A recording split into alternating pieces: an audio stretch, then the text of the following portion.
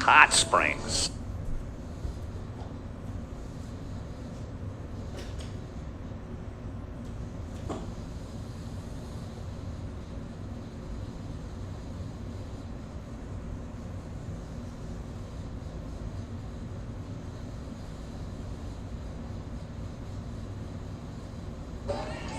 Today for Ballparks of America, the site of the 2023 Cal Ripken Major 70 World Series. We are on St. Louis Stadium Field in Branson, Missouri for this Pool C matchup between New England and Hot Springs, Arkansas. New England hails from Easton, Massachusetts. Good morning, everyone. I'm Mike Rideout along with Jim Rivers. We welcome you back to day 3 of our coverage. And we begin with a strike. Let's give you the starting lineups for New England. Leading off will be the pitcher, number 24, Owen Smith. Batting second and shortstop, number 13, Zane Prescott. The center fielder, number 50, George Papoutsis, bats third. The cleanup hitter is the right fielder, number 2, Taryn Lawless. Batting fifth at first base, number 34, Brady Shatus. Batting sixth, the left fielder, number 5, Jack McManaman. Batting seventh and catching, number 9, Jack Williams. Batting eighth, second baseman, number 6, Bennett. Can't even read my right here. Musto. Batting ninth, the third baseman, number 10, Peyton Chan. And with a defensive lineman, here's my broadcast partner, Jim Rivers. All right, Michael, let's take you around the outfield first. Starting out in left field will be Bentley Jester. Your center fielder, Kane Hollyfield. In right field, Ethan Eccles. The third baseman today is Preston York. And at shortstop, Bentley Walker. The second baseman, Luke Dishon. The first baseman today, Price White. Your catcher is Luke Layton. And on the mound, Alfie Thompson. All right, we begin with a strikeout. Owen Smith out on strikes. So Alfie Thompson off to a good start here in the top of the first inning. The dimensions here at the ballpark, 235 down the left and right field lines, 265 to straightaway center field. Wind is blowing out. Beautiful weather. We had some weather issues yesterday. There's maybe an anticipated rain this morning, but you couldn't ask for any better weather right now. Current temperature, 73 degrees. Yeah, I looked at the radar, and it looks like right now it looks south of us. So that's what happened yesterday. Yeah. It did stay south of us. After we got through the delay, we thought more was on the way. By the way, Eastern Mass, not Eastern. It's Easton. Easton. Did I say Eastern? No, not what you said. Okay. But people listening might think it's all of Eastern Mass making up this team. It's not. It's the town of Easton. Well, it's not out of the realm of possibility that I would have done that. You know, I wear these right here, these spectacles. Why are they to not help on? me see better? Exactly. They're not on, and sometimes I have trouble reading. I'm trying to read without the glasses today. Well, Easton Mass defeated Kennewick, Washington 6-4, Kennewick being a regional qualifier, and defeated West Fargo, North Dakota. That one hit in the air to left center. It will be the center fielder, Holyfield, to make the catch. They beat West Fargo 7-4, so they're 2-0. And Hot Springs 1-1. They're a regional qualifier. They defeated West Fargo, North Dakota 5-3, and lost to Lexington, Kentucky 9-2. They still have to play Cherry Hill, New Jersey, and Kennewick. Easton still has to meet Lexington, Kentucky, and Cherry Hill, New Jersey. So 2 outs, base is empty, and that will bring up the center fielder, George Papoutsis. And when we get a chance here, we'll bring you up to date on the standings as things are starting to shake out here. And we're getting more and more of an idea of the teams that might be moving on into the championship bracket. Yeah, and in case you're new to the teams that are here, 24 U.S. teams. There are a total of 4 U.S. groups. 6 teams in each group. Swing and a miss for strike 3. It's a 1-2-3 inning as Thompson strikes out 2 in the inning. We move to the bottom of the first inning. New England nothing. Hot Springs, Arkansas coming to the plate right after this on Stadium.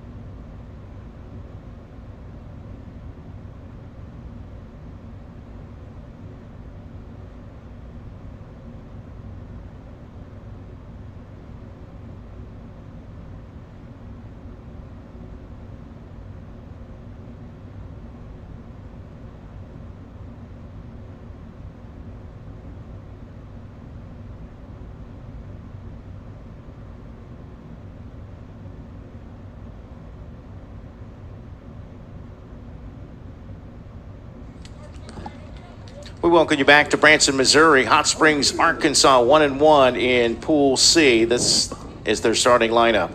Leading off the center fielder, number 33, Kane Holyfield. Batting second, the left fielder, number 8, Bentley Jester. The extra hitter, number 24, Easton Duke, bats third.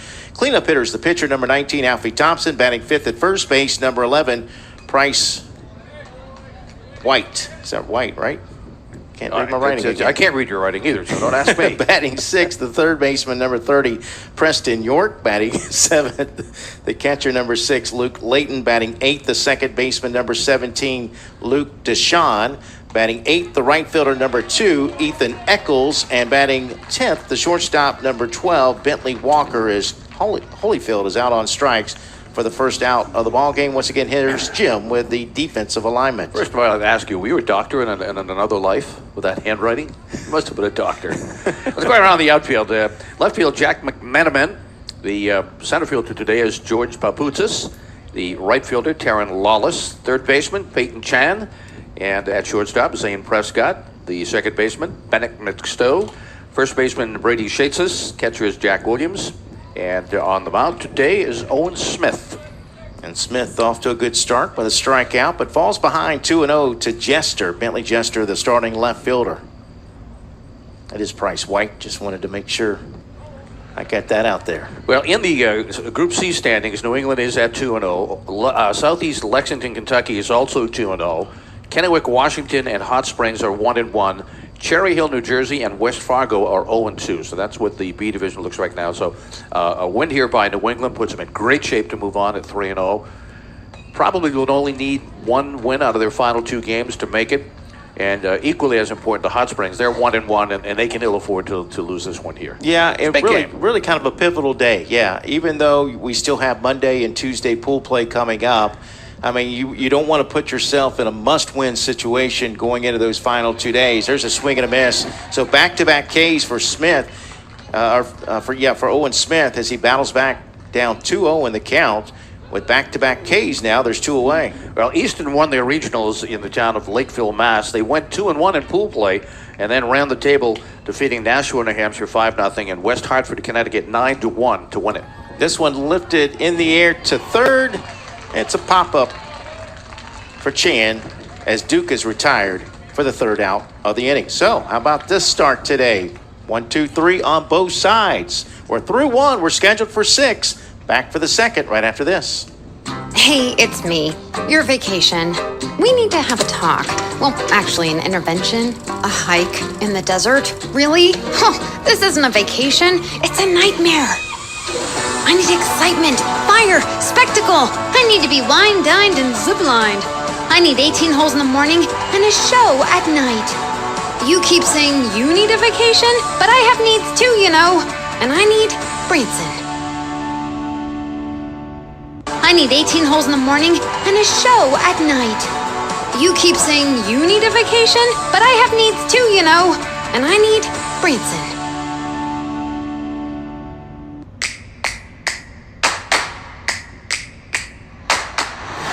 Unparalleled uniform choice. Top brands. Dozens of styles. And limitless decoration and sublimation options. Create your personalized look for the diamond with Augusta sportswear brands. Let's play ball and look good while doing it.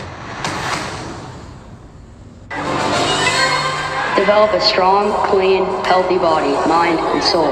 Develop a strong urge for sportsmanlike conduct. Develop understanding of and respect for the rules. Develop courage in defeat, tolerance and modesty in victory. Develop control over emotions and speech. Develop into real, true citizens.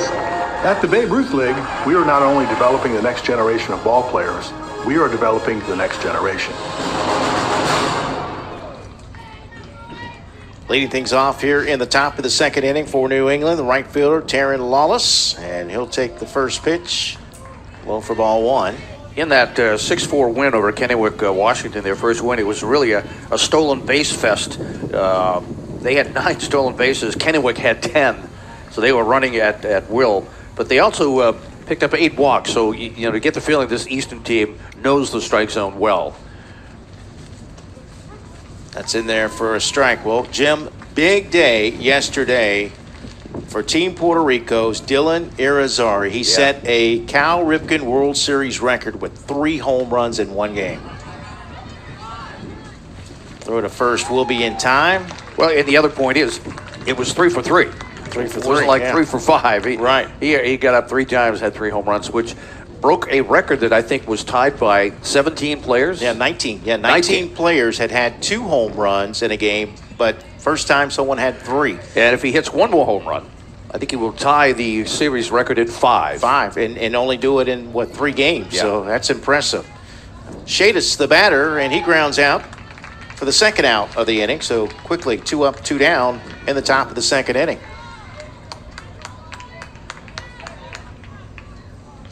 But yeah, congratulations to Dylan. What a day at the plate. In that win over West Fargo, Chan actually was the pitcher. He pitched 5 innings, gave up 5 hits, struck out 6, no runs, and then they put in Smith to pitch, and he gave up 4 runs to West Fargo, but the horse was already out of the barn. They had already got that. They picked up that win. Jack McMenamin, the batter, the left fielder, with 2 outs. Easton from the Bay State of Massachusetts, Hot Springs, not too far down the road in Arkansas. You know, getting back to those home runs, they were hit on the Chicago field, and I don't know if it's just a rumor, if it was a joke or what. No, but it's true. About the goats. That's right. The people over there, I guess, call it a complaint, I guess, but the goats were eating baseballs that were hit into the hitting baseballs. That there's a zoo in behind the Chicago field. And I said, well, he was the goat yesterday. The goat hit the goat. Well, hopefully the goat didn't get hit. Right. They need to put a fence up or a net up by the goats. Mm-hmm. Only at Babe Ruth. No balls, 2 strikes, 2 outs. New England looking for their first base runner. 2-0 in Pool C. So, yeah, pivotal game, big game for Hot Springs, Arkansas. They could move to 2-1 with a win. You know, they don't call them Hot Springs for nothing because it's a city in the Ouachita Mountains known for its naturally heated springs. Many of them hot springs. So you notice that last pitch, the wild pitch back to the netting. There's not much room. There's another one. Not much room between home plate and that backstop. So on a pitch like that, you don't want to try to come home from third. You might be able to go to second, might be able to go to third. But what we've noticed, if the pitch is in the turf and then it gets to the backstop, you got a chance to score if you're trying to come from third. A chopper to second. The throw to first is close, but it is in time. And it's another 1-2-3 inning here in the second. We move to the bottom of the second. Still scoreless from the Cal Ripken World Series. Back after this.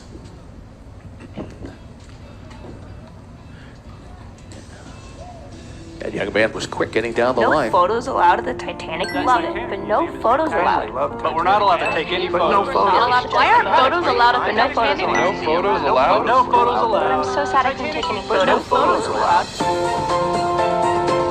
Our guests have spoken and we listened. Times are changing and so are we.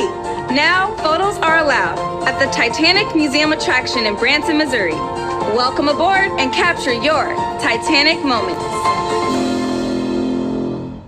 The batters stood in wonder there on that fateful day, gazing at the legend-making tools that were displayed.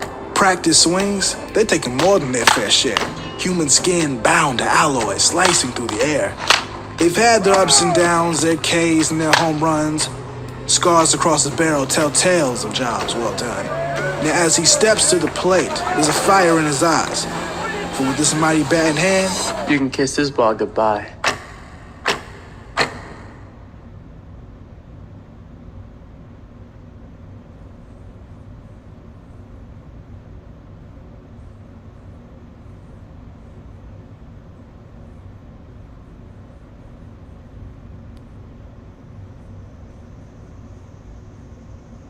Batters 4, 5, and 6. Middle of the lineup for Hot Springs, Arkansas. Alfie Thompson leads it off and swings and fouls it back for strike one. No score, bottom of the second. Game scheduled for 6. One other thing to keep in mind, the pitch count.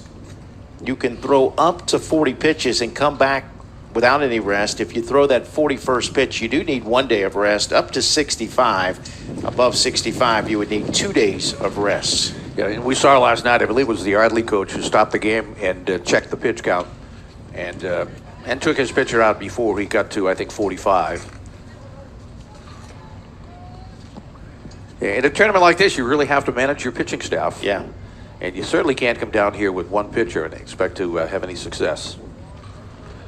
Unless you have a team that can put up 15 runs and he only pitches 40 pitches every game. That's about the only way you could do it. If he was that overpowering, I guess you could get away with one. Yeah. 1-2 the count, so Smith looking for strikeout number 3. This one hit in the air to center field, but Papoutzis is there, and he'll make the catch. I think that he might have a chance to make my all-name team. The other one was Cash. Right? George Papoutzis. Yeah, it's interesting when you meet the families and the coaches, and someone had said how to pronounce the name, and the mother came over to me and said, no, it's Papoutzis. She would know. Or yes. Mom would know. Yeah, Cash is right up there. Papoutzis. I have an all-name team before we're done here. I kind of like Bentley Jester, too. That's a good baseball name. Maybe even some of those international names. This is popped up into shallow left center. The shortstop, in fact, Prescott goes back to make the catch. Well, that would be the international tongue twister team. Yes, for sure.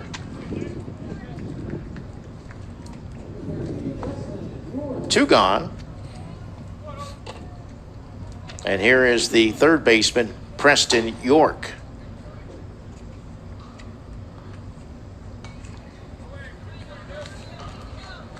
Again, Hot Springs with a win over West Fargo. They lost to Lexington, and Lexington scored 5 runs on 4 hits on the top of the second inning, and then that was it.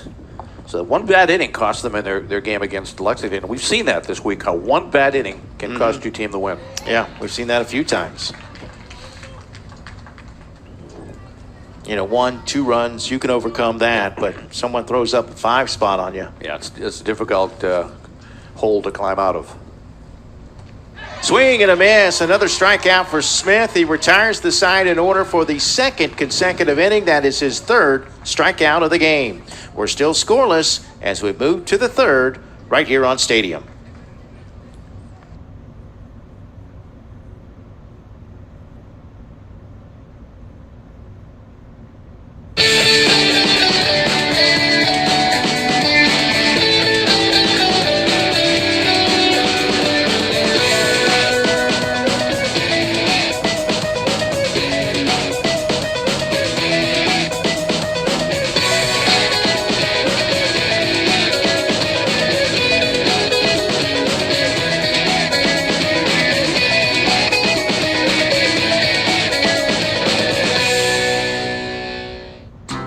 It's me.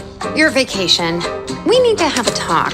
Well, actually, an intervention. A hike in the desert. Really? This isn't a vacation. It's a nightmare.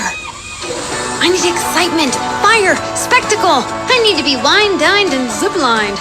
I need 18 holes in the morning and a show at night.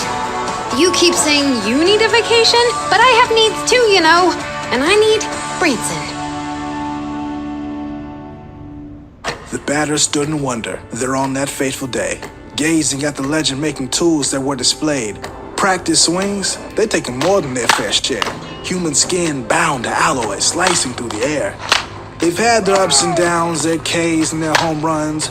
Scars across the barrel tell tales of jobs well done. Now as he steps to the plate, there's a fire in his eyes. For with this mighty bat in hand, you can kiss this ball goodbye.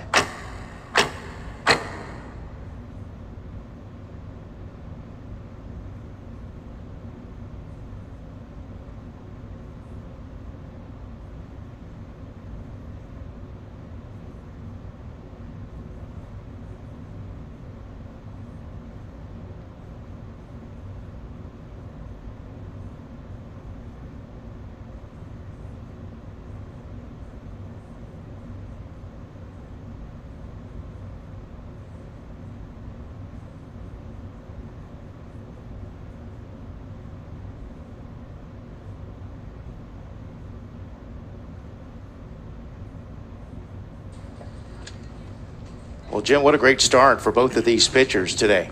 Yeah, we have not had a base runner, and you talk about Eastern Mass being in a stolen base fest. The one thing you need before you steal a base is a base runner. You got to have a runner. That's right. We have not had a base runner yet. Both pitchers have been dominant in the first 2 innings. Alfie Thompson on the mound. First pitch is hit to short. And the throw across from Walker will retire Jack Williams, the catcher, for the first out of the inning. That's now 7 in a row retired by Thompson. And Thompson is keeping it low and inducing these batters to hit it on the ground. That is the 4th straight ground ball. We've had 1 ball hit to the outfield, and that was Prescott's fly ball to center. 1 out for Bennett McStowe, starting second baseman. That wasn't low. Had to duck under that one, but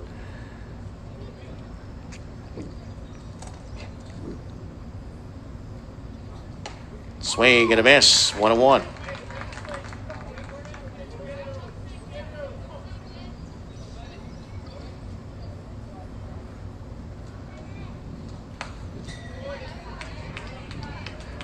Thompson with 2 strikeouts in the first inning.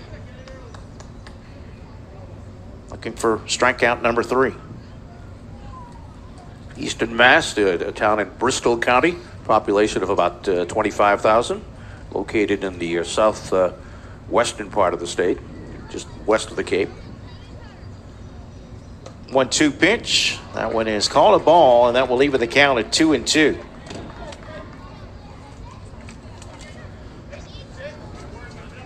The 2-2 pitch. Just a little bit low. Thompson wanted strike 3. Folks, Easton would like to thank Jay Dorenzo Company, Travis Rhodes, the Eastern Lions Club, Morse Insurance, the Haynes Group,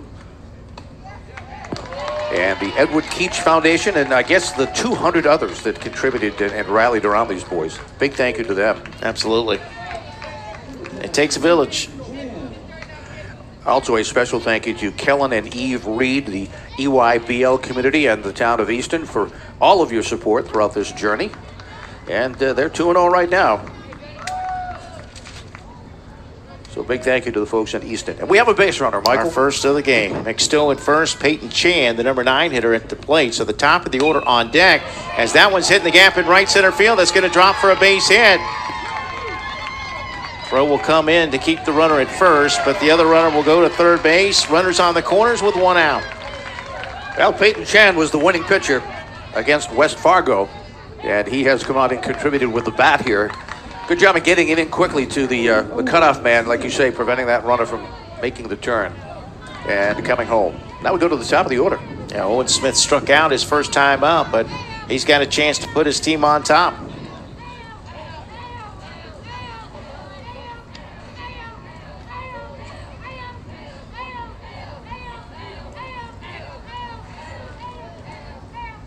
The 1-out pitch, runner going to second as this is bunted and it rolls foul. Yeah, that took the Hot Springs bounce right there. It's like bunting it on a table. It's not like on a dirt field where it might die right there in the sand. Which is why we've seen more bunts go foul in this tournament so far. And I would guess these young men from Eastern being up in New England probably don't play on a lot of turf fields. Yeah. Runner going to second again. Pitch is called a ball. That will even the count at 1-1. And putting in a turf field for a community is not cheap at all. So,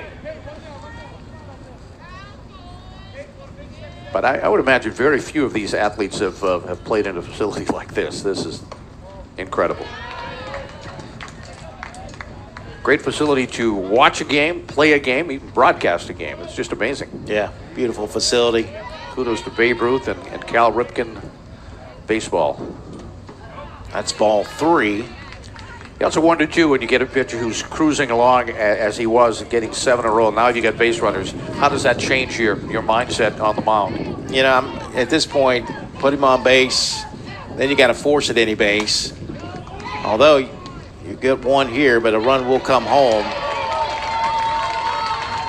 4-3 put out, but an RBI for Owen Smith. Coming home as McStowe with the first run of the ball game. New England leads it 1-0. Yeah, and Peyton Chan ends up on third base, so anything can happen. Although, as you mentioned, On a fastball, you're rolling the dice if Yes. you're coming in.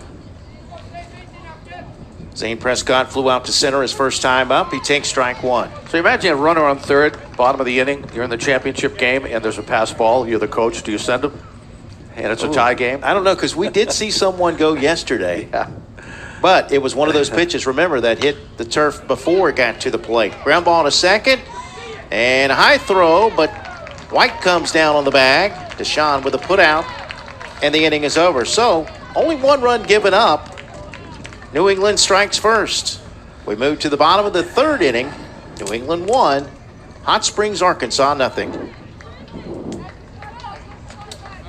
Darren Halbert.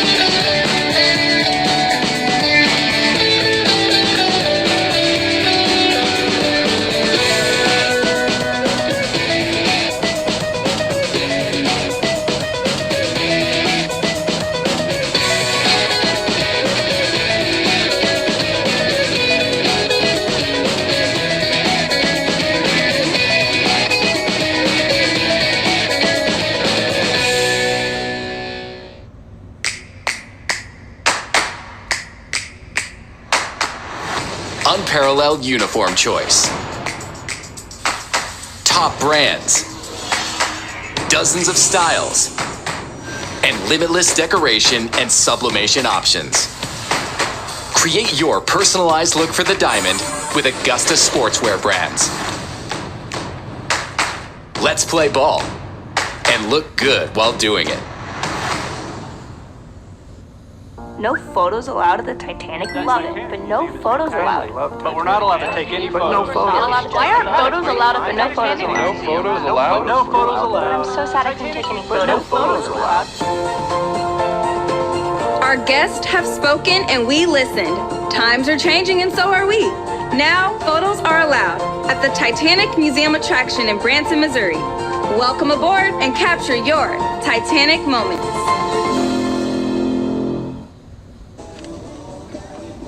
Let's see if Hot Springs, Arkansas can answer in their half of the third. New England with a run in the top of the third on just one hit. There was also a walk with one out that led to the run. Luke Layton, the catcher, will lead it off. 7, 8, and 9 for Hot Springs, Arkansas, which with a win would hand New England its first loss, but also put Hot Springs in first place. Yeah. Well, in that win over Kennywork, Smith came on after Chan was done 5 innings and shut them out. They gave up the 4 runs, but they have enough confidence in him to come back and have him start this important game that they need. I say put them in first place. It depends on what Ohio Valley does. They are also 2-0. Yeah, we'll take a look at one of the other groups as well. We'll do them one at a time here. Again, we'll have bracket play through Tuesday and then begin our tournament bracket, or pool play, through Tuesday, and then our bracket play begins on Wednesday. That's strike 3 called. 4th strikeout of the game for Owen Smith. Well, looking at the A division, Waipahu, Hawaii is 2-0, but then you have Glen Allen, Virginia, Branson, Missouri, Chicago, Illinois, and Yardley, PA, all at 1-1, and Florence, Alabama at 0-2. So that one is wide open. Luke Deshaun, the batter. And that might be a group 2, Mike, where 3-2 might get you in. Yeah, your groups where you have the most parity, but then you get in a situation where it comes down to a tiebreaker. Yeah, right, and you could get into run differential. That's why when we say a team is ahead by 6 or 7, you want to still try and pile up the runs. It's not a case of you're trying to run up a score on the team. The most you can get in a game is plus 10. So you want to get to that point if you can, because run differential, if 2 teams are 3-2, can come into play. Yeah, absolutely. But winning cures all. Absolutely. 5-0 will get you in. Base hit to right field. First hit of the game for Hot Springs, Arkansas, their first base runner. Luke Deshaun, number 9 batter, 8 batter in the order. 9 batter, 8 batter. 8 batter. Yep, they bat 10. New England bats 9. And here is the number 9 hitter, right fielder Ethan Eccles. 1 out, 1 on, tying run aboard. There goes the runner to second. Pitch is called a strike. The throw to second, they got it. Was that Great throw by Jack Williams. I mean, that was right on the back. You could not have made a more perfect throw. As we'll take a look at it again. The fielder didn't have to do anything except set his glove right on the ground. Right there. Look at this. Right there. Perfect. Perfect. What a throw. McStowe with a tag. Big cut, swing and a miss, strike two. No balls, 2 strikes, 2 outs. I like the shirt there, Boss Dad. Yeah, well, somehow I think that Boss Mom is not too far away. Right, yeah. He feels good about himself, though, doesn't he? Yeah, he's sitting there with look at that. perhaps his son there, yeah. He is a boss dad if he's got his kid with him.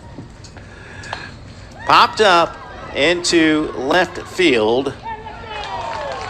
McManaman is there, and the inning is over. Well, they got a base hit, but the caught stealing helps lead to the end of this one. We move to the 4th, 1-0 New England. Doot, doot, doot.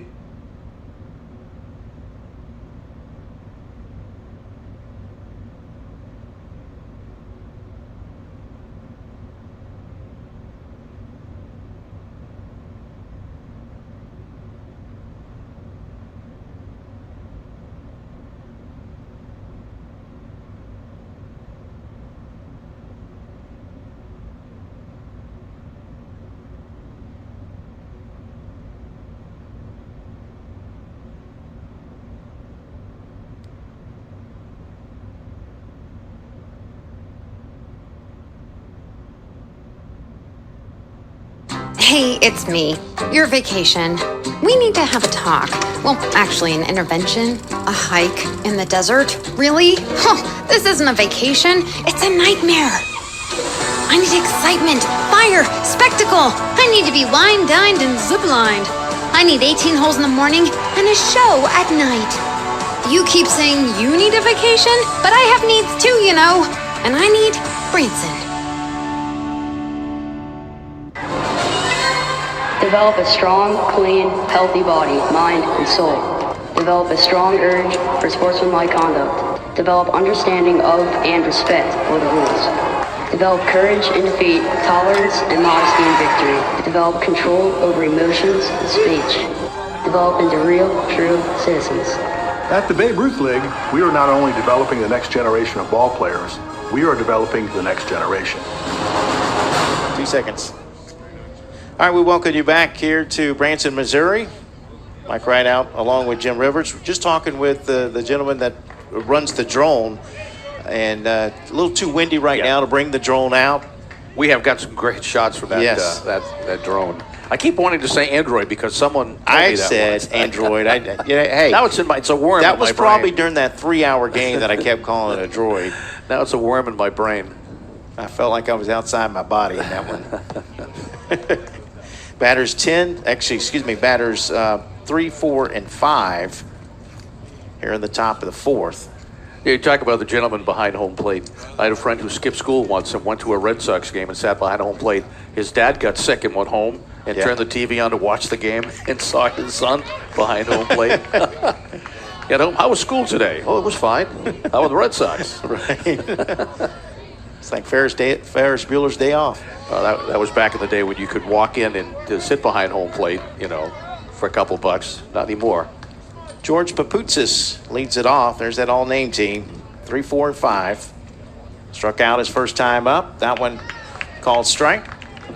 Full count. As we say, Hot Springs is one of the regional qualifiers that are down here. And Easton here as the New England regional champ, having beaten West Hartford, Connecticut in the finals. Alfie Thompson retired the first 7 that he faced. He walked McStowe last inning, then gave up a base hit, a ground out, brought home the first run. Owen Smith with a ground out to second to plate the only run of the game. It's been a pitcher's duel so far. That one just missed for ball 4. Leadoff base runner for New England. They like to run. Let's see. See if they test the arm of Luke Layton.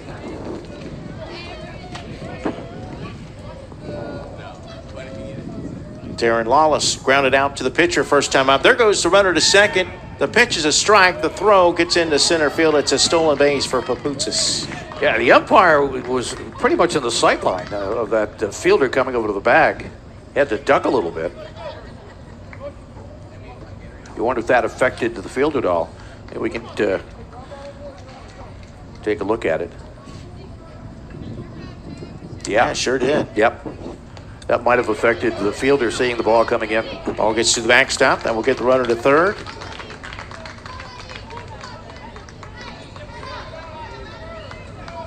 New England looks to go up 2. No outs here in the 4th.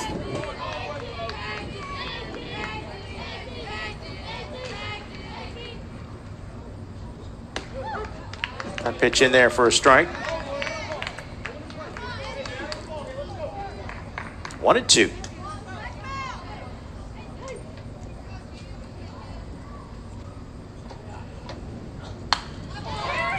Soft liner caught at second. Nice play coming in by Deshaun.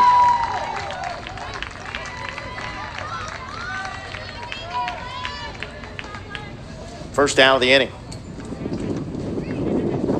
There's Brady Shadis, the starting first baseman. Grounded out to third his first time up.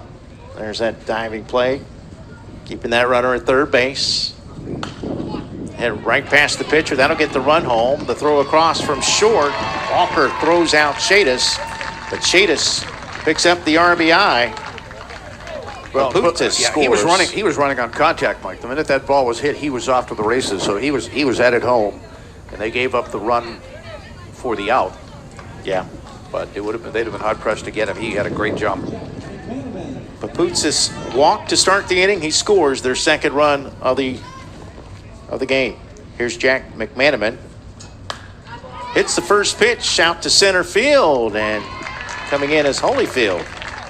That'll do it here in the 4th, but another run for New England. They grab a 2-0 lead as we head to the bottom of the 4th from the Cal Ripken World Series right here on Stadium.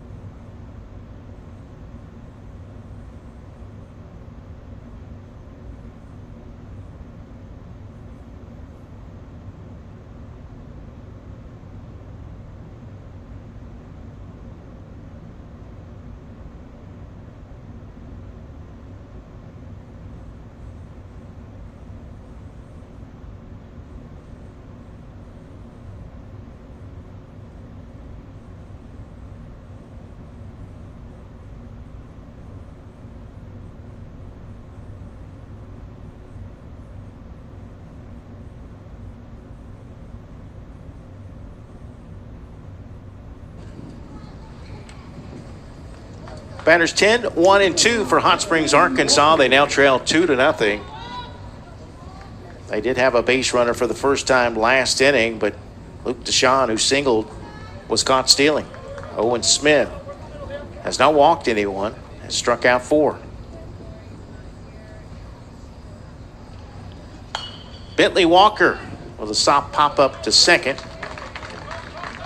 1 away. Now, these next two guys, Holyfield and Jester, both were strikeout victims to lead off the game. Kane struck out looking his first time up.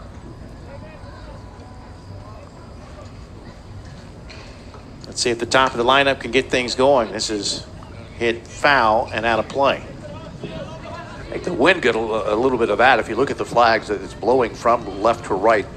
Initially, I thought maybe the fielder might have a chance to get over there, but the wind took it right out of the park. St. Louis Stadium is where we're at. Ballparks of America. Once again, 235 down the left and right field lines. You got a miniature green Munster, 265 to straightaway center.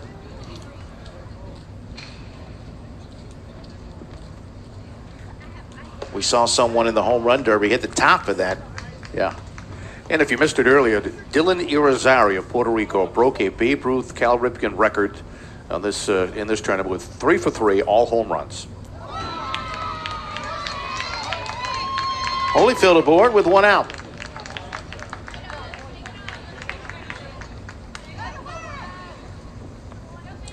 That's a record that 19 players had tied with 2 since we went to the Major 70 field. And now it has been broken.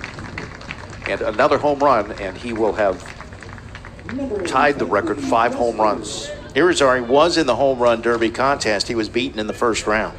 Huh. Well, he found his stroke yesterday. I'm sure he'd rather have 3 home runs in a game than 3 home runs in a home run derby. He had 5 points in that home run. That was a first great round. event. It was, yeah. To see a guy down to his final 2 swings, needing 2 home runs, and he hits 2 home runs. Runner going to second, the pitch is a strike, and the throw will go into center field. That'll be an error to get him to third base. So Holyfield at third with only 1 out.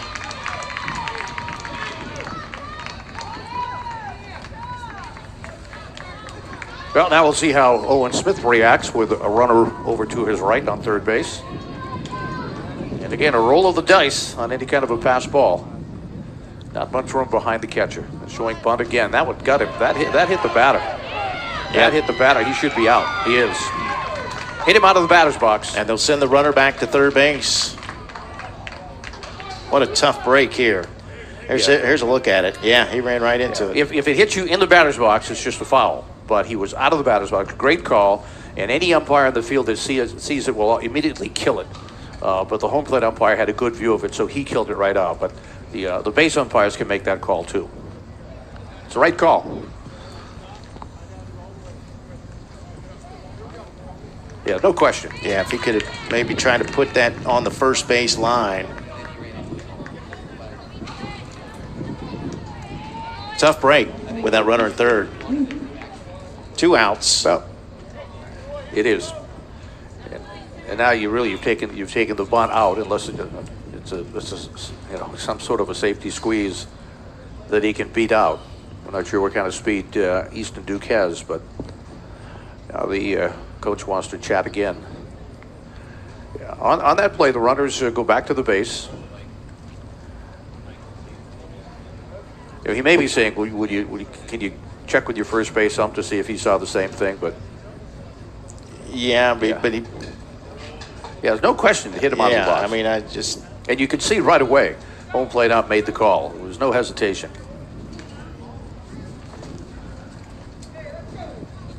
Yeah, coach needs to be careful. He does.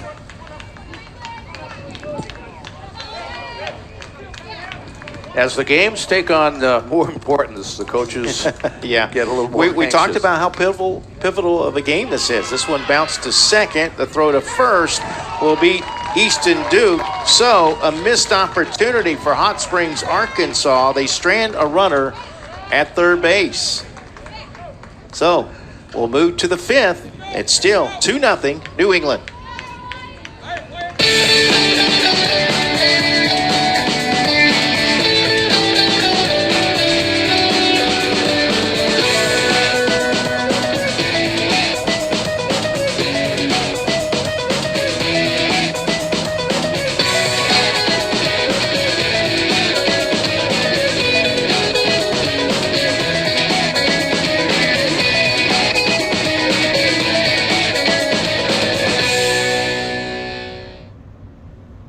Hey, it's me. Your vacation. We need to have a talk. Well, actually, an intervention. A hike in the desert. Really? This isn't a vacation. It's a nightmare. I need excitement, fire, spectacle. I need to be wine dined and ziplined. I need 18 holes in the morning and a show at night. You keep saying you need a vacation, but I have needs too, you know. And I need Branson.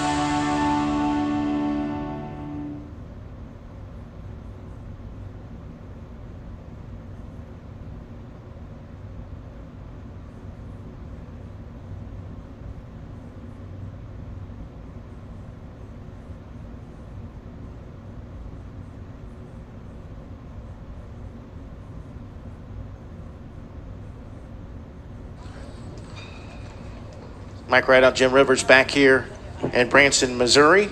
As we move to the top of the fifth, bottom of the order coming up for New England, holding on to a 2-0 lead. As you said, too, a missed opportunity. You lay that bunt down perfectly, or even it hit him in the batter's box. It's a foul ball. But discussion with the third base coach. I think he got a bit of a warning. He did not get ejected.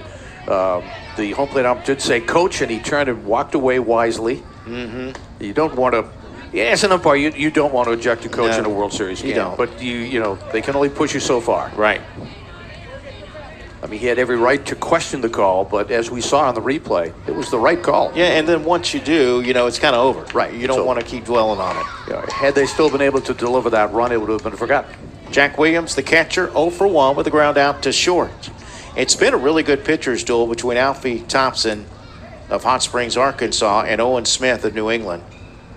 Yeah, and Owen had that one bad inning against West Fargo. It was when they were, easily ahead of the game, and he gave up that 4-run inning. But he has looked very good here this morning. This one hit out of play. We've seen 100 hit over there. There's just no room. Right fielder Eccles had no chance at that. 2 balls, 2 strikes. Beautiful start to our Sunday. Ground ball to third. York is there. The throw across, 1 away. Nice scoop. Played it on the short hop. Made the play. Nice throw over. Good infield defense for both teams here today.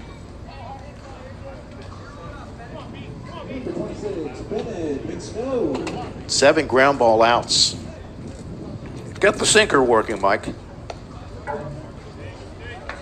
They're hitting the top of the ball and getting it down to the ground, and got a good infield. They're doing their job. We've had 1, 2, 3, 4 to third base, and 1 to shortstop. Couple of three to second base. Everybody's getting into the action. They haven't grounded to first base yet. Correction, 8 ground ball outs. So good day for Thompson, keeping it low. McStowe walked and scored. He had their first run back in the third. Easton will still play Lexington, Kentucky on this field at 4:30 tomorrow, and Cherry Hill at 9 a.m. on Tuesday on the Chicago field. And right back to Thompson, 2 gone. And for Hot Springs, they will face Cherry Hill, New Jersey, Monday on the Boston field at 9, and Kennewick, Washington, Tuesday at 9 a.m. on the KC field. So they each have a couple of games to go. 2 outs for number 9 hitter Peyton Chan. He singled his first time up. Look at the Group B. Honolulu and Lutz, Florida, both 2-0, and then Arkansas, Bryant, and Marlboro, New Jersey, are each 1-1. Southeast Denver and Twin Falls, Idaho, are 0-2. So that's what Group B looks like right now. And while we have a moment on Group D, Flood City is 2-0, Pennsylvania, and Black Hills, Washington, 2-0. Windsor, California, and Dover, New Hampshire, 1-1. West Raleigh, North Carolina, and Boonville, 0-2. We'll check out the international a little bit. So things are starting to shake down here.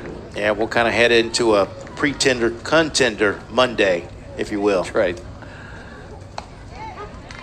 But the good thing is they get to drop down and play for the iron bracket. In the iron bracket, still plenty of opportunity to play some baseball and take home some hardware.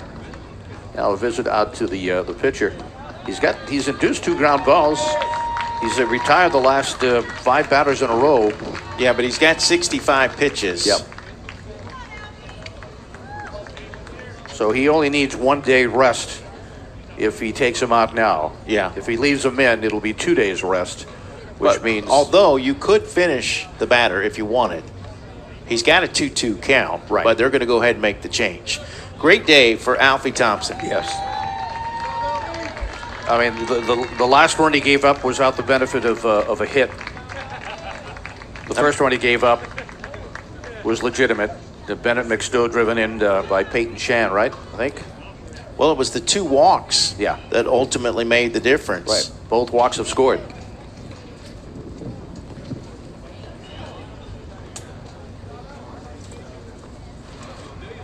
So the new pitcher, Bentley Jester.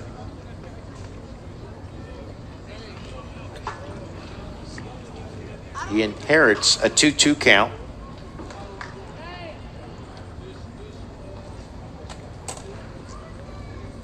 And we'll see if they move Thompson out to left field where Jester was. I mean, pretty good day on the mound. 4 2/3, just 2 runs on 1 hit. Yeah. Well, and technically, if they needed him in a tight game, he can come back in as a pitcher. But the minute he throws 1 pitch, he's got 2 days rest. Yeah. So you'd have to be you leave it in the dire hands here now circumstances. of Jester. Yeah. I mean, he put his team in position to win this game. The other thing is, how important is this game to win? You got a guy out there who's doing a good job. Yes, he'll have to have 2 days rest, but how important is this game? That's right. If because you put in a new pitcher, dropped to 1 and 2 with a loss. You put in a new pitcher, and you're unsure of what's going to happen. So you're taking a chance here, at the risk of having your pitcher go for 2 days rest. 2-2 pitch. There you go. Into left field for a base hit. Both hits are by Chan.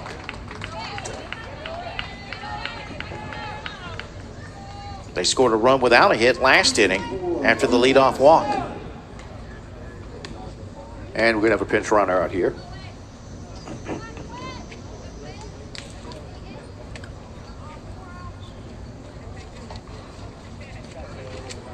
That's Quinn Grothy. Grothy, yep.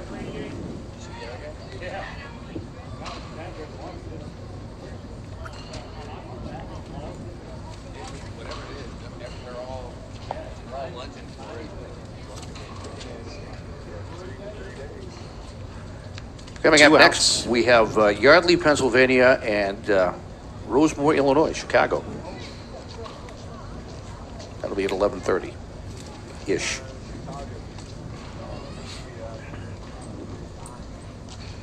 We've seen both of those teams, right? We've seen Chicago. Yes, we have. We saw Yardley last night. That's right. Yep. And I think it's Branson. Brian Walbridge, the tournament director, may be joining us for that one. He is also involved in softball and baseball in the Mid-Atlantic region, so he's going to join us in the booth. And it'd be great to get his insight as tournament director here. Also his first time here at the ballparks. Okay. Top of the order, Owen Smith.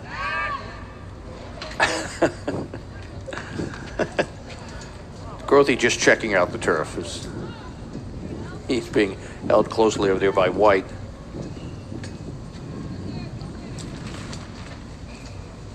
There he goes. Pitches a strike. Stolen base for Grothy.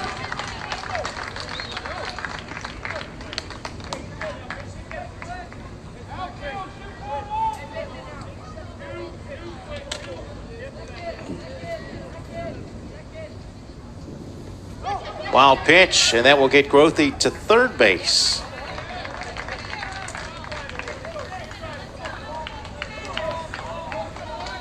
Well, you only need 1 out to get out of the inning here.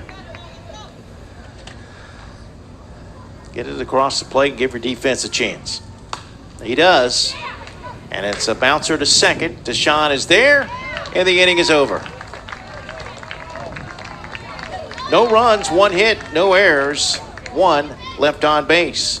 We move now to the bottom of the third. Game scheduled for 6. New England leads it 2-0. 4, 5, and 6 due up for Hot Springs, Arkansas when we come back.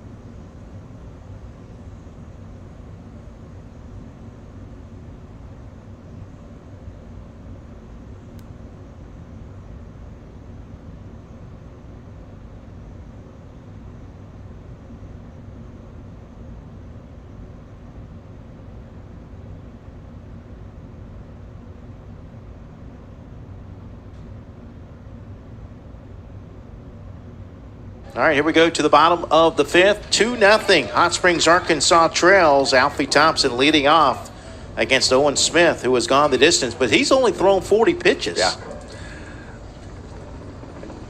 Well, they got a big break last inning when Bentley Jester bunted, and it hit him out of the batter's box with a runner at third, and then a ground ball, and they're out of it. That was huge. Yeah, big missed opportunity for Hot Springs. Stranding a runner at third, and that's the only runner they've had in scoring position today, because they had a runner that was caught stealing back in the 3rd. Well, they've got to play Cherry Hill in their next game tomorrow, and Thompson flew out to center first time up. He's behind in the count, 0-2. Cherry Hill's 0-2, and then they play Kennewick, which is 1-1. Those are their next 2 games. And New England plays Lexington, a team that is 2-0. So they got a big game coming up. Then they play Cherry Hill, a team that's winless. So big game coming up for Easton for you folks in the Bay State. They play undefeated Lexington, and that very well could be for the number 1 seed. Mike? Tomorrow, they're both 3-0. Yeah, be a great game. I'm hoping we kind of get that type of matchup. Yeah, number 1 seed before bracket play plays the number 2 seed in their first bracket game. We'll have all the big games here on this field. Just beyond the reach of the catcher Williams. Good effort. Yeah, excellent effort. And again, not much room, and you got to worry about the fence over there and the padding. You know, we've talked before about we don't want to do too much math, but, you know, we get into Monday, Tuesday, and you got that run differential factor coming in. We may be forced to talk about those types of things. Yeah, so brush up on your math. Right. For sure. 2-2 pitch misses for ball 3. Full count. When you get down to tiebreakers, coaches get anxious because you get to run differential or head-to-head, and if 3 teams have played head-to-head, it's I can't wrap my brain around it, nor do I want to. It's above my pay grade. Smith wanted a strike, but it's called a ball. That's his first walk. And all of a sudden, we got the tying run coming to the plate.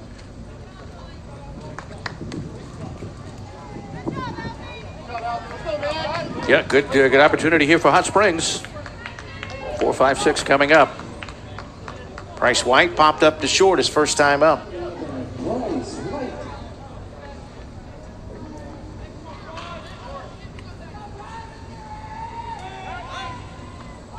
Throw to first, not in time.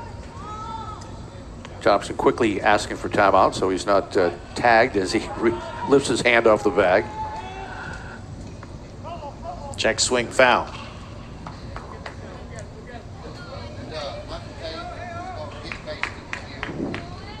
Yeah.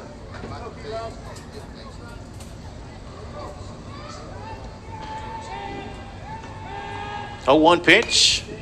This is hit to short. Can they turn 2? To second for 1. Back to first. Not in time. Yeah, second baseman McStowe had a little bit of difficulty getting the ball out of his glove, so he wanted to make sure of that, getting the lead runner.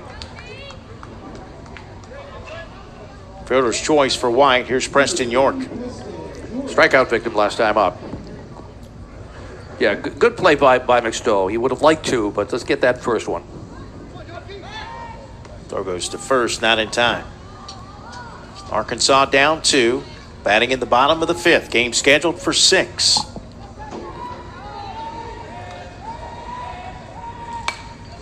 That hit to left. And there's out number 2. If they can get through this batter, Luke Layton, they will be facing the 8, 9, 10 batters at the bottom of the 6th. Yeah. And again, we say 8, 9, 10. These are all-stars. Yeah. This is not a rec league team where 8, 9, 10 are easy outs, but it is the bottom of the order. Well, and if you're down 2, as this one is hit to center for the 3rd out, you're going to need one of those guys to get on base to get to the top of the order to have a chance. Owen Smith pitching a shutout as we head to the final inning. 2-0, New England. Rafflebox's mission is to help organizations raise money through online fundraising.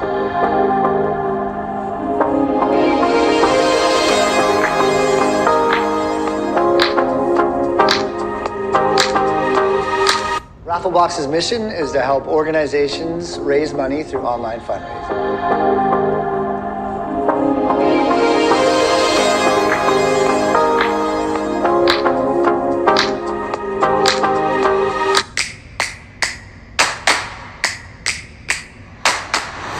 Unparalleled uniform choice. Top brands. Dozens of styles. And limitless decoration and sublimation options. Create your personalized look for the diamond with Augusta sportswear brands. Let's play ball and look good while doing it.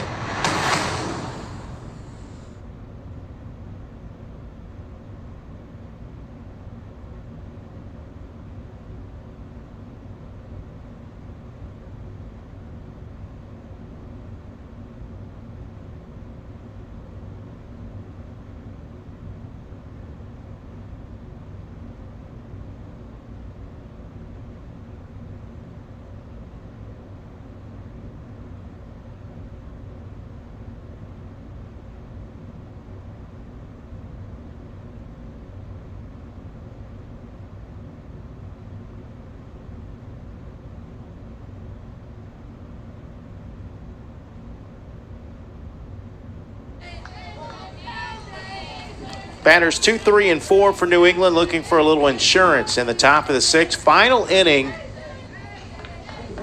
Yeah, they would go to 3-0 if they can hang on here. And of course, Hot Springs would like to go to 2-1 and keep their hopes alive of making it into the bracket play. Bentley Jester came in relief last inning of Alfie Thompson.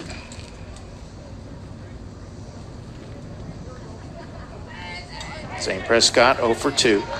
Fly out to center, a ground out to second. It's the first pitch to left, but caught for the first out of the inning. Nice play out there on the field by Duke. That was sort of tailing away from him as he was going to his right, and it hung up enough for him to get under it.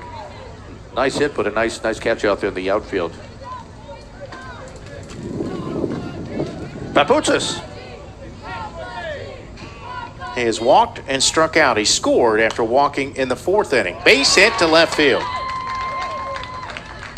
Yeah, he scored that all-important insurance run without the benefit of a hit. Rode home on the ground ball by Brady Shates. And they had he stole a base to get in scoring position, went to third on a wild pitch to score on that ground ball. And he was going on contact. It would have been tough to throw him out. Yeah. They conceded the run for the out. Runner goes to second, pitches a strike. The throw to second is not in time. So that's his second stolen base.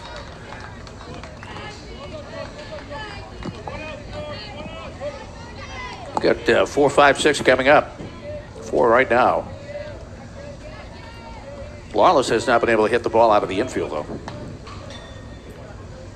This one's fouled back. Strike 2. Beautiful day at the ballparks of America. Oh, my goodness. Like we died and went to heaven, Mike, huh? Get a chance to watch this as a brand of baseball in a facility like this. And the weather, too. 76 degrees currently. 0-2 pitch. Hot shot to third. Knocked down. The throw not in time. Everybody's safe. Lawless aboard. York did well in stopping that ball. That's why they call it the hot corner. It's definitely an infield hit. He did well to recover and make it closer than I thought it would be. Brady Shates is the batter. He's 0 for 2, but as you mentioned, had that ground out that scored a run. There goes Lawless. Yeah. Indifference. Yep, defensive indifference. 2 big runs out there for your number 5 hitter. Infield playing in. Excuse me, Jim. That's right. He also has not got the ball out of the infield. Big lead because the infield is in. And he kind of a base hit. Both of those runs are going to score. You got the shortstop Walker right up on the edge of the turf, the green turf. I want to say grass, but artificial grass. Artificial grass. But look at the lead he's getting.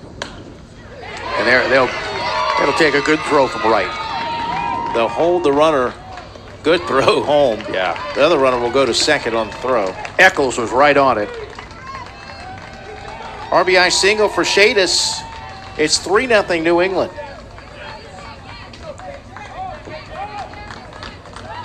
So they do get some insurance. Jack McManaman with a chance to add to the lead. Hot Springs, Arkansas needs a couple of outs. Good pitch. Well, certainly, being down by 3 as opposed to 2 changes your whole offensive strategy when you come up at the bottom of the inning. Mm-hmm. And Hot Springs really needs to keep these 2 runners right there on the bases. Taking a little off these pitches.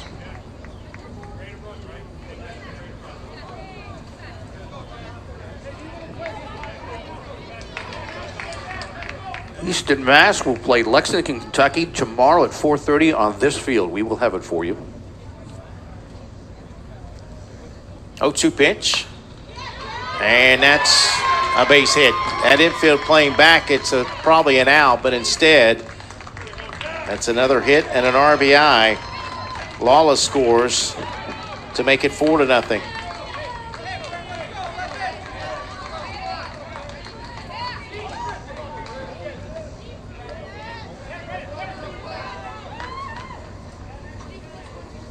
Runners on the corners.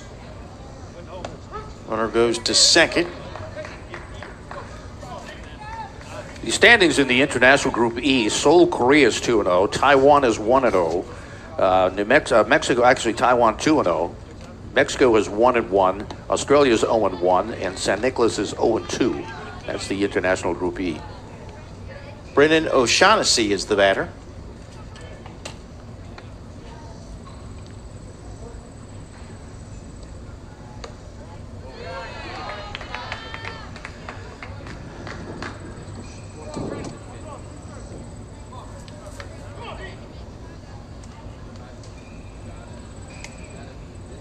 Looking to add to a 4-0 lead.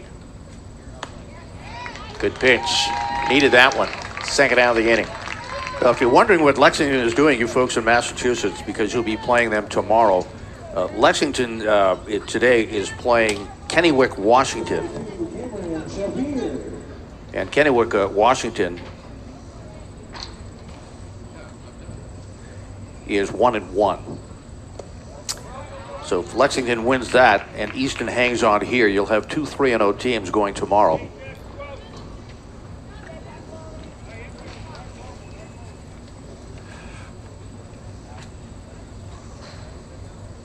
Once again, our coverage the same tomorrow as it is today. 9 a.m., 11:30, 2, 4:30, and 7.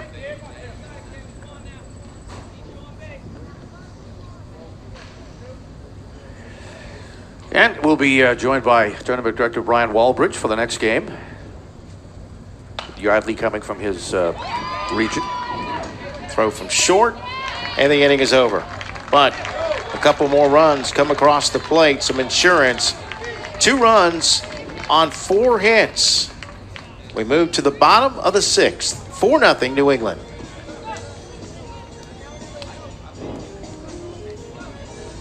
Clear?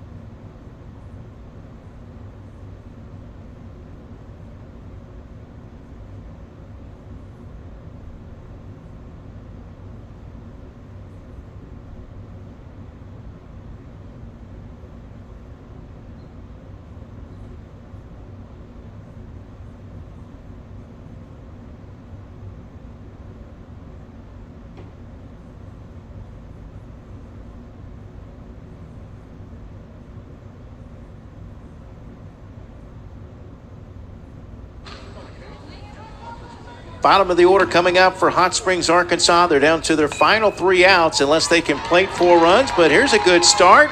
A base hit. Well, Luke Deshawn is now 2 for 2, so he has the only 2 hits. Yeah, you mentioned, bottom of the order, they're all all-stars. Case in point right there. He's got their only 2 hits. Yeah, I may be the number 8 hitter, Luke says, but I'm on this team for a reason. Ethan Eccles, the batter, he popped up into left first time up. So runner at first, nobody out, down 4.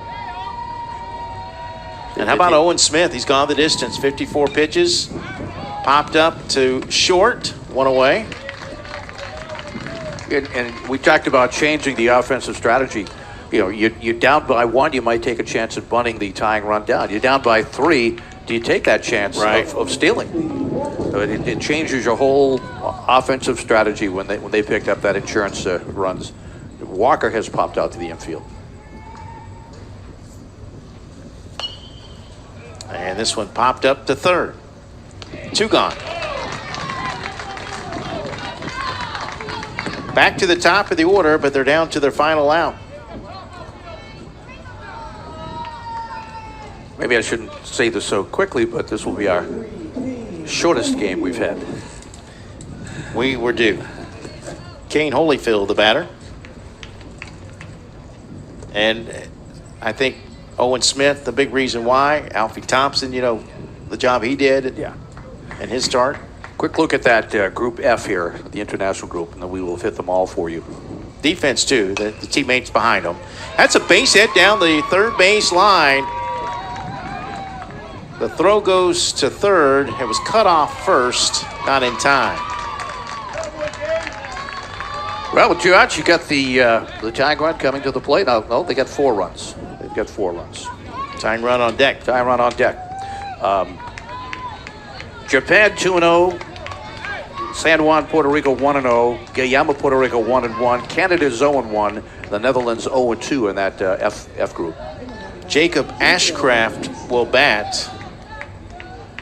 Again, it shows you how important those insurance runs were by Easton in that last inning.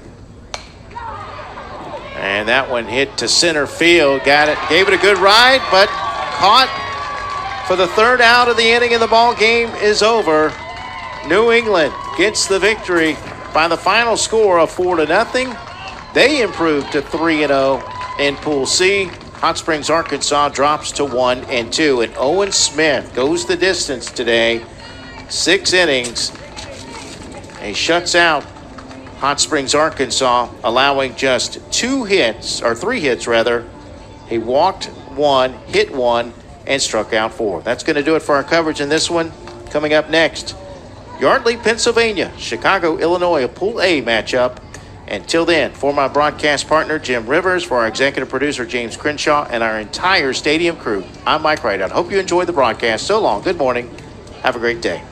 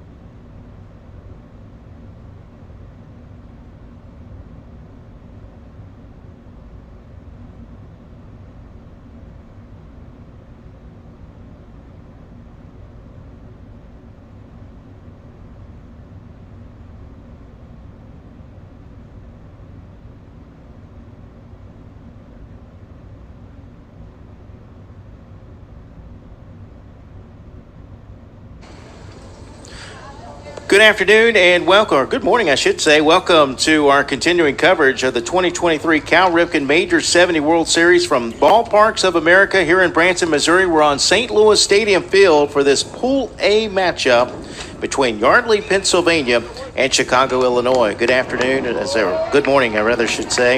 Along with Jim Rivers, my broadcast partner. Tournament director Brian Waldridge also going to sit in with us. Let me run through the starting lineups, and then Jim will give you the defensive alignment as we are underway. The first pitch hits Evan Hutchison, the starting third baseman. Batting second will be the right fielder, number 10, Colin Estrop. Batting third in left field, number 27, Matthew Geiger. The cleanup hitter is the pitcher, number 6, Elliott Rowe. Batting fifth in center field, number 20, Kyle Breslin. Batting sixth, the catcher, number 3, Michael Hardcastle. Batting seventh, the second baseman, number 28, Logan Schaefer. Batting eighth, the first baseman, number 34, Blake Flagg.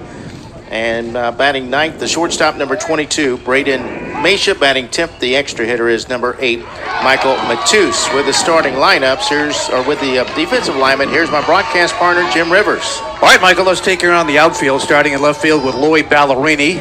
Nice start for the defense there, throwing the runner out.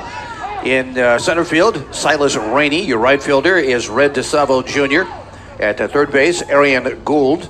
At shortstop today, R.J. Hall. Your second baseman is Tyler Thompson. The first baseman today is Chase Watson.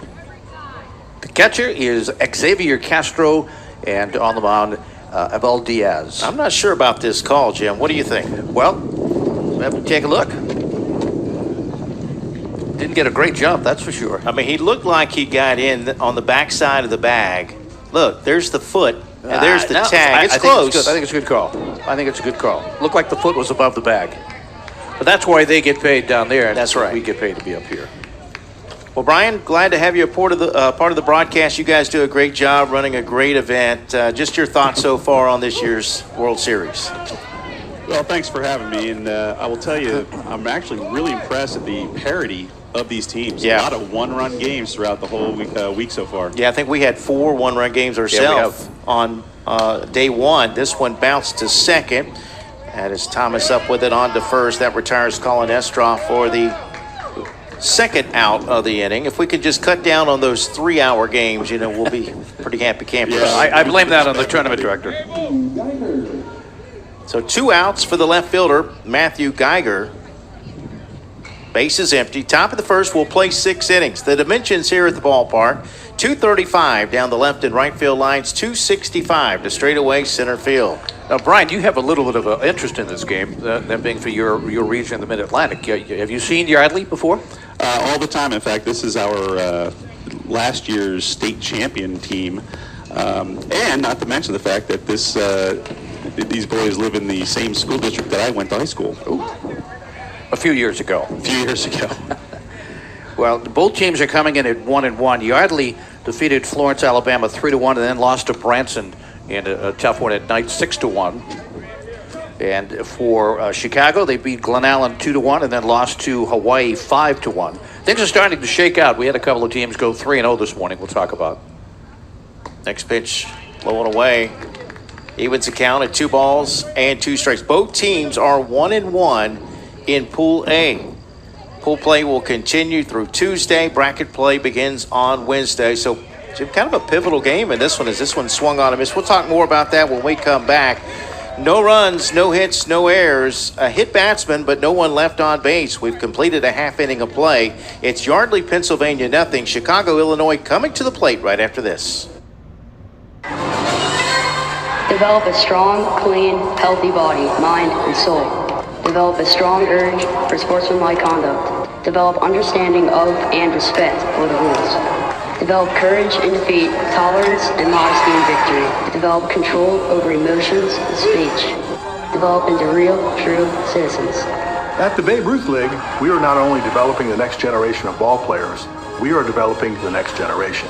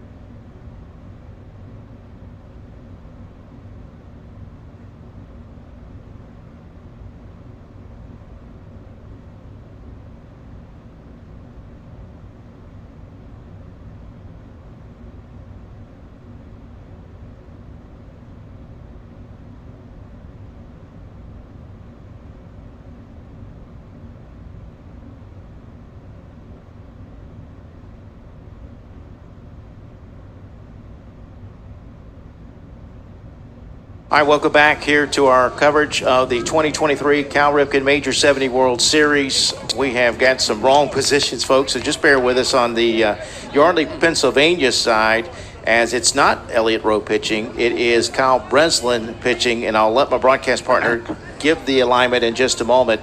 But let me run through the starting lineup for Chicago.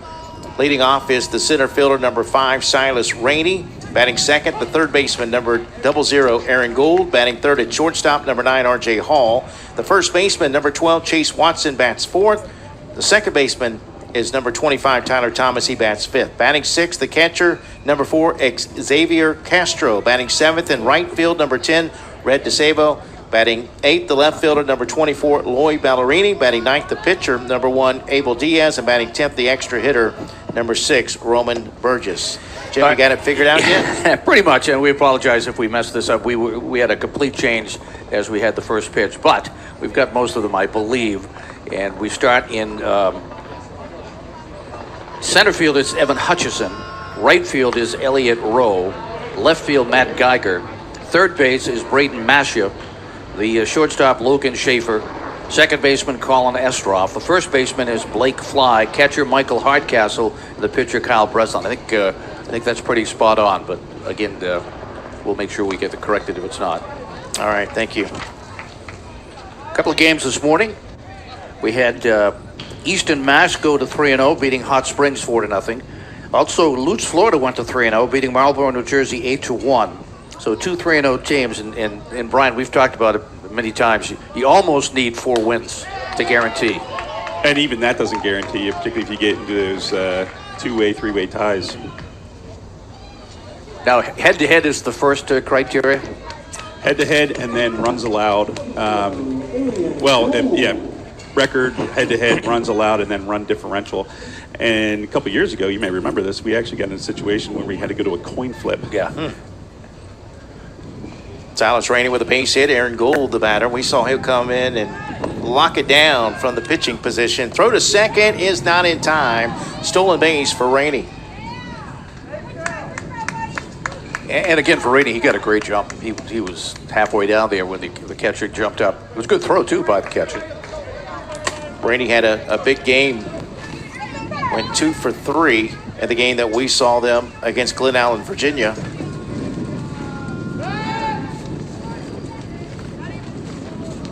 Aaron Gould, the batter now. Gould in that game went 1 for 2. Wind picking up a little bit as the runner heads to third. Another stolen base for Rainey. Will play 6 innings. Also a number to keep in mind, the pitch count. You can throw up to 40 pitches and come back without any days rest. If you throw 41, you need a day. Up to 65. If you throw over 65, you need 2 days of rest. 3 balls, no strikes, no score, but Chicago threatening here in the bottom of the first inning as that one's fouled off. He had the green light on a 3-0 pitch.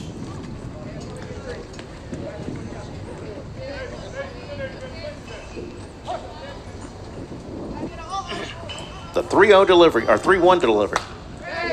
Hit to right field. This should be deep enough to get the run home. Catch is made by Rowe.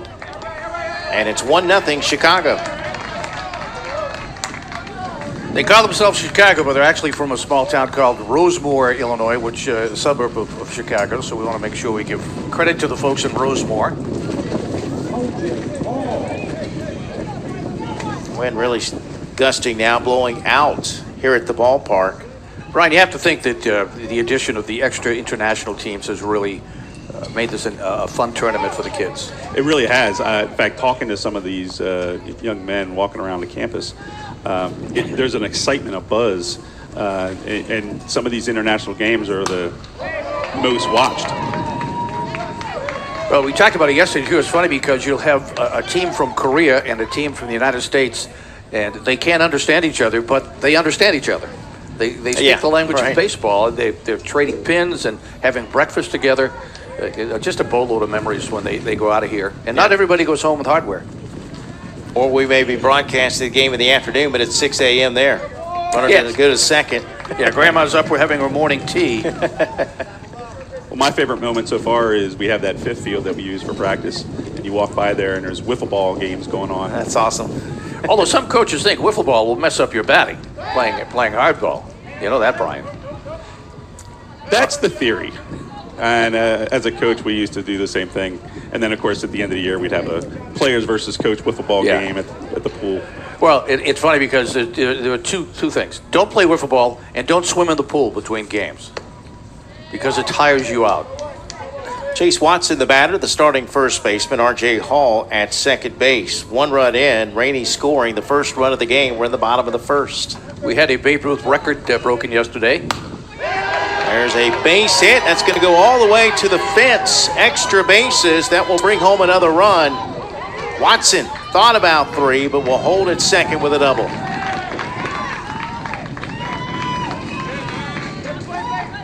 RBI double makes it 2-0. Chicago. We had a record broken by Dylan Irizarry of Puerto Rico. Brian, 3 home runs on a 3-for-3. And according to Mike Solonic, that's a record that was tied by 19 people ever since we started the Babe Ruth Cal Ripken 70. And he finally broke it. Yeah, very formidable batter. He's a kid I want to take a look at in about 4 years, see where he's doing. Well, he looked the runner, Watson, back, but Watson really had such a big lead by the time they get the ball over to first. Just as good as a sacrifice there.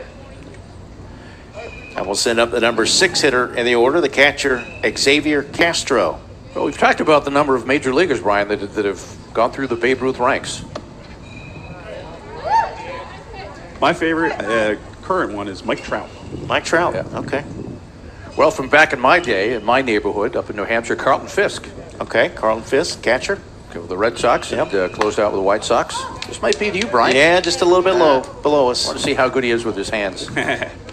In my younger days. Now, Brian's not a rookie in the broadcast booth, I want you to know, Mike.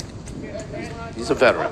Okay. He's a veteran behind the mic. Yeah, this is my 5th World Series, and I did get a chance to do some calls with Jim and another young man named Mike Drew. Yes. And by the end of the week, I was actually broadcasting the 8-year-old softball World Series championship game. Nice. Now, do you do football at home, too? I do. They're trying to get up here to us. It's getting closer. I do basketball, football, and baseball. Okay. Softball. We have 2 other games going on. Kennewick, Washington, 1-1 against Lexington, Kentucky, 2-0, and Hawaii 2-0, playing Glen Allen 1-1 over on the Kansas City field. So we could have another team at 3-0. That Hawaii team is looking really vulnerable as well. Yeah, Hawaii, Japan. I've not seen Korea, but I've heard they're strong. Full count, 2 outs. This does not look like the Chicago team we saw against Glen Allen. They are pounding the ball. Very aggressive on the base path, too. They only beat Glen Allen 2-1.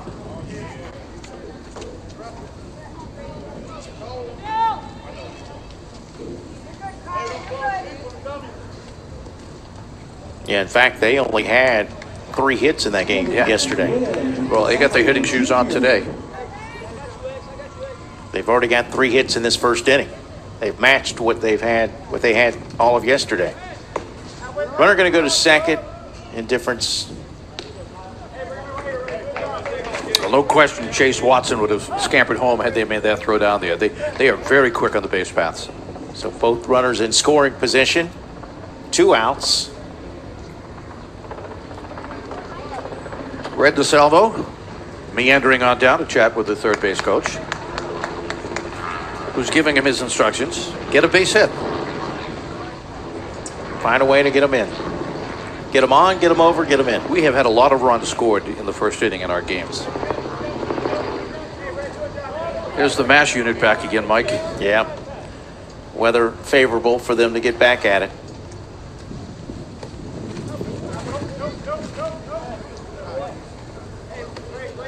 DeSalvo ahead in the count. 2 balls, no strikes, 2 outs. Runners at second and third. A 2-0 lead here in the bottom of the first for Chicago. Right in the Mid-Atlantic region, what state is your strongest in baseball or softball? It varies. Pennsylvania's been known to be very strong. New Jersey, like teams from Marlboro, are always powerhouses.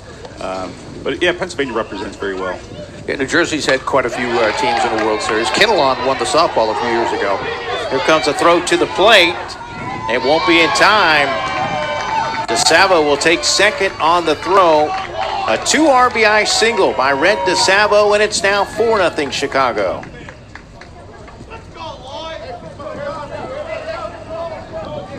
I believe Kinnelon, New Jersey won. There was a team from Pennsylvania that did very well in the softball World Series in Pittsfield, Mass. a few years ago. Of course, was it Olive? Mount Olive. Mount Olive. That was a strong program. Millville, speaking of Mike Trout. Okay, yeah. I had a World Series in Millville, too. But we've said this before. If anyone out there watching whose child plays Cal Ripken or Babe Ruth, if you have an opportunity to go to a World Series, it's not just about playing baseball. The experience these kids are having down here off the field, probably memories off the field, they'll remember long after they forget about their baseball. Yeah, and Brian, that's a great thing about Branson. I mean, I call that the Vegas Strip for kids. There's so much to do here in Branson. I wish I was young again. I wish my kids were young again. Yeah. I want to go over to that dig park. Have you seen that one? I have not, no. Yeah, you can operate real heavy equipment. Really? Oh, yeah. Oh, yeah. That's kind of neat. Yeah. But even right here on the park, you got the arcade. Yeah. Laser tag. The laser tag. What was it? The escape room. Escape room, yeah. The batter, Loy Ballerini, hits this one to center field, but the catch is made, and that will do it for Chicago. But they send 8 batters to the plate. They score 4 runs on 4 hits. We're through 1. It's Chicago 4, Pennsylvania nothing. All right.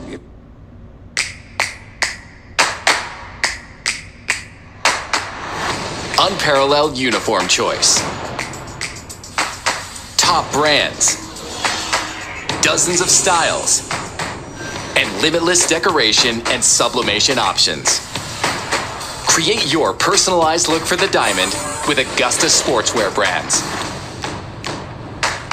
Let's play ball and look good while doing it.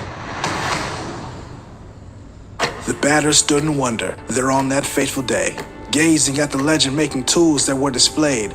Practice swings, they're taking more than their fair share. Human skin bound to alloy, slicing through the air. They've had their ups and downs, their Ks and their home runs. Scars across the barrel tell tales of jobs well done. Now as he steps to the plate, there's a fire in his eyes. For with this mighty bat in hand, You can kiss this ball goodbye.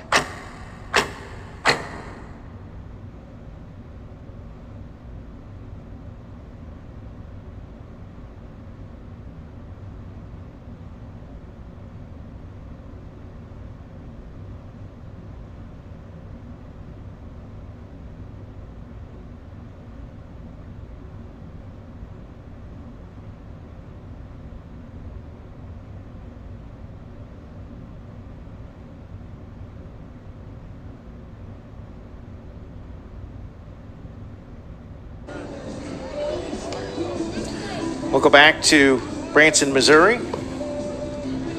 don't think that's our drone, but that's a good look. A little too windy for the drone right now. That is a drone, Oh, actually. it is. All right, he's got him up. Yeah. We might get a visit from the drone, I understand. Earlier today, he said the weather wasn't conducive, but he's back at it now, and that only gives you a good look at that is such the a great ballpark, but in addition. beyond. Just a great addition. Yeah. Especially at night. Here in the top of the second, Yardley, Pennsylvania sends up batters 4, 5, and 6. Elliott Rowe leading it off against Abel Diaz. And again, we've got the field okay in the outfield. Geiger in left, Hutchinson in center, and Rowe in right. So we had it. I think Hardcastle and Geiger were the only 2 that we had right. Yeah, to start with, The yeah. catcher and the left fielder. The only thing that was given to us. To us, yes. The lineup that was given to us. Not that we were necessarily calling it wrong. We're certainly capable of doing that, but popped up in the infield. Diaz will put it away. for out number 1. Mike Wright, I'm Jim Rivers. Also, Brian Waldridge, tournament director, joining us. Beautiful day here on day 3. You know who we miss at the World Series? A guy by the name of Rob Connor. He used to make his presence, but he is back on the mothership. He is. He's a dear friend and a very passionate man for baseball, softball. Been doing this for quite a while. Normally gets out, but yeah, we're missing him out here on the ballpark for sure. I think after his experience not going to any games, I think you'll see him next year. He'll get out and about. If I was a bet man, I'd certainly say yes. Yeah, but also what you forget is during the off season, he's traveling all over the country setting these things up, both baseball and softball.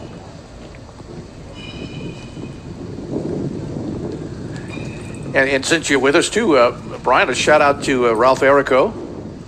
Yes, my regional commissioner, and Tony Tucci, the state commissioner in Pennsylvania. I'm his deputy, and I'm also the assistant regional commissioner for Ralph.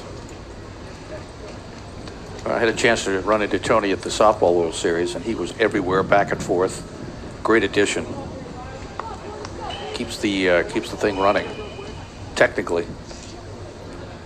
I also want to say hi to Alina Feltz, our designated helper, our DH from headquarters. Well, there's a lot of helpers around here, volunteers. It takes a village, really, to pull off an event like this, especially when you've got 4 fields going at one time, Brian. And the help has really been tremendous. Very appreciative of those task force members that have been doing yeoman's efforts to get this place ready and running. And you have a lot of people here too, Brian. It's their first time, first World Series. It is. Let's hit to first. Quickly 2 away. That retires Breslin. I was tournament director for the last 2 World Series in Ocala, the 8-year-old Cal Ripken World Series. So coming in with a little bit of experience, but this is my first year here in Branson. I'm glad to be here. Yeah, your first year with 34 teams. 34 teams, yeah. Right. Yeah, 24 U.S. teams, 10 international teams, which I don't know what the record is for international teams. I know due to COVID and so forth, we were limited, I think, maybe 4 a couple of years ago. It's good to see it climbing back up again. Absolutely. I'm excited. Do you think it'll increase? It can only go up because I think the world of baseball is growing at the local level, and particularly when we can have broadcasts like this through the stadium to let the world see what we're doing down here. I only wish they could see the stuff that goes on behind the scenes, like those wiffle ball games, like those escape rooms and the ice cream parlor, and see the interactions going on. It is, for some of these kids, a once-in-a-lifetime opportunity. Well, the one thing that we want you to consider is moving this to the Caribbean, and we'd love to go over there. I would absolutely love to do that. Well, you know what? I know a guy. You know what I'd rather have first before that, Mike? What's that? An air-conditioned press box. A little press box right here. You can open the window, but when it gets, those 3-hour games in 115-degree heat. The batter, Blake Flagg. Actually, no, this is Logan Schaefer, Flag on deck. Excuse me. That was the longest game of my life. That was over 3-hour game. Yeah. Pass ball off the glove of the catcher, so Hardcastle will go to second base. And yet it was a fairly competitive game. Not like it was a mercy game, but anything that could happen happened. Interesting thing about this St. Louis field is you got a short porch here on the backstop, and those padded walls really benefits the catchers. Yeah. Oh, yeah. We've talked about that. We've also noticed that if it's a wild pitch, you're probably not going to be able to score from third. If it's a wild pitch that hits the turf first and then goes to the backstop, you got a chance. You got a chance. If it starts heading up the line, maybe you got a shot. But if it's a straight throw the ball, wild pitch off that backstop, it's going to bounce right back to the catcher. Soft line drive to second, and that will do it here in the second. No runs, no hits, no errors, a walk, and 1 left on base. We move to the bottom of the second. It remains Chicago, Illinois 4, Yardley, Pennsylvania nothing, right here on Stadium.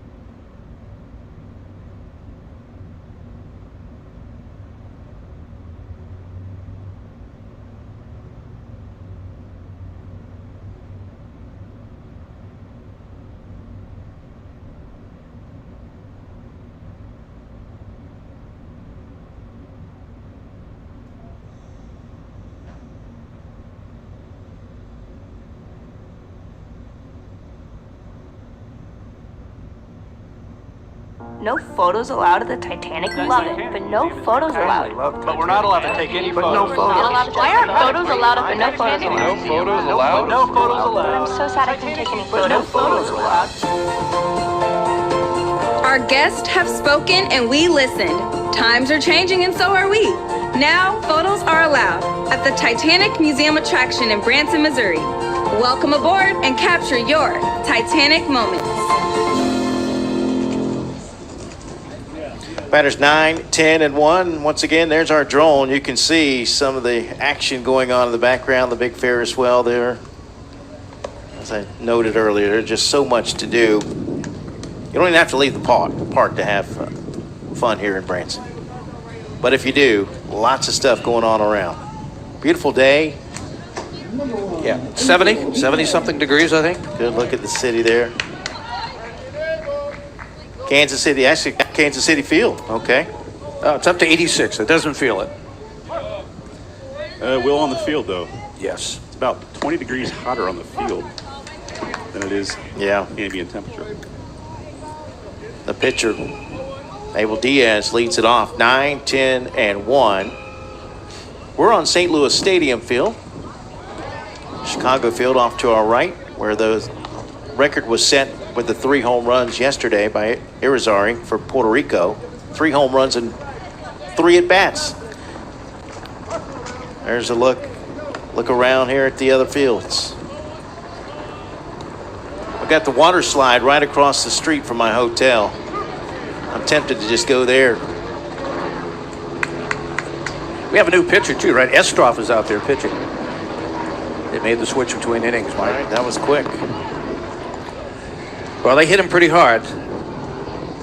And they obviously, against a team like Chicago, you can't let them put up any more runs if you have any thoughts of back into this game.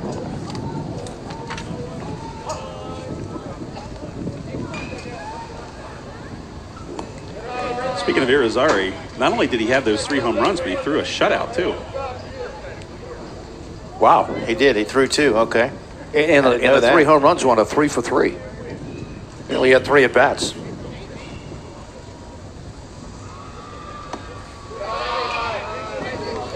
Estroff. Breslin is now at second base, Mike. Estroff behind in the count, 3-2. There's ball 4.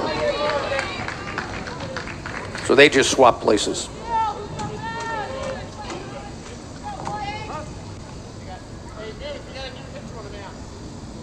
They just mentioned we got a new pitcher on the mound. They just caught it on the field. Coach just noticed. Yeah, because they had not changed the number of pitches. That's the tough part, the communication part of it. We're like the last ones to know what's going on. Throw goes to first, not in time. Well, you may notice that there is a gentleman on the field with a big set of earphones. That is what we call a red hat. Red hat, yeah. And he radios up the changes, so if they didn't tell him to change, then we didn't get the change. Okay. I didn't know. I just thought that was for our broadcast purposes, the red hat. Oh, yeah, no, he also radios up to the officials' booth. Okay. We had an interesting play in the last game with a batter laying down a bunt, and he stepped out of the batter's box, and it hit him. And they had a runner on third, and obviously he was called out, and the runner on third had to go back, and they never scored that run. It was a big play in the game. And I know the coach was not happy with that. It was the right call. It was absolutely the right call. Yep. Well, in fact, we picked it up the moment it happened because of our vantage point. We could see that it hit him. It's okay, for the coach to come in and ask about it, but he got a little heated. He did. Which can get you a seat in the parking lot. Mm-hmm. Roman Burgess thrown out. 5-3 on the put out. On the play, Diaz moves to second. Book is closed on starting pitcher Kyle Breslin. He pitched 1 inning, allowed 4 runs on 4 hits, 1 walk, no strikeouts. Again, Colin Estroff in relief. 1 out with a runner at second. We're back to the top of the order. Here's Silas Rainey. And he rips it into center field for a base hit. They're going to hold the runner at third as they get it into the infield quickly. But here's Chicago threatening again. That's the second hit for Rainey. He's 2 for 2.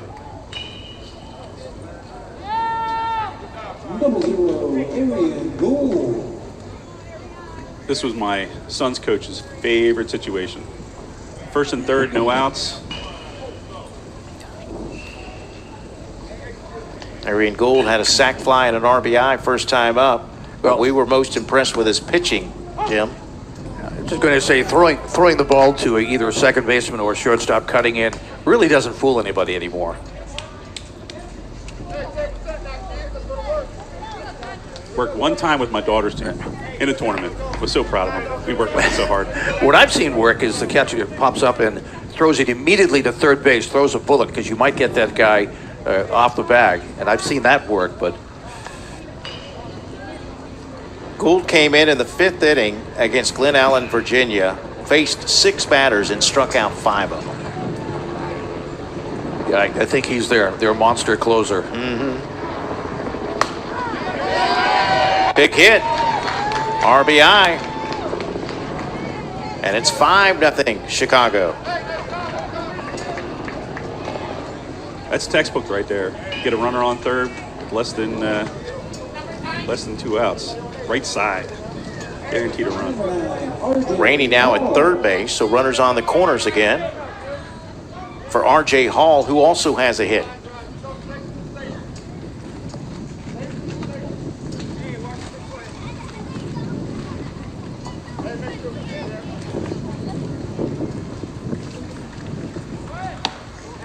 Strike called. And now both runners in scoring position.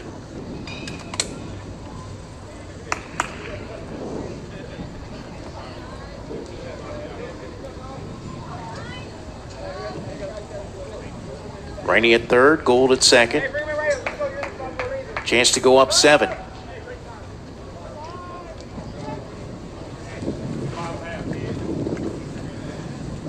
One thing they don't do here, Brian, that they do at some tournaments is make the on-deck batter go behind the batter. Of course, he is now, but we've seen it where the batters have been the on-deck batters have been in front of the batter. Yeah, it really depends on how far apart the batting circle is, or the on-deck circle is. Obviously, safety is always a primary concern in anything that we do with these young men. You really got to be alert over there. We had one fly into that dugout. That one hit well in the gap in right center field. That's going to drop and roll all the way to the fence. 2 runs will score. Hall rounding second, heading to third. He's going to get in there sliding with a triple.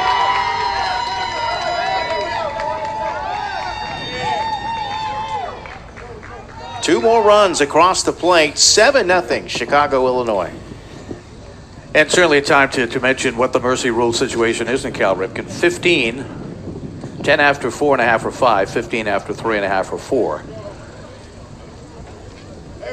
And Chase Watson, who doubled in a run last time up, comes to the plate.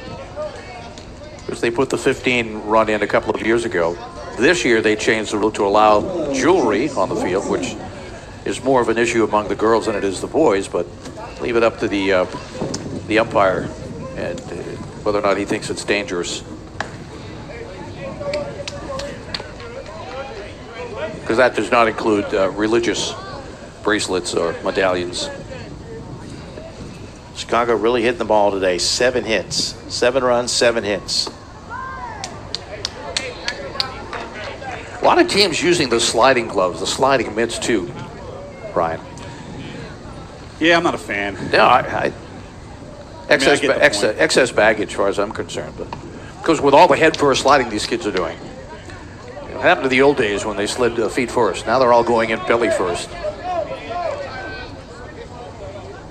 Watson out on strikes. And we saw a kid slide into head first into first base the other night. Would have been safe had he run through the bag. But sliding ahead first really slows you down. It hasn't worked since Pete Rose. Yeah.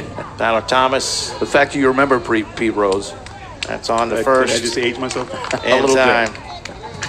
Well, Brian, definitely appreciate you joining us. Look forward to you joining us throughout the tournament. Appreciate your time, and thanks again so much for all you guys do. Well, thanks for having me, Mike, and look forward to coming back. All right. Thank you, Brian. You'll have to come Appreciate back it. for Cherry Hill. Yeah. Absolutely. Yeah. 3 runs in the inning. It's a 7-run lead for Chicago, Illinois when we come back.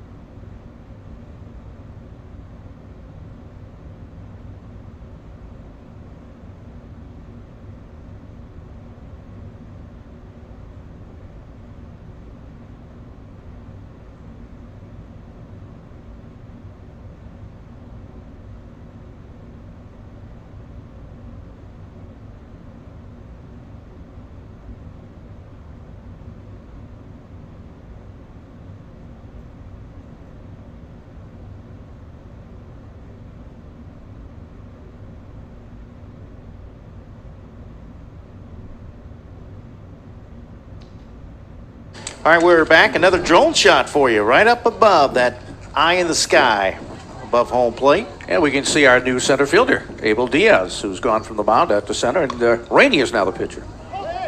Silas Rainey takes over for Abel Diaz, who went 2 innings, allowed no runs, no hits, 1 walk, 1 hit batsman, and also 1 strikeout. Big lead for Chicago, Illinois, 7-0. Can Yardley, Pennsylvania answer 8, 9, and 10 to up? Blake Flagg leading things off. Starting first baseman. We talk about 3-0 teams. We have a couple of 0-3 teams, so for all intents and purposes, they're into the iron bracket.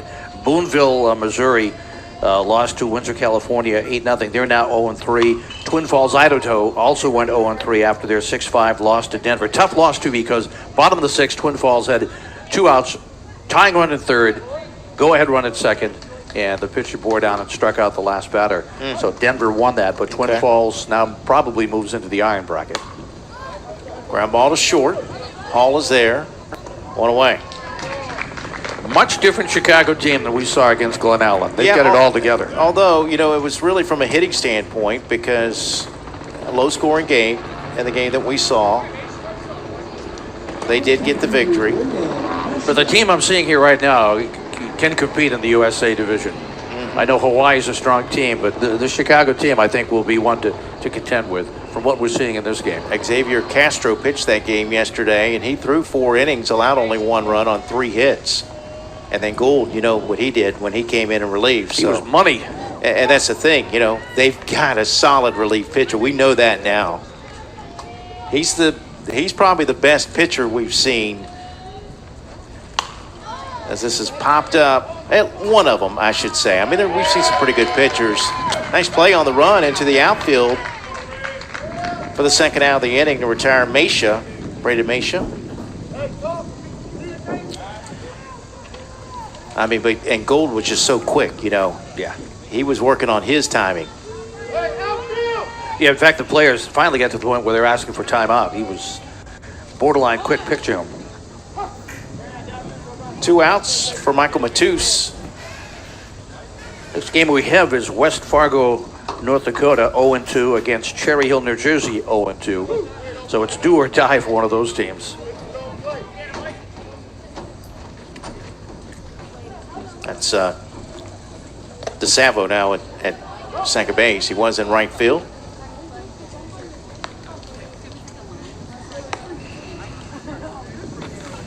No balls, 2 strikes, 2 outs. That's fouled out of play.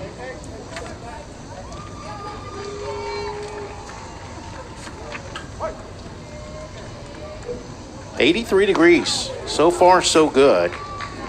The high, Jim, only 90 degrees today. That will do it here in the 3rd inning. A 1-2-3 inning. We move to the bottom of the 3rd. Chicago, Illinois, cruising 7-0.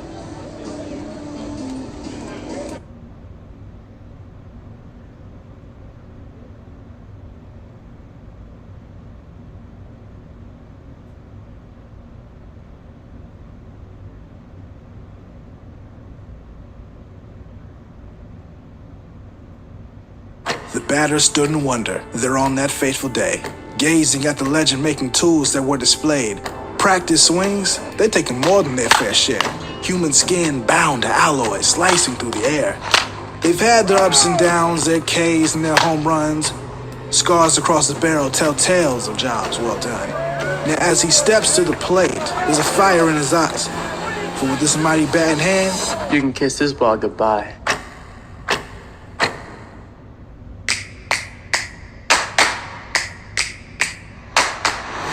Unparalleled uniform choice. Top brands. Dozens of styles. And limitless decoration and sublimation options. Create your personalized look for the diamond with Augusta sportswear brands.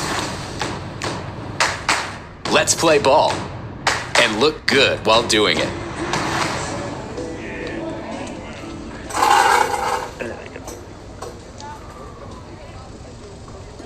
Hasn't counted me in yet. Oh, wait. We are back.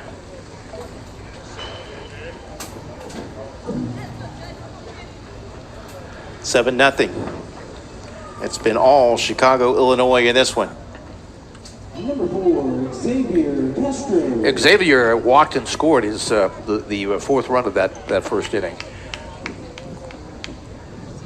Yardley knows what they have to do here, but this is a hot-hitting Chicago team. Line drive, but right to shortstop. First out of the inning, that retires Xavier Castro. And here is Red DeSavo, who singled in 2 runs back in that 4-run first inning. They got off to a great start.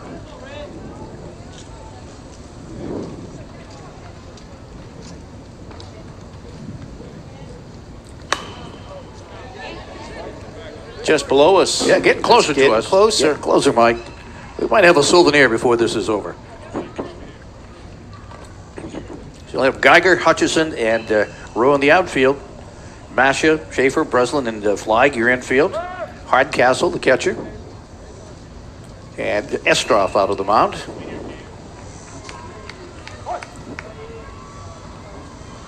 Oh, 1 pitch. Grounded to third. And the throw across will be in time for out number 2.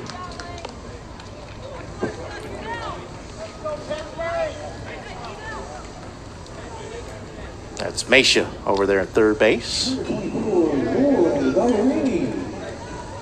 Lloyd Ballerini flew out to center his first time up. Oh, Colin Estroff has settled down. Ran into some trouble last inning, but looks to retire the side in order. Well, this Chicago team, when they get runners on base, they just create havoc for you. Very aggressive on the bases, very quick. Popped up to second. And a 1-2-3 inning here in the 3rd. So we'll move to the top of the fourth. Game scheduled for 6. It remains Chicago, Illinois 7, Yardley, Pennsylvania nothing.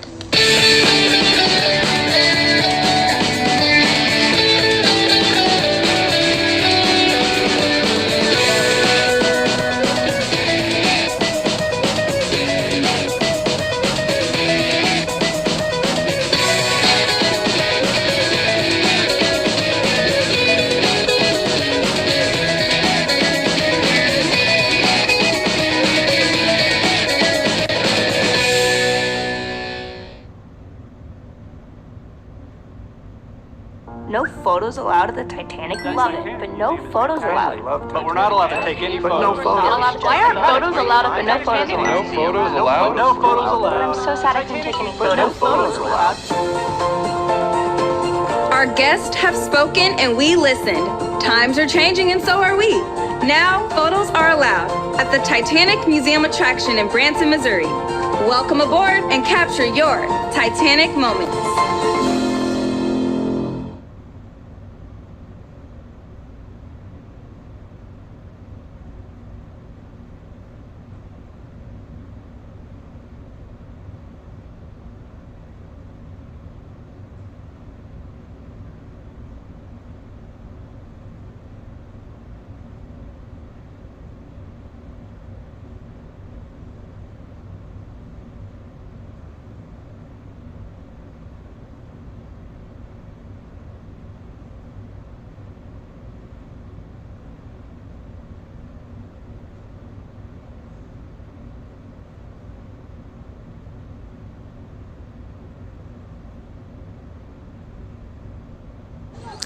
Another look from our drone.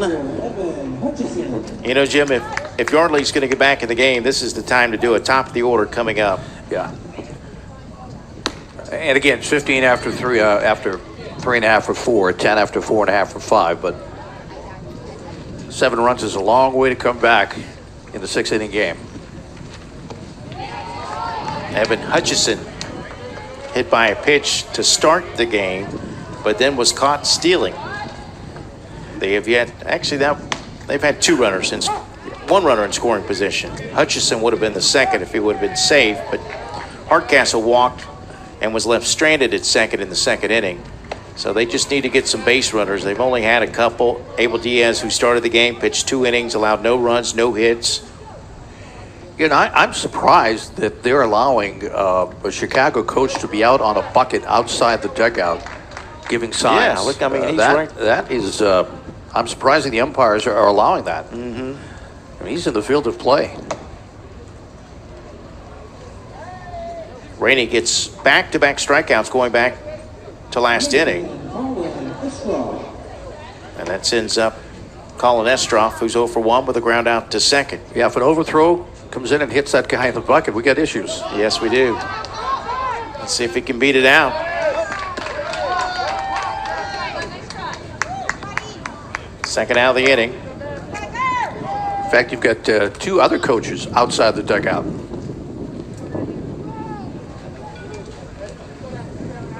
But the guy in the bucket is most concerned. Yeah, because usually if they're sitting on a bucket, they're not sitting there. They're sitting at the end of the dugout, right? Yeah, interesting.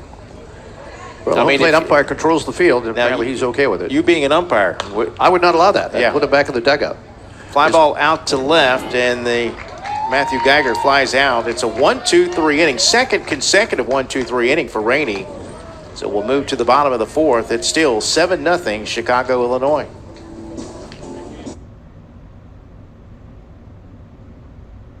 Hey, it's me. Your vacation. We need to have talk. Well, actually, an intervention. A hike in the desert. Really? This isn't a vacation. It's a nightmare. I need excitement, fire, spectacle. I need to be wine, dined, and ziplined.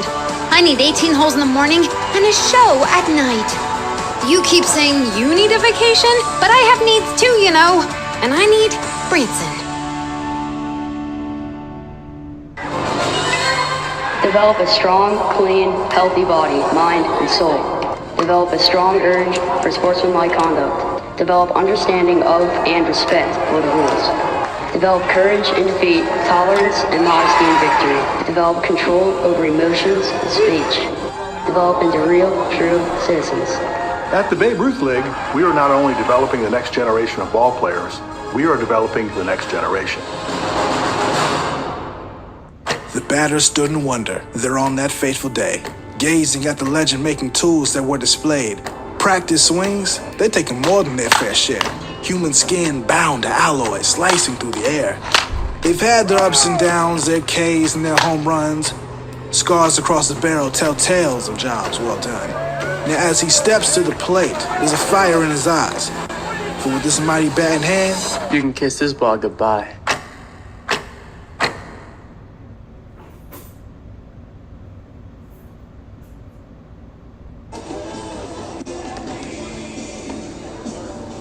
Reagan Lotier.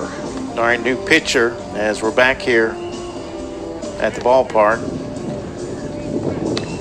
Yep, new pitcher is Reagan Lotier. And it will be the third pitcher used today by Yardley.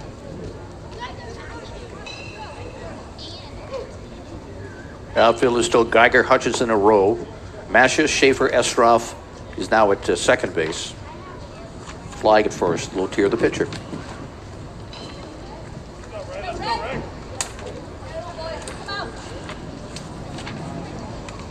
Seven nothing, Chicago. Well, they need, if they get 3 runs here and then shut down Yardley, it would be over on the 10-run rule. But if is a big word, Michael. That's right. If Worms had machine guns, Birds wouldn't mess with them. I haven't heard that one. That's a new one.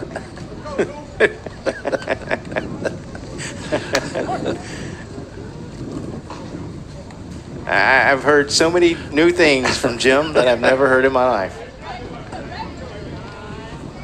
And I felt like I'd been around for a while. You have. You're 55 now. Thank you for that. Ground ball knocked down. Nice play at second base for the first out of the inning to retire Diaz. Nice move. Estroff moving from the mound over to second base and makes a nice play. Yep, and actually that was not Diaz. My apologies. It was Andre Gordon.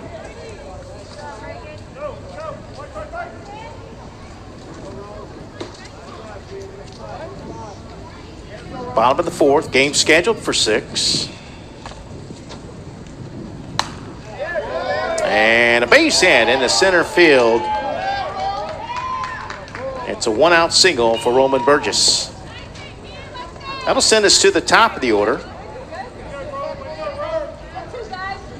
And Silas Rainey, who is 2 for 2 in the game. He is singled to left, singled to center, and scored twice.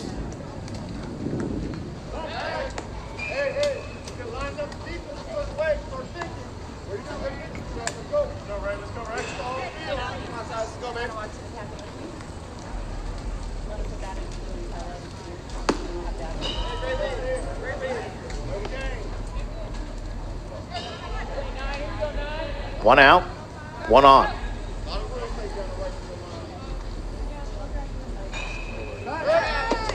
You gotta love those fluorescent green baseball shoes he's got on. Yeah. Probably makes him run faster. They definitely stand out. Yeah. And good morning to all the folks up in Rosemore, Chicago, Illinois, watching us, as well as the gang up in Yardley, Pennsylvania, of the Mid-Atlantic region. Nice to have you with us this morning.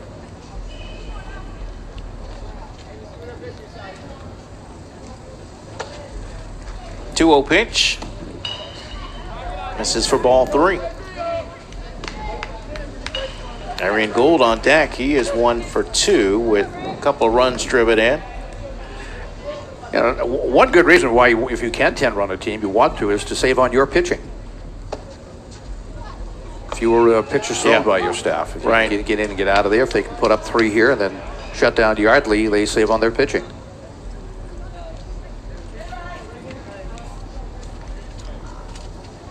And Rainey has retired all 6 batters that he has faced. Bouncing ball to second. They flipped to second, but the shortstop wasn't on the bag. It will be a fielder's choice for Rainey. Well, Chicago up next plays Florence, Alabama on Monday, and they play Branson, which will be a tough test on Tuesday. Yardley has Hawaii, an undefeated team, in their next game, then Glen Allen. Arian Gould now the batter. He is 2 for 2.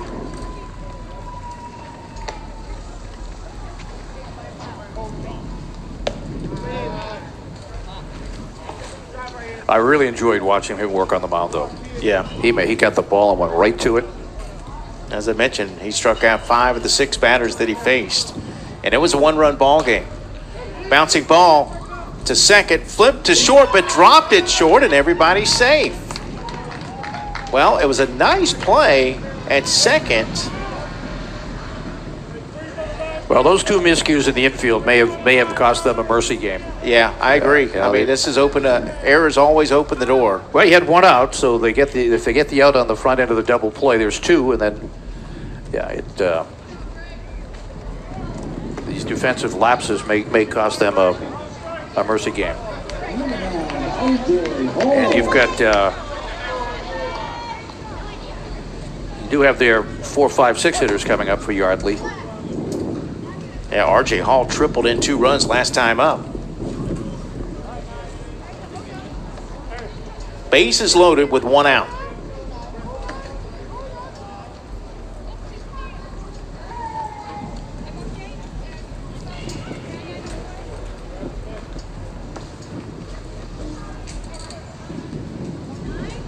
Four runs in the first, 3 runs in the second.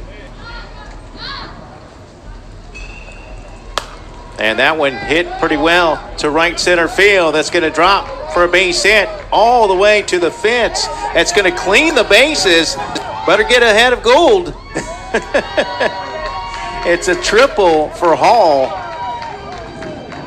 And it's 10-0 Chicago. With a little bit of insurance tacked on at third base. Watch at the end of the play if you see it here. Gould, I mean, I thought Gould might overrun the guy ahead of him. That'll do it. But Hall.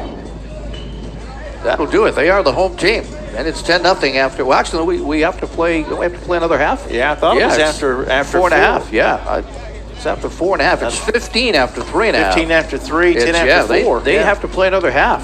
Well, for whatever reason, they're not going to. Well, we'll get a clarification on that. They may bring them back out and do it because it's 10 after 4.5, and if you want to hold it, I'll check real quick. Okay. All right. So a bases clearing triple for R.J. Hall for a 10-0, win is what we'll call it, because the teams are saying their goodbye. So that's going to do it for our coverage here. Hope you enjoyed it. Now speaking for my broadcast partner, Jim Rivers, for our executive producer, James Crenshaw, I'm Mike Rideout saying so long for now. Good afternoon and God bless.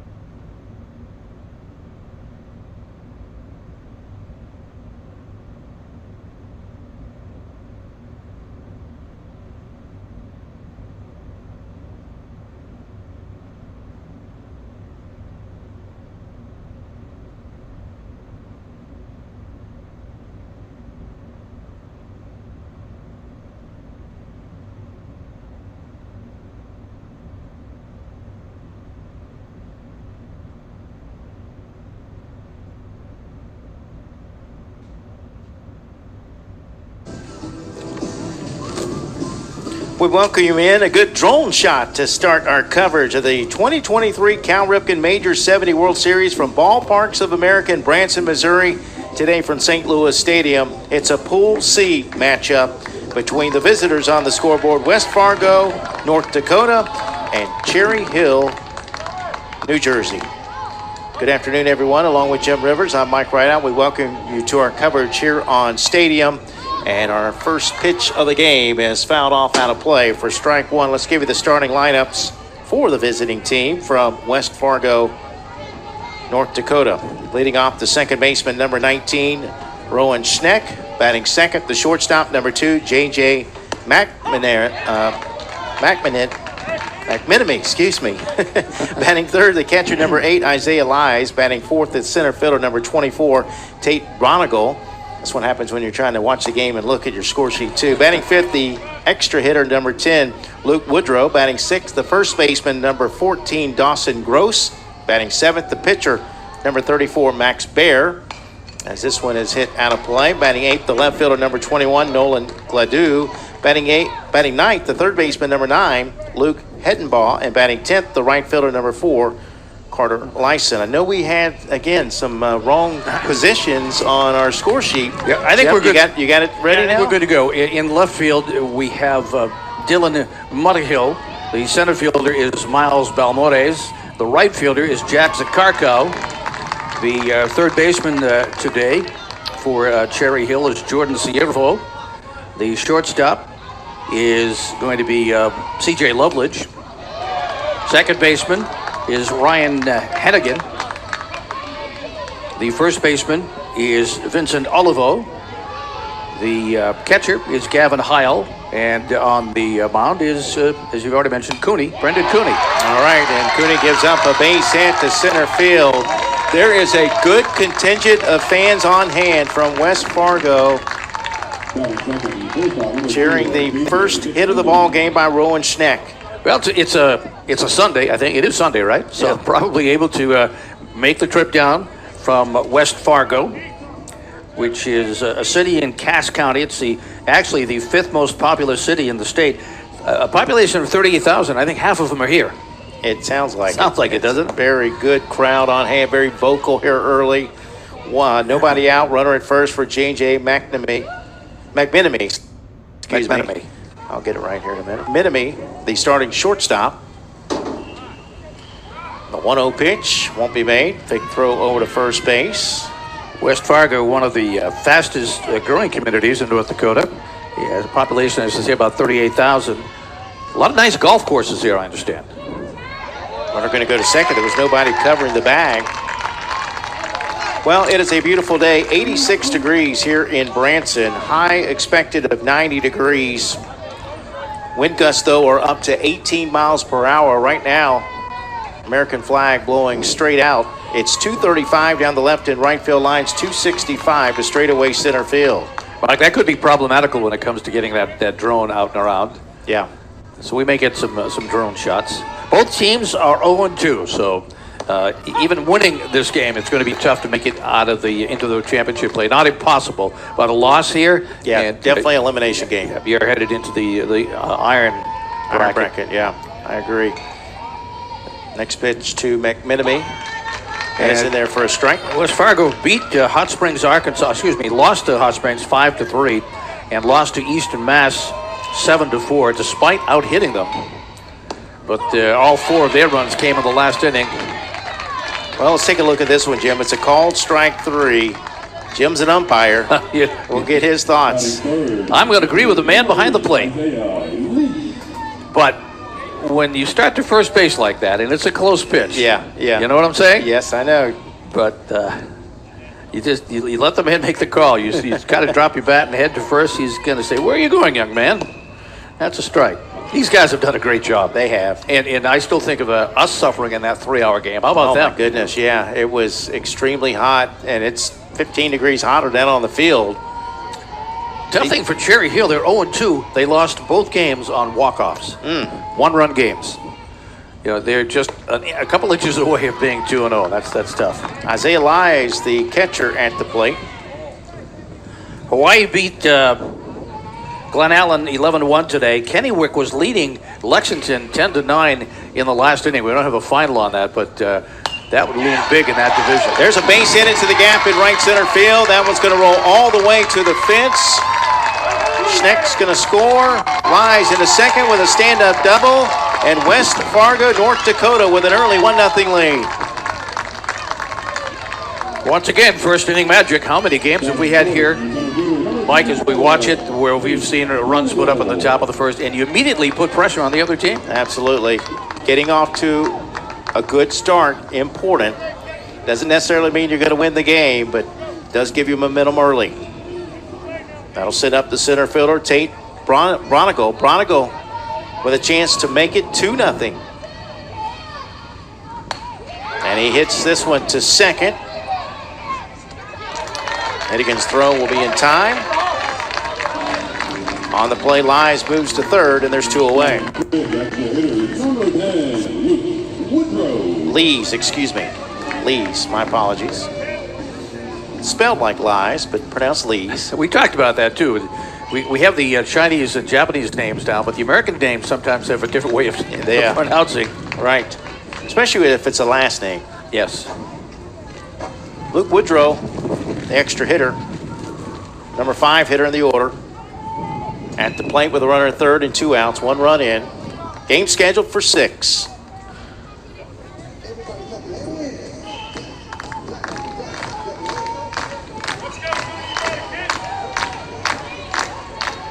Next pitch to Woodrow. Good pitch, change up, folding. Count 1-2.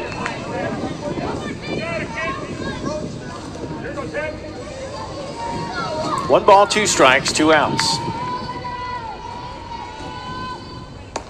Called strike 3 on the inside corner.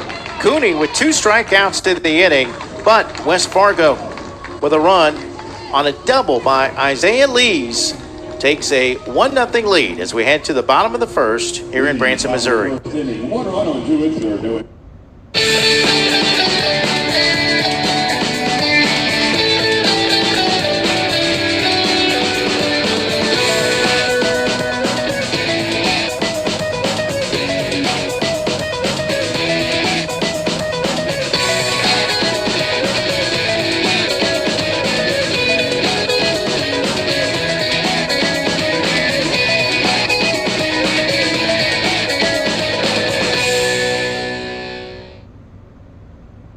No photos allowed at the Titanic. Love it, but no photos allowed. But we're not allowed to take any photos. Why aren't photos allowed but no photos allowed? No photos allowed? No photos allowed. I'm so sad I couldn't take any photos. No photos allowed.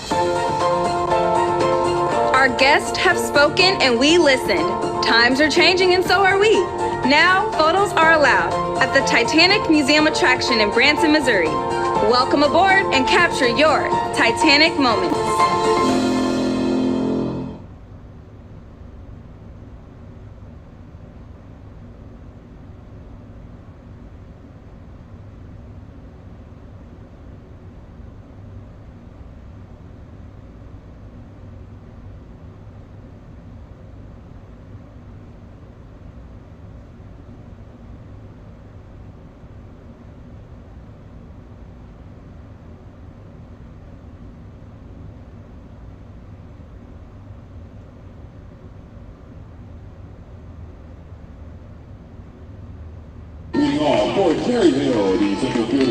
Hey, look at there. We're can you see us, folks? There's the drone up in the sky. Thanks for tuning in to our coverage. The drone, nice little addition to our broadcast this year. All right, Miles Balmores will lead it off, the center fielder, number 16. We'll run through the starting lineup after this bunt. Max Bear up with it. The throw to first will be in time for the first out of the inning. Batting second, the catcher, number 10, Gavin Heil. The first baseman, number 3, Vincent Olivo, bats third. The pitcher, number 17, Gianni Mancello, bats fourth. Batting fifth, the shortstop, number 5, CJ Loveledge. Batting sixth, the pitcher, number 2, Brendan Cooney. Batting seventh, the left fielder, number 21, Dylan Muddethill. Batting eighth, the third baseman, number 27, Jordan Siervo. Batting ninth, the right fielder, number 34, Jack Zacharko. Zacharko, thank you. Zakarko. Batting 10th, the second baseman, number 33, Ryan Hennigan. And with the defense, once again, here's Jim. All right, let's take you out to the outfield. Left field first is Nolan Gladue. And in center field, Tate Braunagel. The right fielder today is Carter Leeson. At third base, we have Luke Hettenball. Your shortstop is J.J. McMenemy. At second base today, Rowan Schnick. The first baseman, Dawson Gross. Behind the plate is Isaiah Lees. And on the mound is Max Baer. Maximilian, but call me Max Baer. He's facing Gavin Heil, the catcher. One out, bottom of the first, 1-0. New Jersey trails, batting for the first time today. The 1-2 pitch. Got a piece of it to stay alive. Well, he lost to Lexington on a walk-off. Reed Graves had a 2-run double in the bottom of the sixth to beat Cherry Hill. And they lost a walk-off in their next game to Kennewick on Blake Boroff singled in the game winner there. So 2 very tough losses for Cherry Hill. They'd like to rebound here and put one up in the win column. This one popped up just below us, out of play. We're on the second level, up above first base. And we should have a shout out to Rob Connor, who is the gentleman at headquarters who heads up all of these World Series. And I know Cherry Hill is his home league. His daughters played softball in that league. I suspect he probably coached. There's a base hit down the third base line. It will be extra bases, maybe. The throw to second, the tag a little bit late. Sliding in safely is Heil with a double. So the tying run in scoring position. And who knows, perhaps once upon a time, Rob Connor even put on the tools of ignorance and maybe umpired a little bit. I don't know, but a shout out to him for his fine work. Play the game, you coach the game, you've umpired it, you've done PA, now you broadcast. I applied for a job down at the Sweet Spot, too, during lunch. I have to tell that story. Down at the Sweet Spot, they have candy and ice cream, and the Australia coach, one of the coaches, had a hat, baseball hat, which like a batting helmet, full of ice cream. I thought he was going to share it with the team. No, it was his. You know, it's $3 a scoop, but if you get 14 scoops, it's $1 a scoop, and you get the hat. So he bought 14 scoops, and he was sitting there eating it. I defy him to come out and coach in this heat after 14 scoops of ice cream. I mean, I feel like with our 1 scoop that we had, I was felt like we were braving it a little bit. 14 scoops, I could not imagine. No. I want to get a before and after picture of that poor guy. Yes. Vincent Olivo at the plate, the first baseman. And I asked one of his assistants, I said, will he really eat those 14 scoops? Yeah, he just wants to show us up. Next up, we have Honolulu and Bryant, Arkansas coming up at 4:30. That one just missed. It's a call of ball. The count now 1-2. Just in baseball here at the 12 Major 70. Yeah, beautiful facility. Kids get to play on the big diamond as 12-year-olds. They can steal now, take leads. That ball hit to center field, but playable. The catch is made, and Heil will have to go back to second base. That's the second out of the inning. Yeah, I don't think sun is much of an issue. It does come in and out of the clouds, but not the bright, glaring sunshine that we had the other day. And on cue, it comes out, of course. Yes, but it is cooler, even at 90 degrees, than it was. That day 1 was brutal with that 3-hour game. Yesterday, we had some rain. We were delayed. In fact, we had our 11:30 a.m. game moved to another field or canceled. We didn't broadcast the game due to weather. Yeah, I think that was Boonville, Missouri. And Middle Atlantic, Flood City, Pennsylvania. Yeah. The 1-0 pitch. Low for a ball, or excuse me, called a strike. 1-1. Low strike. Low strike. Well, and we've got the breeze. It didn't seem like we had that much of a breeze on Friday at times. That one swung on a miss for strike 2. It was coming from my left, and I think you were blocking most of the breeze that I should have had. What you trying to say? You saying big? No, I didn't say that. I did see you eat an ice cream, though. Hey, you had one too. The 1-2 pitch. That is high for a ball they won't throw down to third, so it's a stolen base for Heil. Heil took advantage of the fact that Hettenbaugh was playing a deep third. It was easy pickings for him. 2 balls, 2 strikes, 2 outs.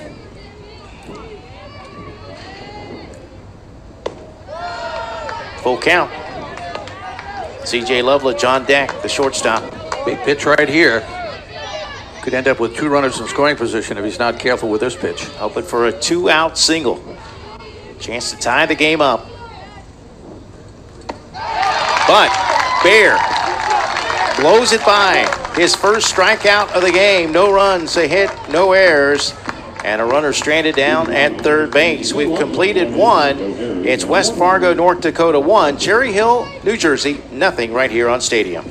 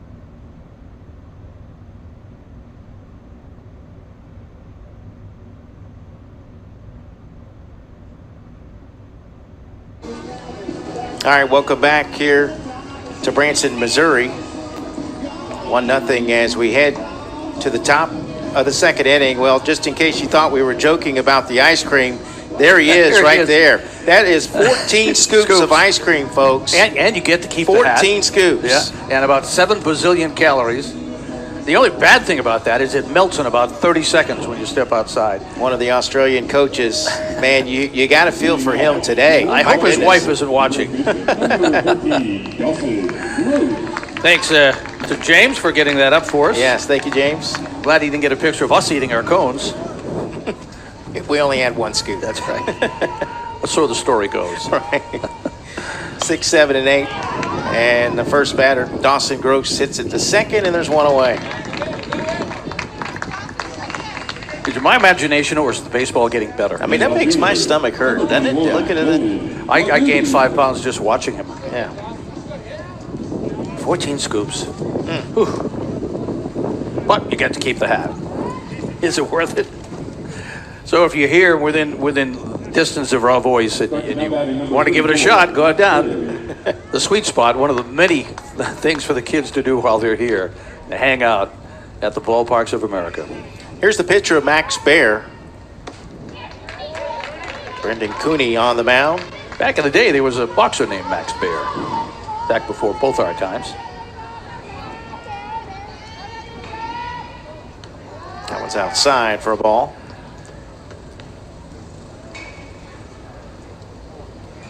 One ball, 1 strike, 1 out. One number to keep up to date with is the pitch count for these pitchers.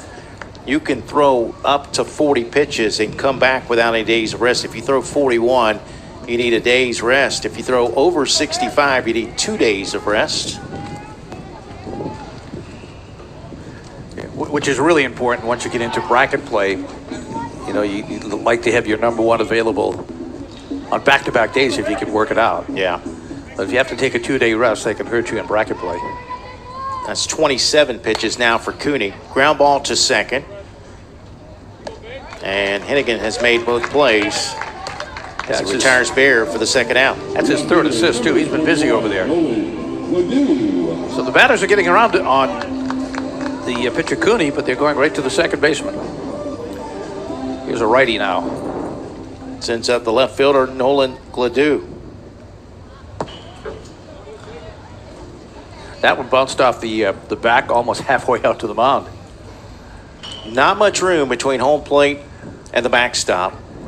And again, we have two coaches out on bucket balls or empty buckets. And I guess it's okay. Yeah. But they're sitting a little bit closer towards the end of the dugout. Yeah, the previous game, they're still in play. He was at the opposite end of the dugout. They're still in play. All three of them are still in play. Right. You get an errant throw hits them, and you get issues.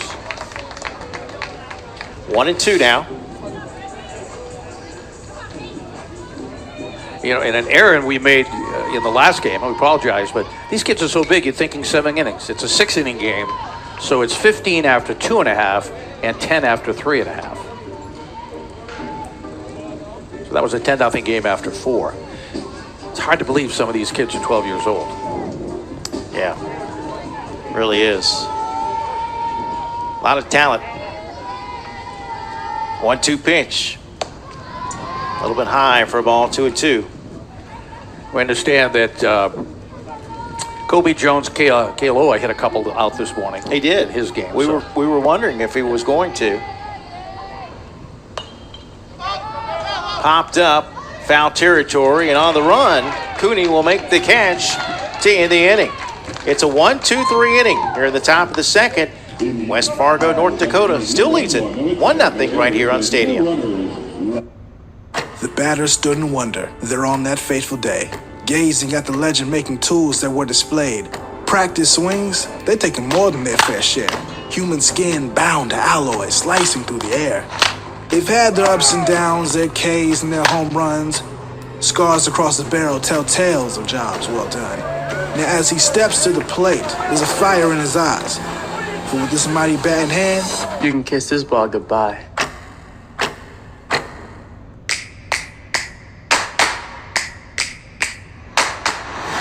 Unparalleled uniform choice. Top brands. Dozens of styles. And limitless decoration and sublimation options. Create your personalized look for the diamond with Augusta sportswear brands. Let's play ball and look good while doing it.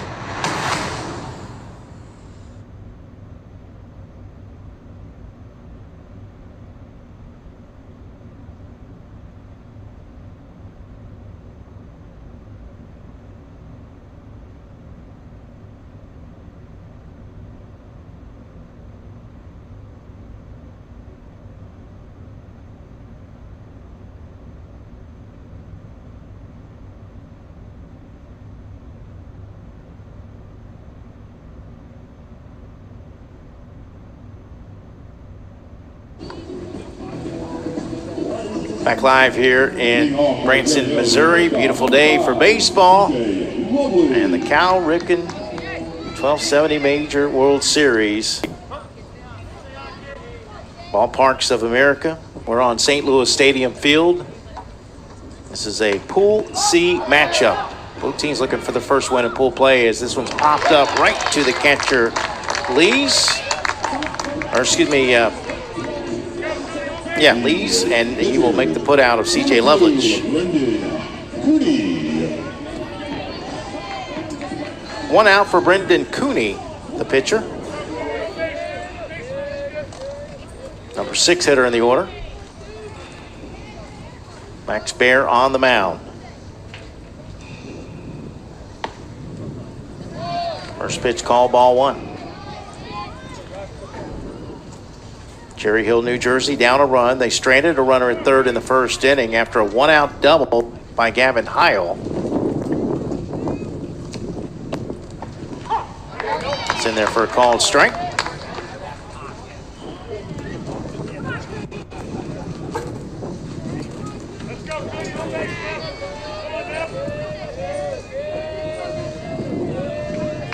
One pitch.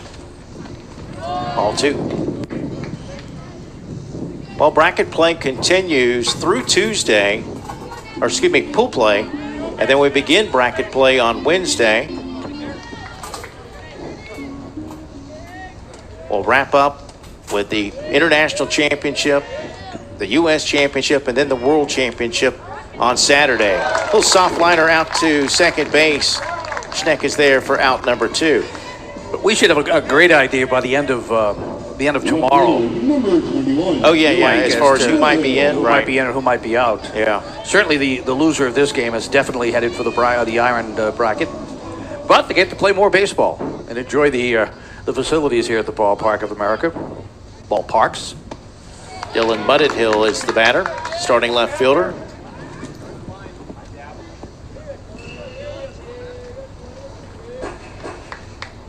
Two outs, base is empty.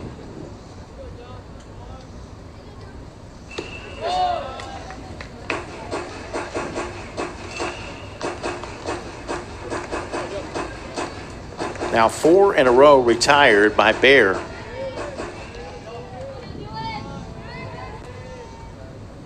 The 1-1 pitch. Popped up to first, backpedaling at first is Gross. He will make the catch, and it's a 1-2-3 inning. We're through 2, scheduled for 6. It's still 1-0 West Fargo, North Dakota.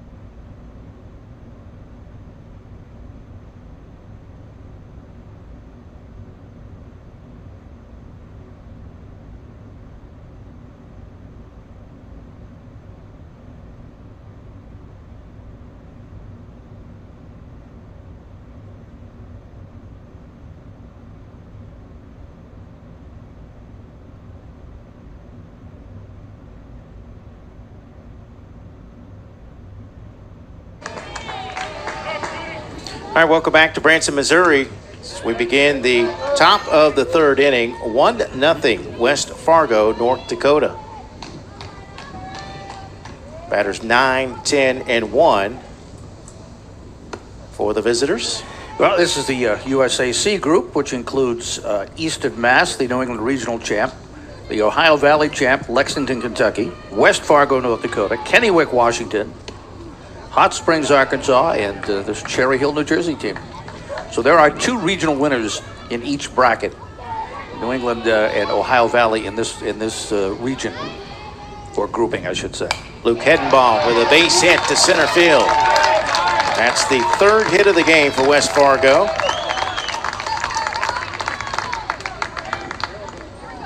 Sends up the number 10 hitter in the order, Carter Lyson, right fielder. Is it Leeson or Lyson? It's Leeson. Leeson, okay. Spelled Lyson, but pronounced Leeson. That's why you always got to check.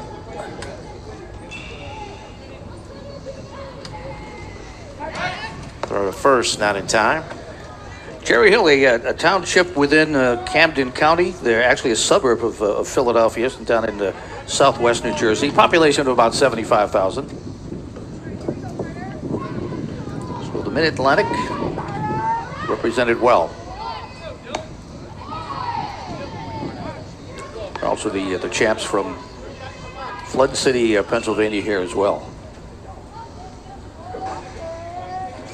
24 teams around the country, 10 from around the globe. 4 groups, 6 teams in each group. Runner going to second. Catcher lost the handle. No throws. Stolen base for Hedenbaugh. And Leeson ahead in the count, 2-0.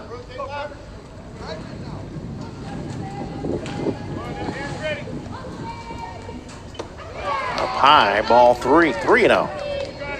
Top of the order on deck.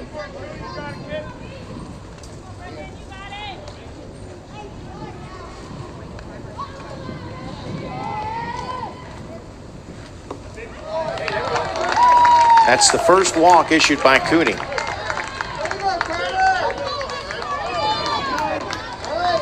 And here's the top of the order.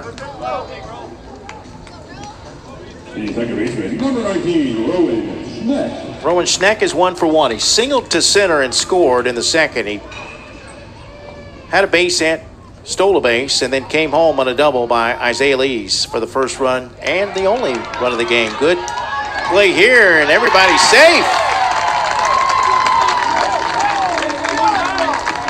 I think had the pitcher, Cooney, fielded the ball cleanly, he'd have had an out, but he couldn't find the handle, dropped it in the grass. You almost have to give him an error for that.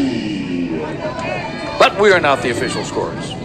Yeah, the judgment would be if he does field it cleanly, if he can make the play, then it would be an error. But the bottom line is the bases are loaded with nobody out and the 2, 3, 4 hitters coming up. So West Fargo's got some business going here with a 1-run lead. J.J. McMenemy struck out his first time up. Chance to put his team up 2, maybe 3 runs. As we say, they out-hit New England 9-7, but did not score until they put up 4 in the top of the 6th. It was too little too late at that point. They were trailing 7-0. Lost to Hot Springs 5-3. So neither team got blown away in their first 2 games, but the fact of the matter is they're both 0-2. 2 balls, 1 strike. That's in there for strike 2. Heading ball at third base, Leeson at second, Schneck at first for McMenemy. Bounce through into right field, base hit. 1 run will score. They'll hold their other runner at third. The throw goes back to second, safe. He had gotten pretty far off the bag, but he did get back in there safely. Hedenbaugh scores on the play. Leeson moves to third. Schneck was able to get back to the bag at second. And it's now 2-0 West Fargo.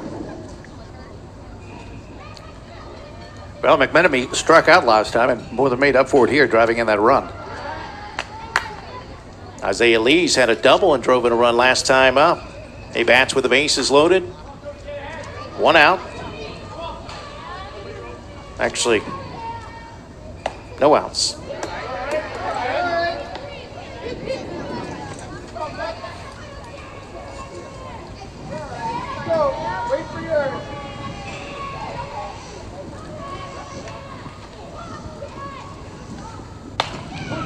Hit right back to the pitcher. He's got to come home. He almost forgot his force at the plate, but he does recover. I have a feeling that Heil yelled at him because he was looking at first and quickly spun around. The catcher might have said, hey. Well, he did a great job because he looks at third, looks at first, and then came home. Yeah, make sure, Heil, you make sure you get that plate. 1-2 fielder's choice for Lees. So Leeson retired at the plate. Schneck moves to third. McMenemy now at second. Tate Bronigal at the plate. 1-1 count, 1 out.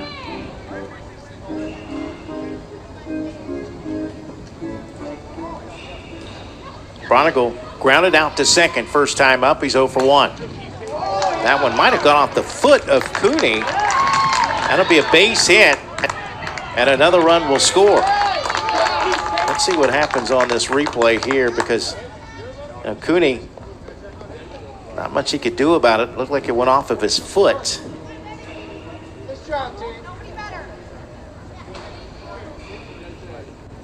Well, maybe it was leg.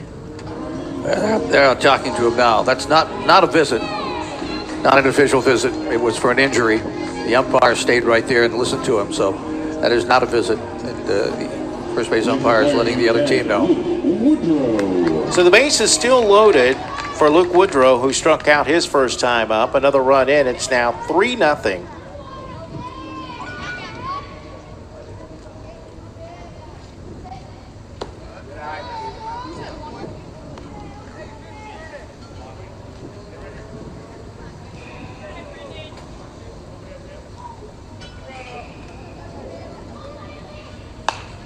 And that lifted into left field for a base hit. They're going to send home the second runner. 2 runs will score on the play.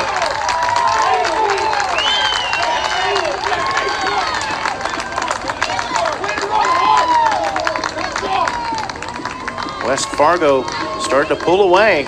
Well, center fielder Valmores might have had a play at the plate, but he picked up the ball and dropped it, and that allowed that second run. As you watch him here, got there in time. That might have been in the left fielder. Might have been Hennigan. Yeah, Hennigan. And we're going to have a new pitcher.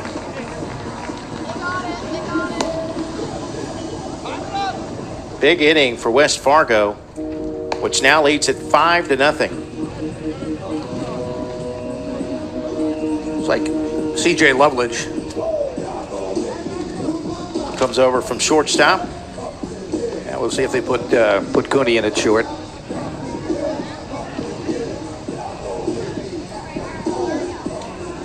A 4-run third inning for West Fargo.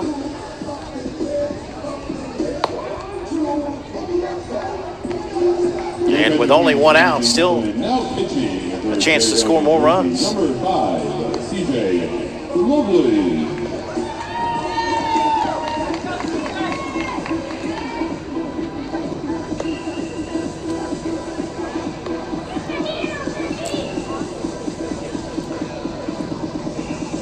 All right, they're good. How about a closer look at us here in the booth? And you can see why we have faces for radio. Hello to everyone, and thanks for tuning in to our coverage. We appreciate, everyone that's put on a fantastic job here at the Cal Ripken World Series. This has been terrific, and as we say, if you have an opportunity to come down here with your athlete, do not pass it up. This is fantastic. Yeah, and a special shout out to our crew as well. Absolutely, behind the scenes. Yes. Especially my man Randy. 5-0 West Fargo. I think Randy wants to come to New Hampshire and visit me. That's what we were talking about. Yeah. Okay. Yeah. Road trip. I told him it was okay. Randy's on the third base camera. Yeah. We'll have to get a look at him at some point.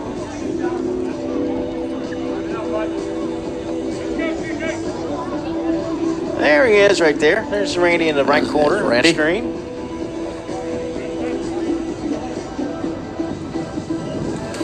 As well as the batter on deck, Dawson Gross.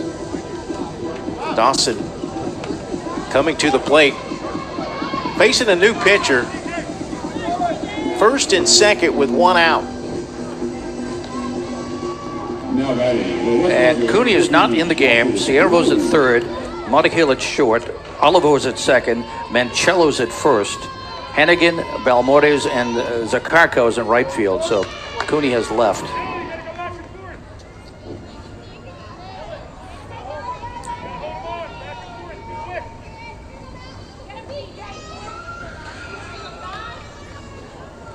West Fargo looking to add to this 5-0 lead in the top of the third inning. That's a wild pitch. Both runners will advance the base.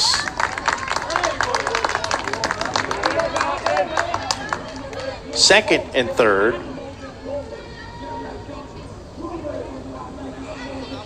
Bronigal at third base, Woodrow at second.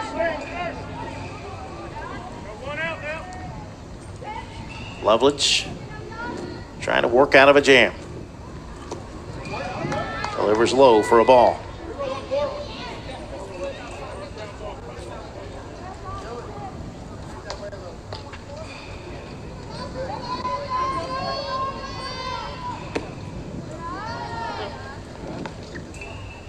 The numbers on the starting pitcher, Brendan Cooney, 2 1/3. 5 runs so far. He's responsible for both on base on 6 hits, 1 walk, 2 strikeouts. Count runs now to 2-1.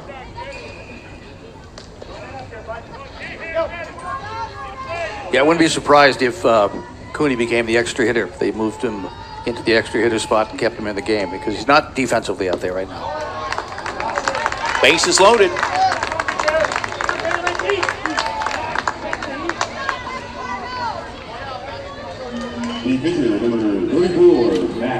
Max Baer with a chance to help himself out on the mound. He'll bat with the bases loaded and 1 out. His team up 5. Infield comes in now.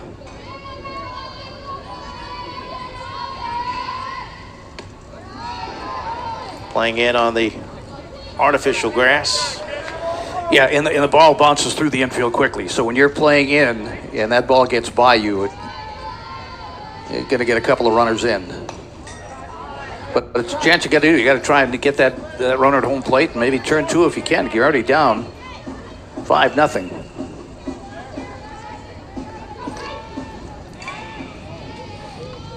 Baer grounded out to second his first time up. He's 0 for 1. Hits this one to second. Taylor throw made. home. Not going to get there. 1 run will score. Here comes run number 2. It's 7-0 West Fargo. Well, that's an error on the throw by the first baseman, bouncing it in front of the catcher who had no chance at making that play. Heil on the throw for Mancello. So they had a tailor-made double play, or at least getting 1, and now they're down 7-0. Runners on the corners for Nolan Gladue. This is the 10th batter of the inning. And only 1 out.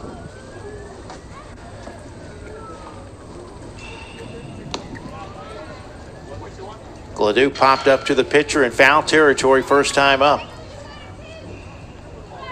Quickly ahead in the count.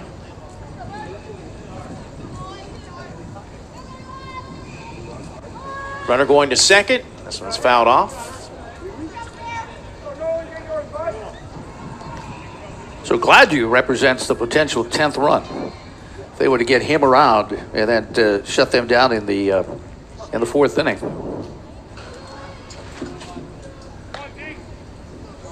West Fargo with 1 in the first.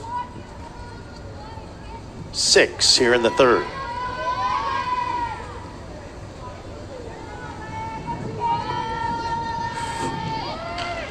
Runner going to second again. Swing and a miss. Strike 2.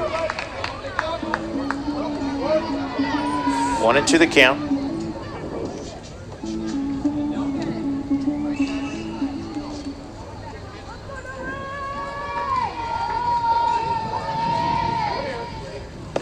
And a swing and a miss for strike 3. Big strikeout for Loveledge.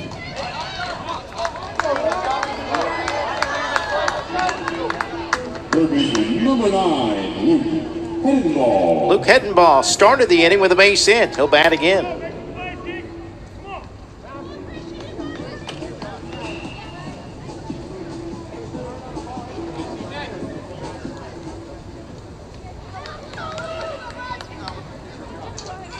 Second and third with 2 outs.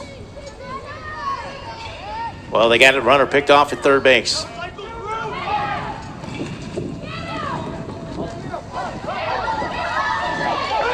The ball comes out and he's safe. They had him out at the plate.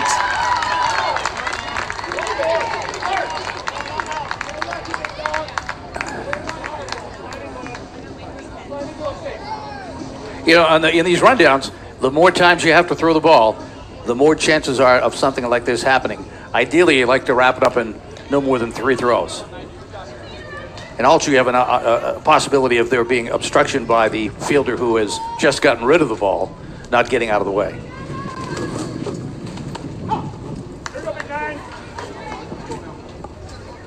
So it's 8-0. Runner at third.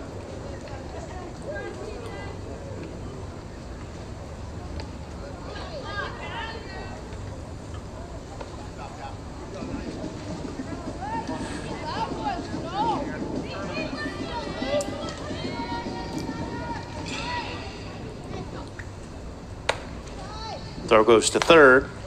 Not in time. You got 2 outs.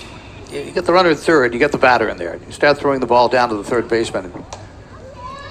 A couple of things can happen that won't go your way. This one lifted into left field, and that's going to drop for a base hit. It gets by the left fielder. Run scores. And sliding in with a double is Hettenbaugh, and it's 9-0.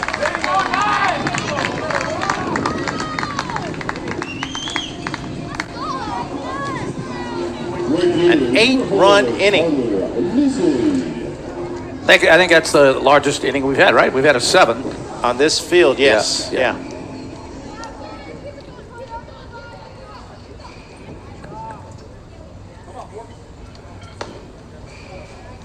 Number 10 hitter in the order,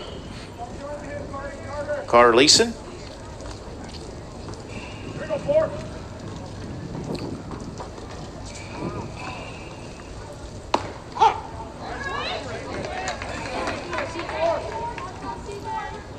They have batted around. This is the 12th batter of the inning.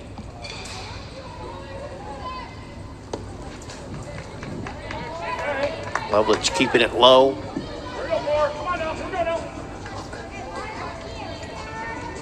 Lovelich looking for another strikeout. Top of the order on deck. They have taken the score off the scoreboard. Yeah, it kind of flickered and went out. It's done that a few times during the tournament. There we go, bringing it back.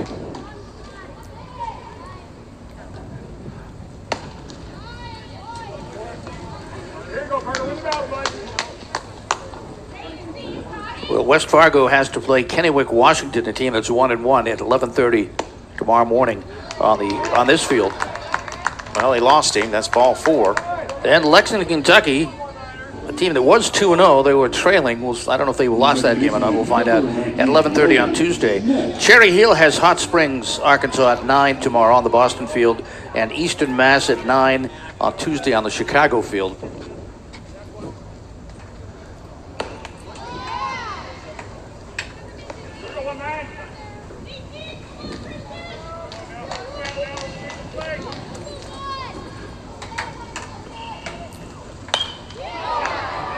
That one hit to center for the 3rd out of the inning.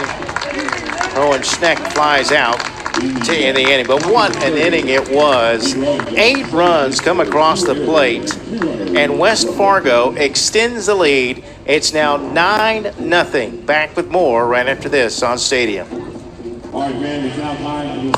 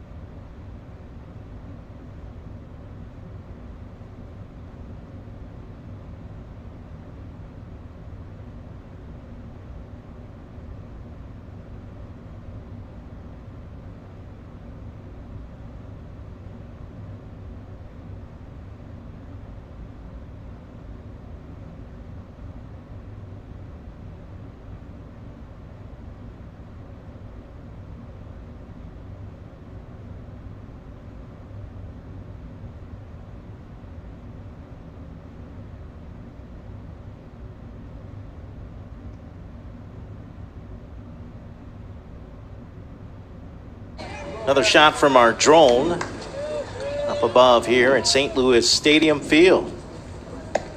Well, let's see if Cherry Hill can answer, because we mentioned the mercy rule that's in effect. 15 runs after 3, but also 10 runs after 4. By the way, Kennewick, Washington defeated Lexington, Kentucky. Okay, so Lexington's first loss. 13-11. Yeah, Lexington, Kentucky. The Ohio Valley rep now goes to 2-1. New England is 3-0. So I would imagine that would almost clinch a spot for New England. Jordan Ciervo hits it into left field for a base hit, so there's a good start. Certainly, if New England just needs to win one more game to assure themselves of being at least 3-1. So a big break for the Eastern Mass team out of New England, with Lexington getting knocked off. And that Kennewick team is now 2-1.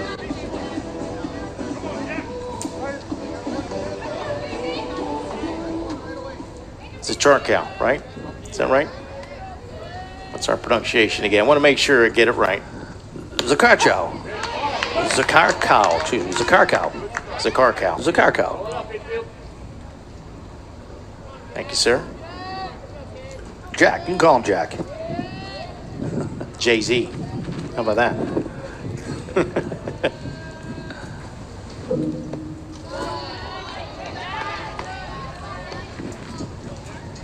Number 9 hitter in the order. Starting right fielder. I'm always big on names. I always like to get names right.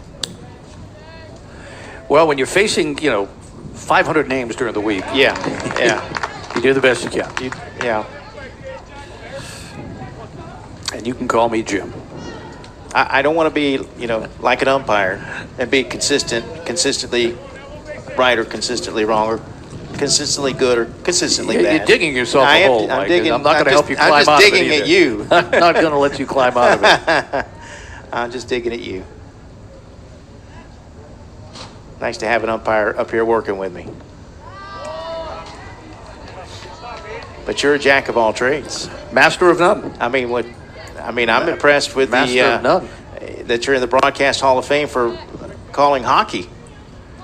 I could have used a little ice the other day. No question. Imagine that, a three-hour game. I've never broadcast hockey. We don't have that stuff. It's like playing chess at 30 miles an hour. I mean, we do, but we don't. Yeah. Well, you've got Tampa Bay. Yeah, I know. That's why I said we do, but we don't. Hated Tampa Bay. Yeah, you're not going to see it at the high school level. You're not going to really see it at the college level. No. Maybe some club hockey at the college level. Tampa Lightning, that's it. Yep. They're so hated in New England, I forgot. Yeah. Nice play at second. Second to get the force out. You know what really made that play special is, here's a kid playing second base, going to his left, and then coming back and going. The easy play would have been to first. Yeah. But he made the play at second. That was key.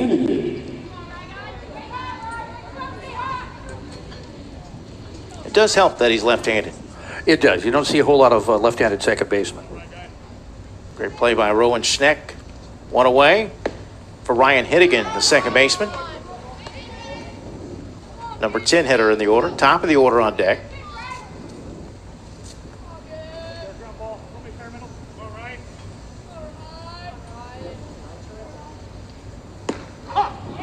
Right there for a strike. 1 out, 1 on. 9-0. Cherry Hill trails. We're in the bottom of the third. Game scheduled for 6.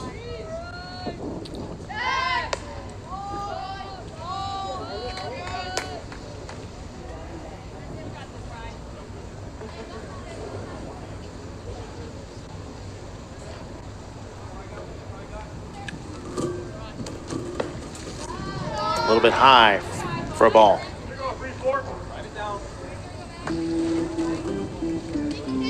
Again, coming up next, we have Honolulu, Hawaii. Get a chance to see them, and Bryant, Arkansas, the state champs from Arkansas.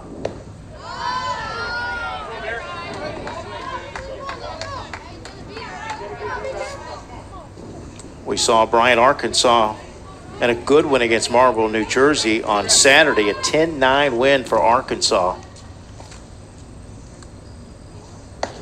3-1 pitch misses for ball 4, so 2 on.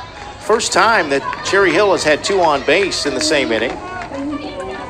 And the business part of their order coming up, Heil, Olivo, and Mangello. Center fielder number 16, Miles Balmore. Miles Balmore's the starting center fielder. Grounded out to the pitcher last time up. First pitch taken for ball one.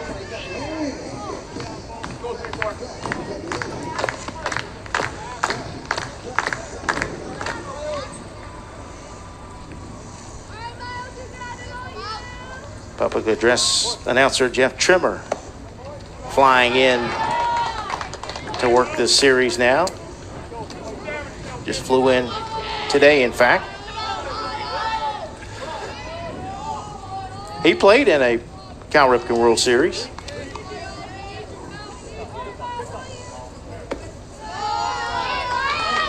Two-0 pitch there for a strike.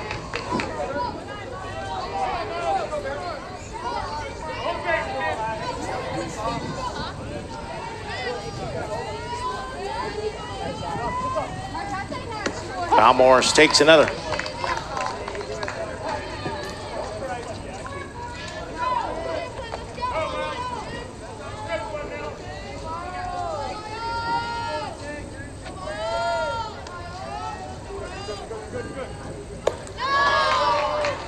Misses high and away. Ball four. Base is loaded.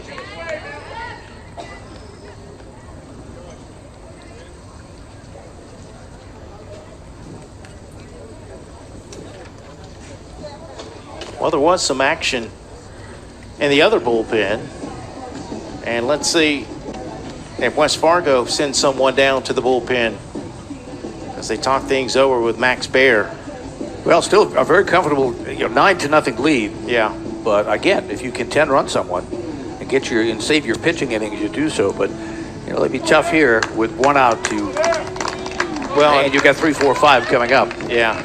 Now batting, number 10, Gavin Howell. They're going to leave Max Baer in. Yeah, he's already over that number of 40 pitches. He's got 44, so certainly makes sense to leave him in if he can work it out. Only one out, though. The batter is the catcher, Gavin Heil. He doubled down the third base line first time up, so Cherry Hill trying to get on the scoreboard.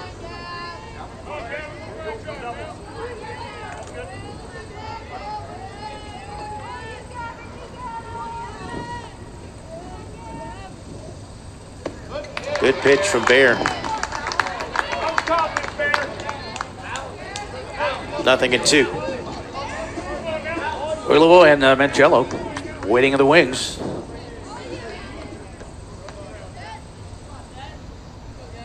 Oh, 2 pitch. That's up high for a ball.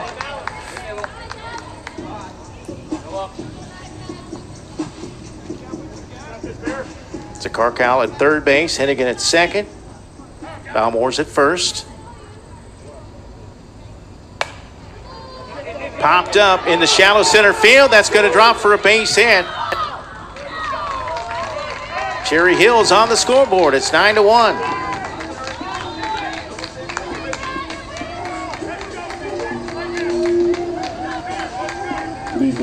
Thought for a minute like there might be a chance for Bronigal to come in and make the catch, but it just died out there. And the runners had to hold up, make sure it didn't get shoestring caught. Vincent Olivo takes a strike. He flew out to center his first time up. About the runner going into second base, Wisely came halfway, so when that dropped, he was able to get into second without being forced.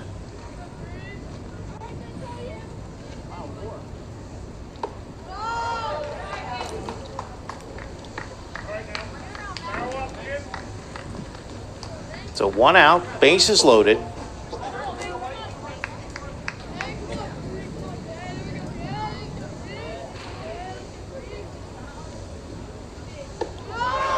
And really a chance to get back in the game. Yeah, absolutely. Now that they've pushed 1 across the plate and with 3 on base, only half a game left. They scored 9. You can score 9. This is not over by any stretch. This is a big moment if they get out of this.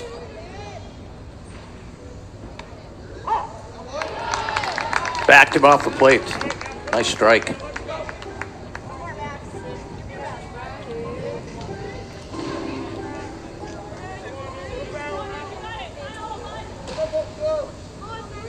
Bears gone the distance.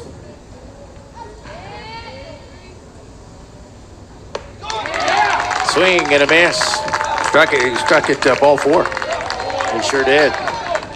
And that's a big out. That's a second. That's what high speed will do. You know, it's tough to lay off. Second strikeout for Max Baer. Here's Gianni Mancello.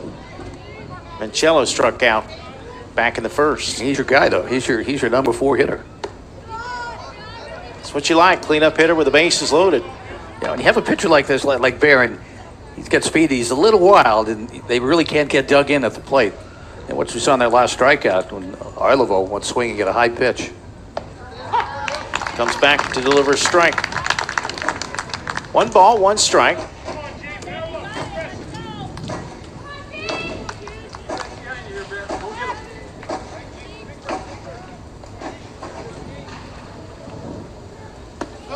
Big cut, swing and a miss, strike 2.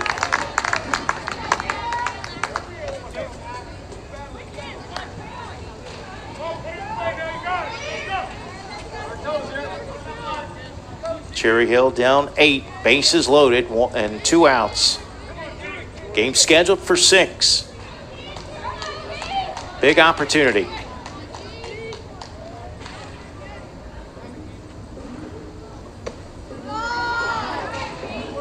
That was a tough pitch to lay off.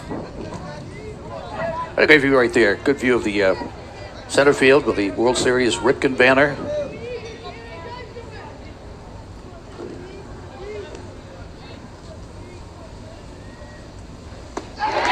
Well, Baer closes the door. Back-to-back strikeouts to end the inning. Cherry Hill does get 1 run, but they leave the bases loaded. We'll move to the top of the 4th. It's now West Fargo 9, Cherry Hill 1. Develop a strong, clean, healthy body, mind, and soul. Develop a strong urge for sportsmanlike conduct. Develop understanding of and respect for the rules. Develop courage in defeat, tolerance, and modesty in victory. Develop control over emotions and speech. Develop into real, true citizens. At the Babe Ruth League, we are not only developing the next generation of ball players, we are developing the next generation. No photos allowed at the Titanic. Love it, but no photos allowed. But we're not allowed to take any photos. Why aren't photos allowed but no photos allowed? No photos allowed? No photos allowed. I'm so sad I couldn't take any photos. No photos allowed. Our guests have spoken and we listened. Times are changing and so are we. Now, photos are allowed at the Titanic Museum attraction in Branson, Missouri. Welcome aboard and capture your Titanic moments.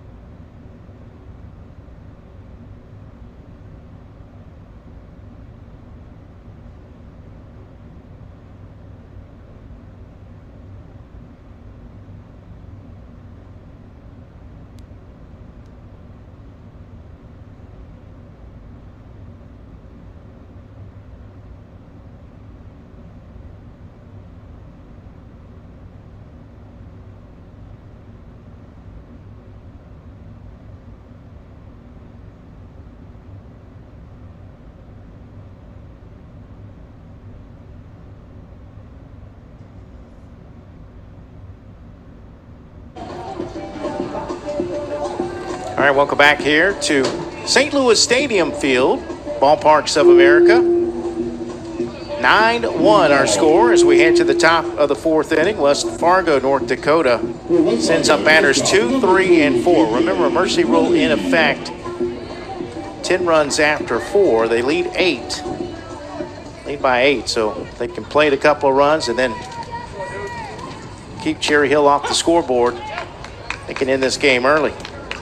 But that 1 run by Cherry Hill also makes it a little tougher for West Fargo.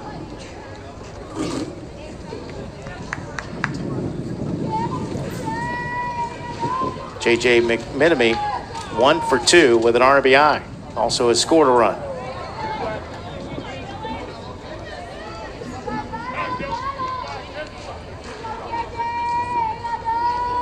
We have a new pitcher.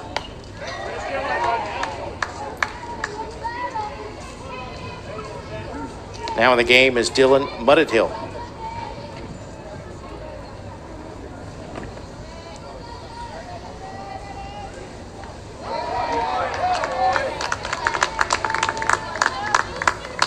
Cooney's now in center field, and Loveledge has gone to shortstop. So the outfield now is Balmores in left, Cooney in center, Zakarko in right, Gonzalez at third, Loveledge has moved to short, Olivos at second, Mancello at first.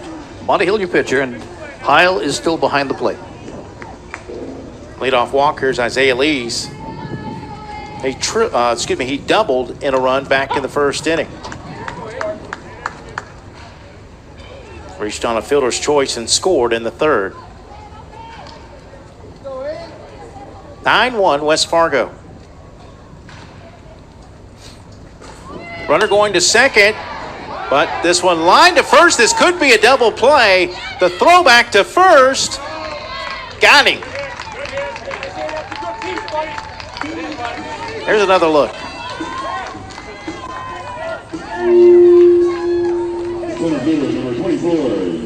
Well, a hit and run on, and unfortunately went right to the center fielder. Good throw from center as well. So the base is empty with 2 outs. Yeah, Cooney charged the ball nicely and took his time on the throw. He had plenty of time because the base runner was halfway down to second. Tate Bronigal at the plate. Bounces that one. Is that fair or foul? That's a fair ball. He's taken off for second. The throw down is not in time. Watch it again. It's close to going foul, but it did stay fair. You see it bounce right there in fair territory. Yeah, it was off the glove, I think, of the fielder. Because if it bounds over the bag and lands foul, it's still a fair ball. Here you see some action in the bullpen as well. That drone catches everything, doesn't it? You can run, but you can't hide. That's right.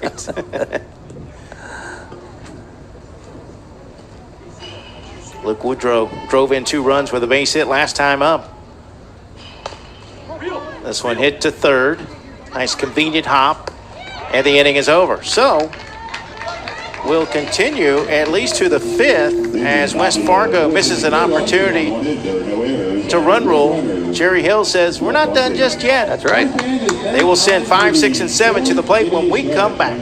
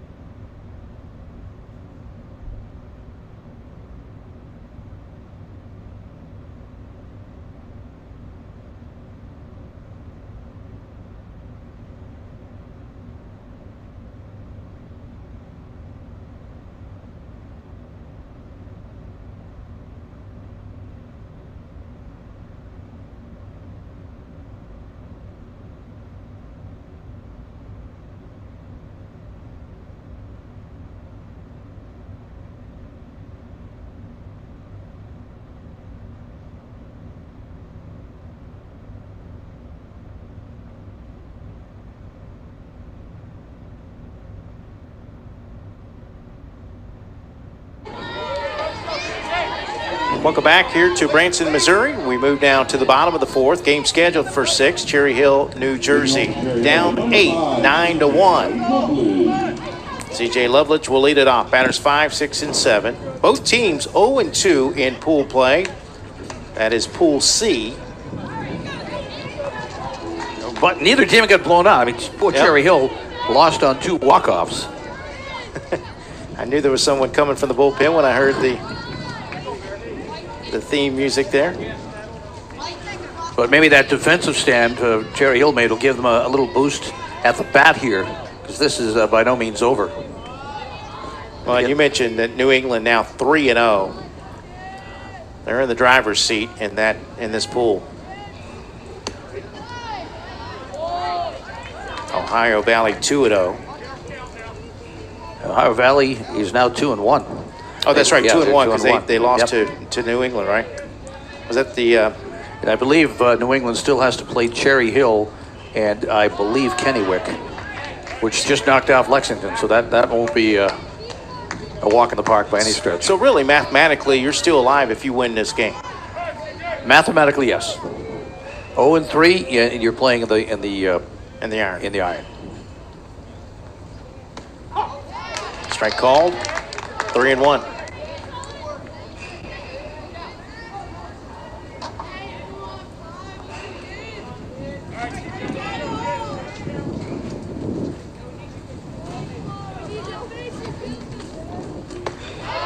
Ball 4. Max Bear's 3rd walk of the game.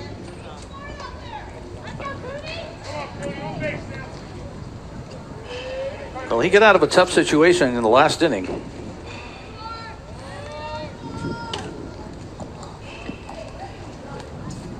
That's going to be it.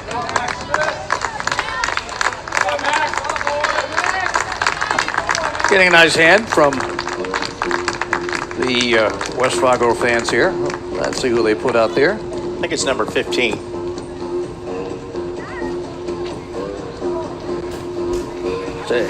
Another drone look. Yep.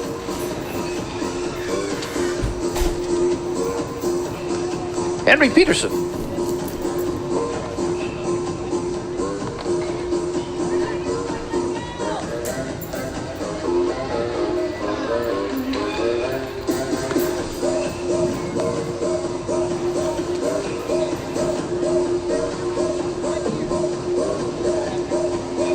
How about that drone look, the pitcher on top of the pitcher? That's great.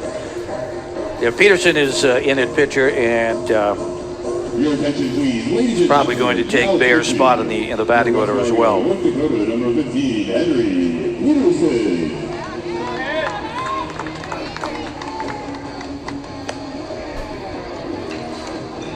So Peterson comes in here in the 4th inning. He'll face the number 6 hitter in the order with a runner at first and nobody out.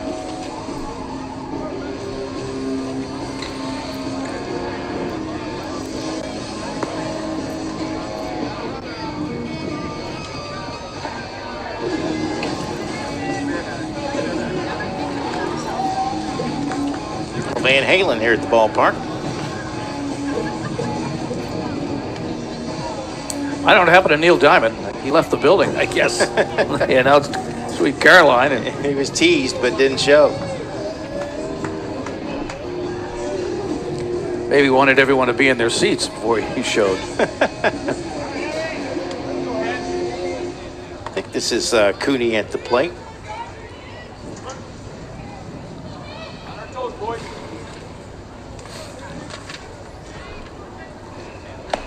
Yep, that's Brendan. He takes strike 1. He lined out to second his first time up. Loveledge at first with nobody out. Bottom of the 4th. 9-1. Cherry Hill trails. And the throw gets away. That will get the runner to second base. He's going to Actually, third. He's going to third. He got a good head of steam once he got rolling. Did. Yes, he did. Kept right around second. Third base coach kept motioning him for to come on to third. There's a throw over again by Peterson. So a chance to plate another run with nobody out.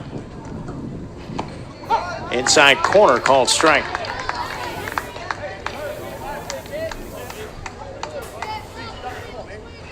Cherry Hill scored its only run last inning. was after Wells Fargo scored 8 in the top of the third. Otherwise, pretty even game. Runner's going to tag. The throw to the plate is not in time. That'll be a sac fly and an RBI for Cooney. Well, that was a long way for Schenk to run, running to his left, looking into the sun, made the nice one-handed grab, and had to spin around and fire it to home plate. That would have been a tough, that would have been an amazing throw. So Loveridge scores, and that's their second run of the game. But a good job of getting over and making the catch.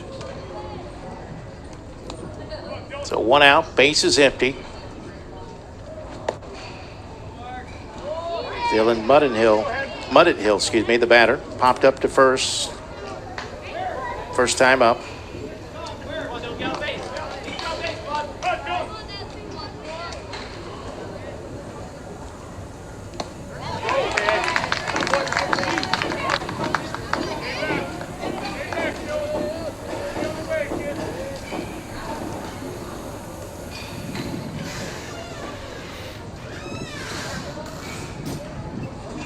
One pitch.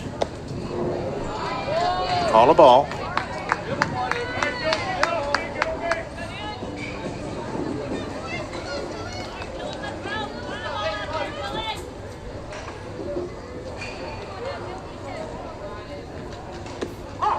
That catches the corner, 2-2.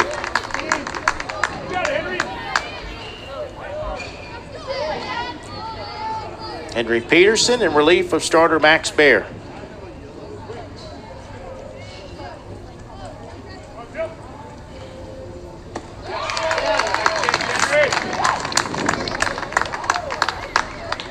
And that is your second out of the inning. Now batting, third baseman, number 27, Jordan Sierra singled his first time up. Batting with 2 outs and the base is empty.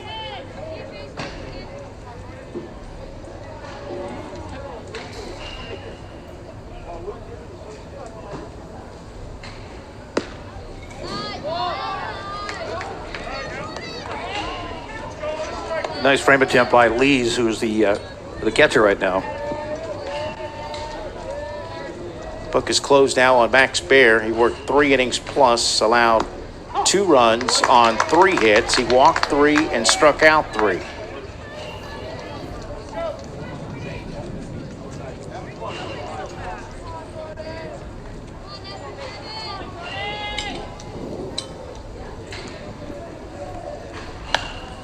This is hit in the air to center field, but playable. Diamond catch. Nice play for the third out of the inning. Wind may have made him hesitate just a moment. Made it look tougher than it might have been, but again, that wind is blowing out. Could have caused some problems for him, and still does a great job of tracking it down and holding on to it there to end the inning. But Cherry Hill does get 1 run. We move to the top of the 5th. It's now 9-2 West Fargo.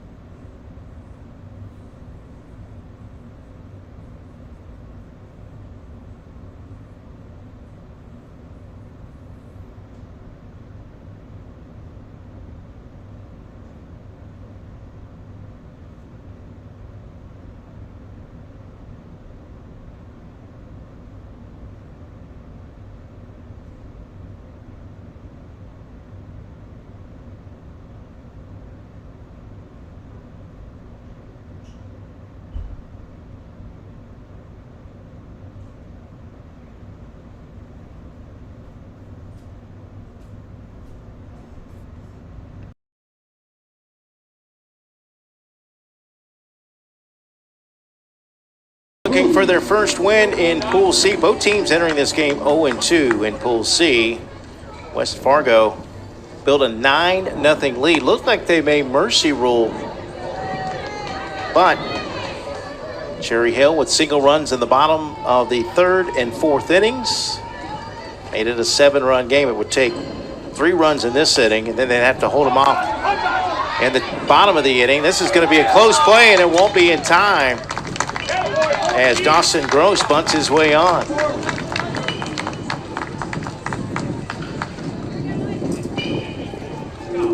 number 34, Max. That'll send up Max Bear, who started the game on the mound. He's 0 for 2 with a run scored. I don't think he would have got him with a good throw there. Runner going to second. He'll get there as the ball gets away. So Gross in scoring position with nobody out.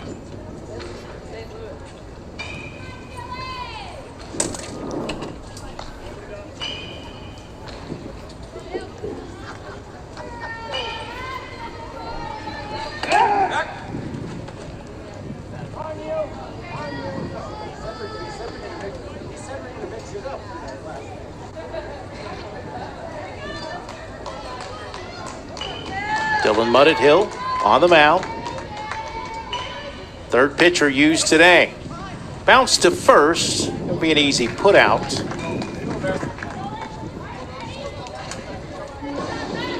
Matt Gonzalez at first base for Cherry Hill. Gross moves to third. There's one away.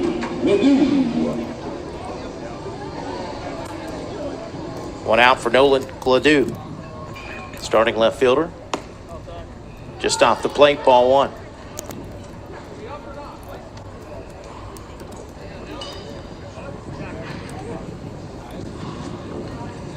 Still only 1 home run on this field for us. This one hit to third, looks the runner back, throw to first in time. Nice play over at third. 2 gone. Yeah, Sierra bobbled it just a little bit, checked the runner, held it, and then made the throw over to first base. 2 outs for Luke Hettenball. I think that's Luke. Let's see. Yep, Luke is 2 for 2. He doubled in a run last time up.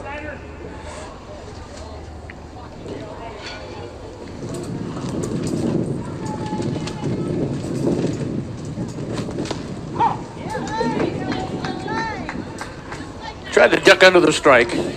Once you set your strike zone, ducking under it's not going to get you anything with the umpire. Right. Or stepping out of the box. Right. Or dropping the bat and heading down to first base Yes. on a 3-2 count. Mm-hmm. Little things.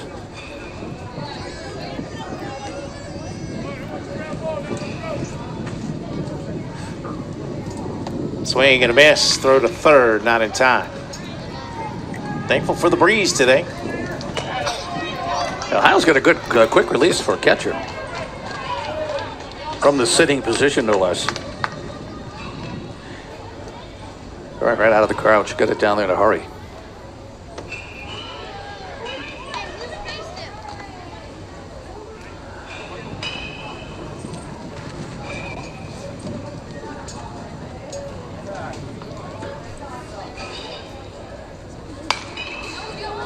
This should do it for the inning. So West Fargo threatens with a leadoff bunt single, but they fail to score. So we'll head to the bottom of the 5th. It remains 9-2 West Fargo.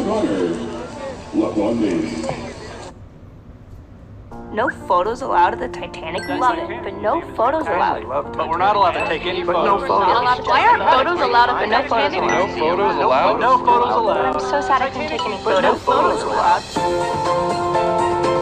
Our guests have spoken and we listened. Times are changing and so are we. Now, photos are allowed at the Titanic Museum attraction in Branson, Missouri. Welcome aboard and capture your Titanic moments. Develop a strong, clean, healthy body, mind, and soul. Develop a strong urge for sportsmanlike conduct. Develop understanding of and respect for the rules. Develop courage in defeat, tolerance and modesty in victory. Develop control over emotions and speech. Develop into real, true citizens. At the Babe Ruth League, we are not only developing the next generation of ball players, we are developing the next generation. The batters stood in wonder there on that fateful day, gazing at the legend-making tools that were displayed. Practice swings, they're taking more than their fair share. Human skin bound to alloy, slicing through the air. They've had their ups and downs, their Ks and their home runs. Scars across the barrel tell tales of jobs well done. Now as he steps to the plate, there's a fire in his eyes. For with this mighty bat in hand, you can kiss this ball goodbye.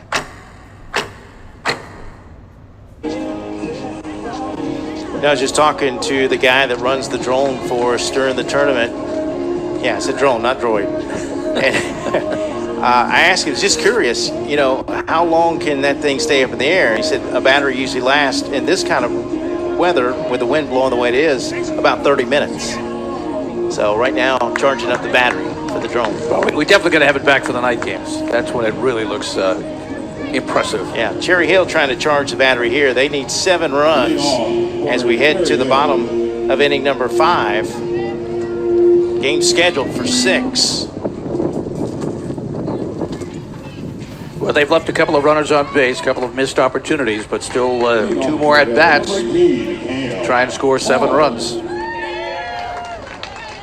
Don't forget our next game scheduled at 4:30, Honolulu, Hawaii, and Bryant, Arkansas. Coming up at 4:30 right here on Stadium. 2 games to go following this one.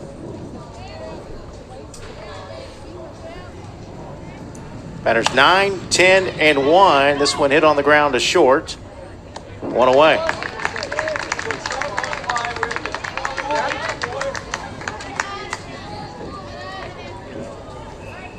That was Cam Parr Now batting number 1 on that ground ball.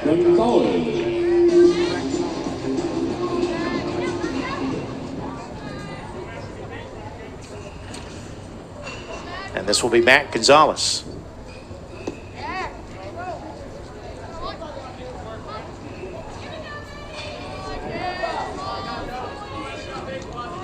First at bat for Matt. It's also the first at bat for Cam.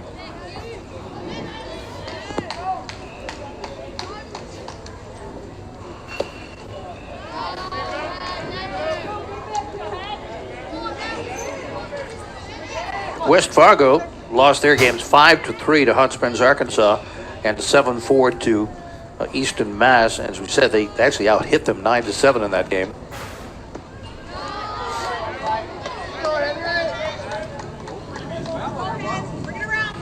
Count quickly, 3-0.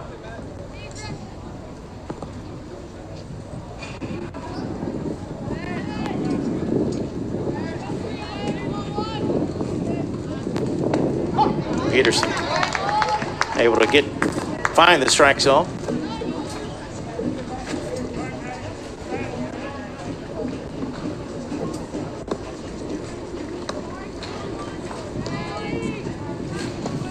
Three-one pitch. And there for strike 2. Full count.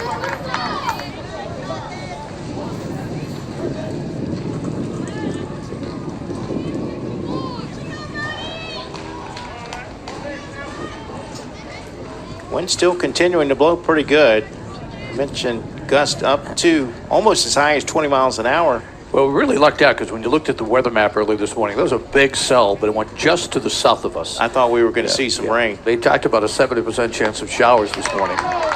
Peterson able to battle back from a 3-0 count to strike out Gonzalez for the second out of the inning.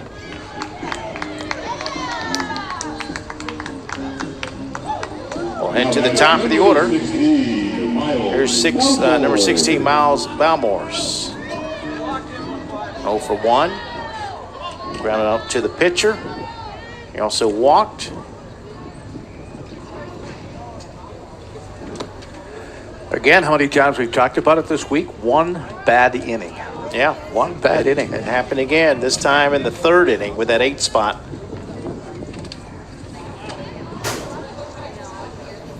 I mean, again, it's been pretty evenly played.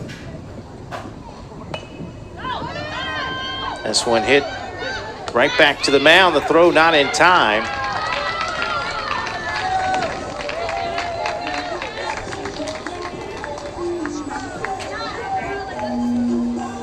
Now batting, catcher number 10. Well, coming up next at 4:30, we have a Pool B matchup. It's Honolulu, Hawaii, and Bryant, Arkansas. There's our game next. Hawaii and Arkansas, 4:30 Central Time, right here on Stadium.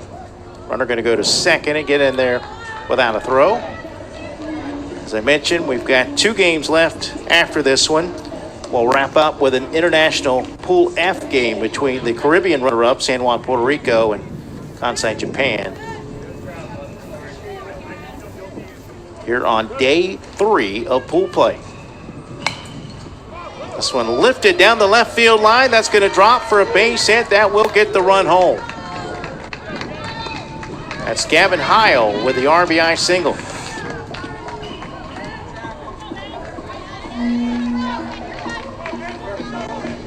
First baseman number 3, Vincent Alivo. Vincent Olivo now will bat. He's 0 for 2 in the game.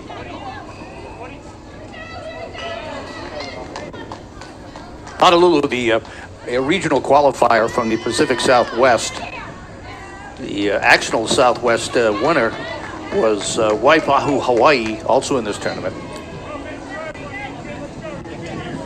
Cherry Hill now within 6 runs. 9-3. At least making it respectable. Yeah, with at least one more at bat. You know, like you say, they put up 7, 8. No reason why we can't. Never over till it's over.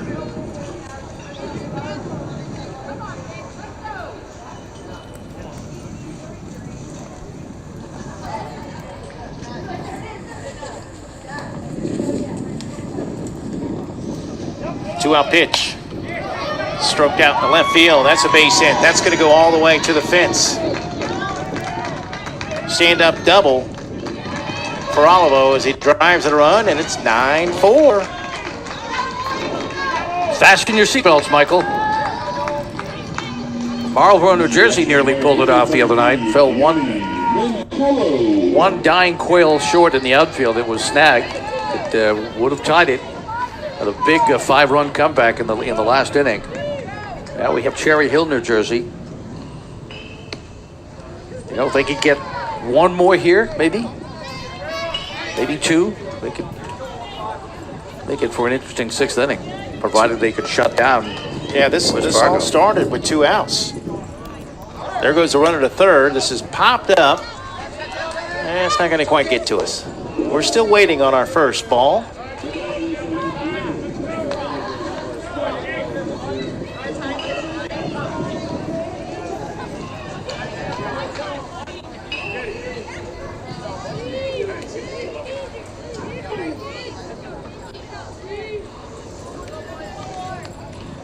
Peterson from the stretch. Delivers a strike.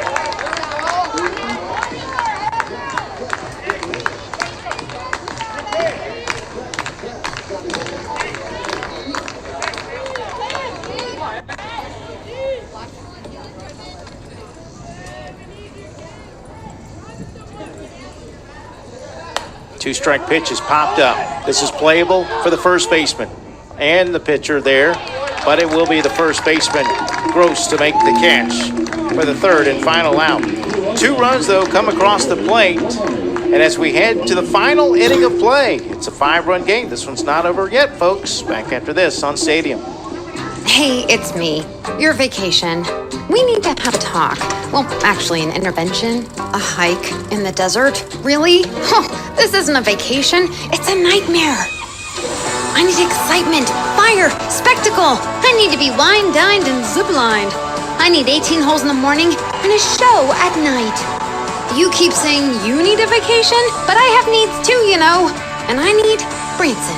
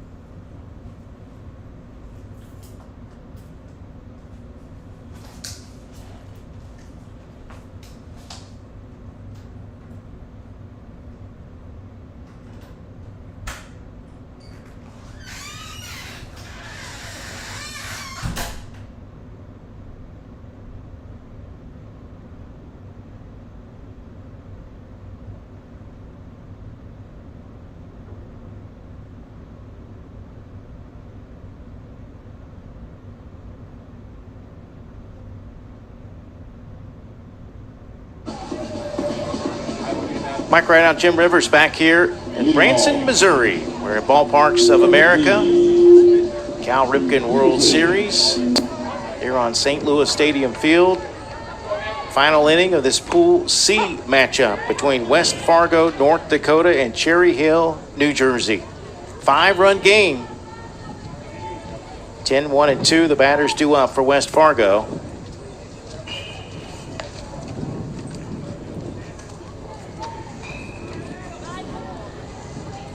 Henry Peterson, the pitcher, at the plate. Yeah, given their location, I would think most of these Cherry Hill kids are Philadelphia Eagle fans and probably Philly fans. Bouncing ball to third. One away. I have been to Jersey once. Yep. Now batting number 19, Rowan Smith. Someone hit and ran McCarr, but that's a different story. Only in Jersey, I guess. I actually got to spend a week or so down on the Jersey Shore. Okay. It was wonderful. See, I'm used to the Atlantic where it's like 58 degrees. Yeah, I mean, I live in Florida. Yeah, but that's where things eat you in the ocean. Well, yeah, I don't go in the ocean anymore. There's just too much unknown in the ocean. That's right. I can't believe I used to do what I did, going up. You can say that about a lot of things, though, Michael. That's true, too. Here's a ball hit to second. Close play, but it will be in time to get Schneck by just about a step. 2 gone. Well, he used to back when I was in college. He used to be able to drive out on the beach, pull out a keg of beer and party on the beach. Yeah. Mm-hmm. Oh, now, thanks to the EPA, that's not possible. But I mean, I've seen people now in Florida go, not even waist deep, and you see sharks swimming around them. Let me tell you something. When I was in college here, I used to surf, and the last time I surfed, a shark went by me that was bigger than my board. Fortunately, it was a basking shark. They say they don't eat people, they eat plankton. All right. I spent the rest of the summer doing 12-ounce curls on the beach. That was it. That was my last time. I don't blame you. See you later. Another ground ball. A 1-2-3 inning. McMenemy thrown out for the third and final out. So we'll go to the final half inning of play. Last hope for Cherry Hill as they will send up 5, 6, and 7 when we come back.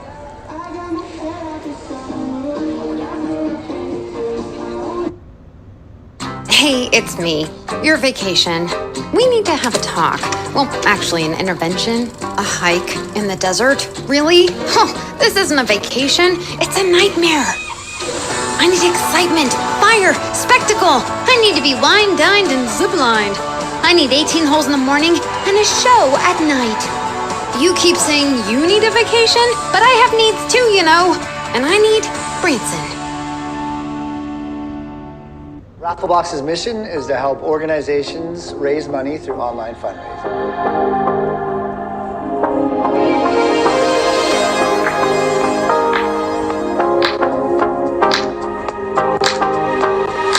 Rafflebox's mission is to help organizations raise money through online fundraising.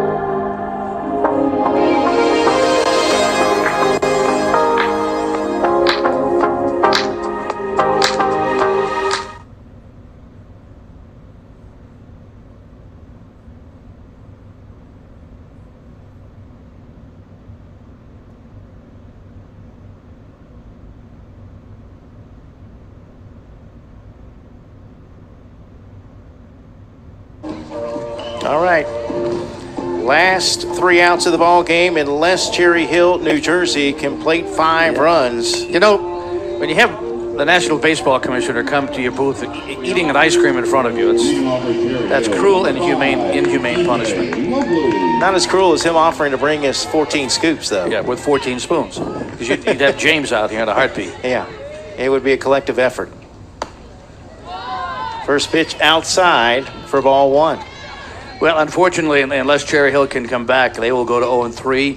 They will most definitely go into the iron bracket, but still lots of baseball left for these kids. and a chance to win some hardware. C.J. Lovelich at the plate. Fouls it off out of play. And as we said, the tough part of this is they lost 2 games on a walk-off. Yeah, that's tough.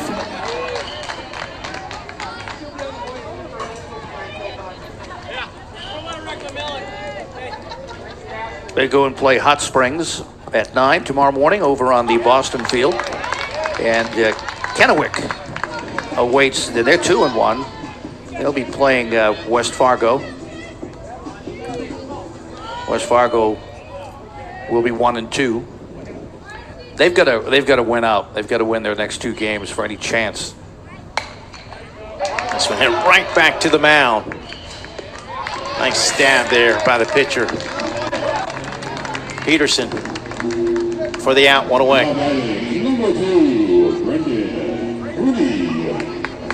And those of you who are, excuse me, Mike, those of you who are following these 2 teams, keep in mind that the games are live streamed on the other fields as well, right? Yes. So you can continue to follow them.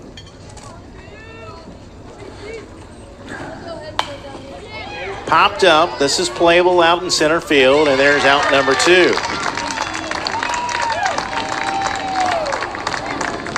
Prodigal puts it away, and now West Fargo 1 out away from picking up their first win in pool play. Dylan Muddihill will bat. He's 0 for 2 today. 2 outs, base is empty. 5-run lead for West Fargo. More baseball to come. 2 more games left here on day 3.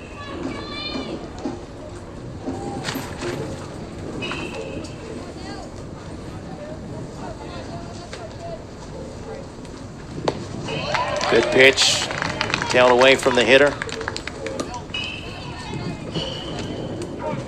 Peterson came in the 4th inning. He's got 2 strikeouts in relief.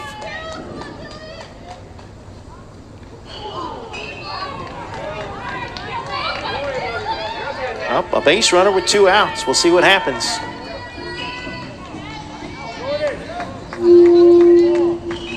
Now batting number 27, Jordan Siervo.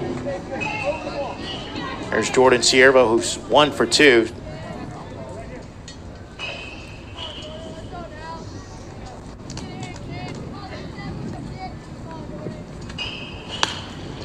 And he goes opposite field for a base hit.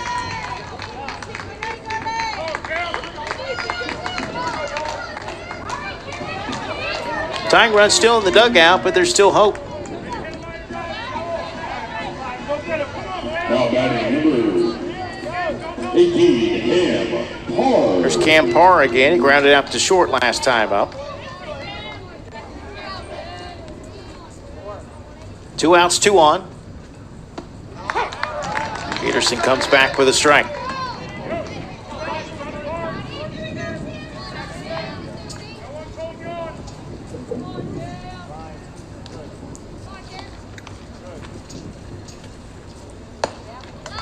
Outside for a ball. Yeah, with a 5-run lead in 2 outs, they are not worried about the base runners at all.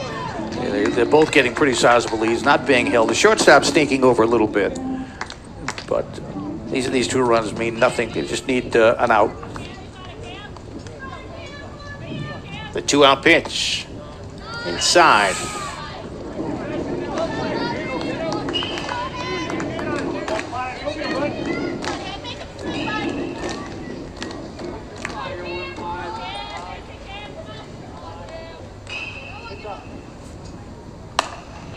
Hit to second. Nice play, knocking it down. The throw to first is in time, and the ball game is over.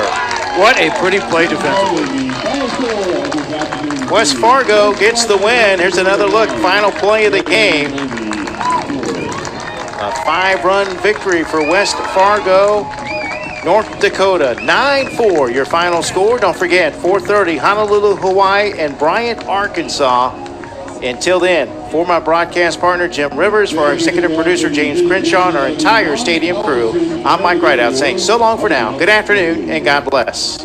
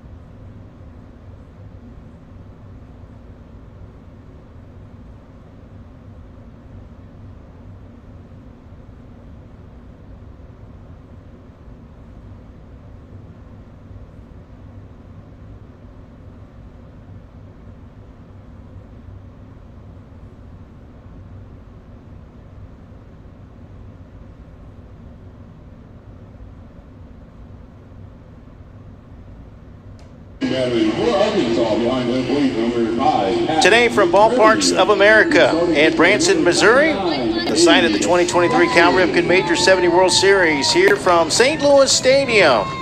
We've got Honolulu, Hawaii, and Bryant, Arkansas. Good afternoon, wherever you may be. Thanks for tuning in to our coverage right here on Stadium.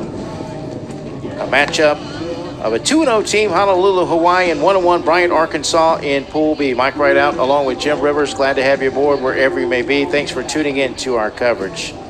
Let's give you the starting lineups for the visitors on the scoreboard. Honolulu, Hawaii. Leading off will be the pitcher, number 5, Hunter Tam. Batting second in center field, number 2, Jace Braun. Batting third, shortstop, number 50, Kiona Barraza. Batting fourth, the first baseman, number 46, Emerick Alapa. Batting fifth, the third baseman, number 1, Kylie Hia Aroha Wayo. Batting sixth, the left fielder, number 20, Peyton Kai Kodama. Batting seventh, the right fielder, number 10, Nas Jinyao. Batting eighth, the extra hitter, number 8, Lawson Wan. Batting ninth, the catcher, number 99, Cole Nakamura. And batting 10th, the second baseman, number 27, Karis Kimura Antone. With the defense, here's my broadcast partner, Jim Rivers. All right, for the state champs from the state of Arkansas, we have the left fielder, Tanner Hoagland. Over in center field, Hudson White. Your right fielder today, Griffin Lloyd. Coming to the infield, at third base, Hunter Robertson. The shortstop is Cameron Martin. And we start with a diving catch in right. Second baseman, Graham Horn. At first base, Troy Atkins. Your catcher is Cash McCrary. And on the mound, Kate Jackson.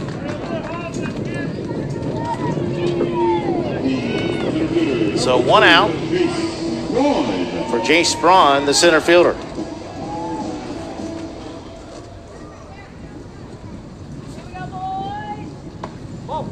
First pitch inside for ball 1. Southeast, the team from Lutz, Florida, is undefeated in Pool B with a record of 3-0. So Honolulu, Hawaii trying to remain in first in their bracket, or in their pool. Bracket play begins on Wednesday. We'll have pool play through Tuesday. Braun hits this one in the air to left field. And, well, maybe the wind had something to do with it, but the ball comes out. Hoagland not able to come up with it. Yeah, that was a tough one. I'm not sure you call that an error of base hit. We'll have to take a look again if we can, but came a long way, and it is, as you can see, the flags out there. It's really swirling out there in a couple of different directions. I guess without seeing it again, call it an error. See how aggressive this wide team is. Runner goes to second. The throw not in time. Stolen base for Braun. There's not yet been much competition for Honolulu. They defeated Twin Falls, Idaho 15-0, and then defeated Denver, Southeast Denver 13-1. So they've outscored the opposition 28-1. A 15-run job on a mercy, and then a 10-run job. Runner going to go to third. No throw down. Another stolen base. Against Twin Falls, Hunter Tam, who flied out to start the game, had 4 RBIs. Hawaii putting up 4 in the first, 4 in the second, and 7 in the third to put that one away early. And the big hitter in the win over Denver was Jace Braun, who's over at third base. He had 4 RBIs. So they've been strong at the top of the order, Mike. 2 balls and a strike. The 1-out pitch in there for a strike. 2-2 now.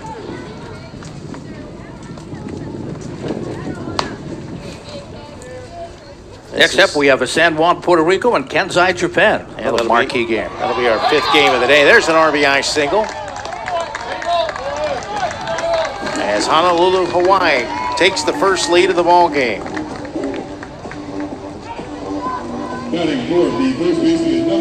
Things are starting to shake out here as far as bracket play coming up. And as we've said many, many times, you almost have to win 4 games to guarantee yourself. 3-2 may not do it. It'll get you into all kinds of tiebreakers.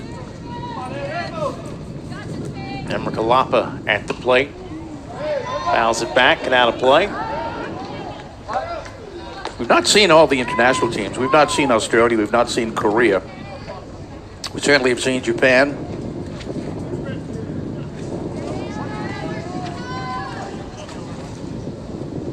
We haven't seen Canada yet. Throw goes to second. Yeah, these runners are getting such a great jump, and they're so quick, it's not even close at second base. So Barraza in scoring position with one out. There's another look. A single almost becomes a double with this team.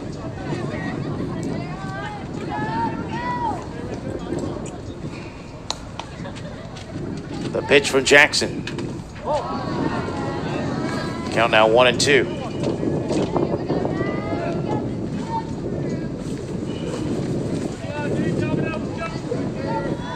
Alapa, the starting first baseman today. That one hit pretty well to right field. If it's fair, it's gone, and it is gone. Kiss it goodbye, because it's goodbye baseball. A two-run shot by Emmerich Alapa to give Honolulu, Hawaii a 3-0 lead. I don't know if the camera's picking up from here, but there's a pickup truck about 75 yards beyond the fence, and it nearly bounced into the pickup truck. That is over near the Chicago field. That was the... Look, Jim, here it is. There's that truck you're talking about. I mean, he lifted that one into orbit. That may be the longest ball we've seen, including the home run derby. He got all of that. Kalea Arahawayo.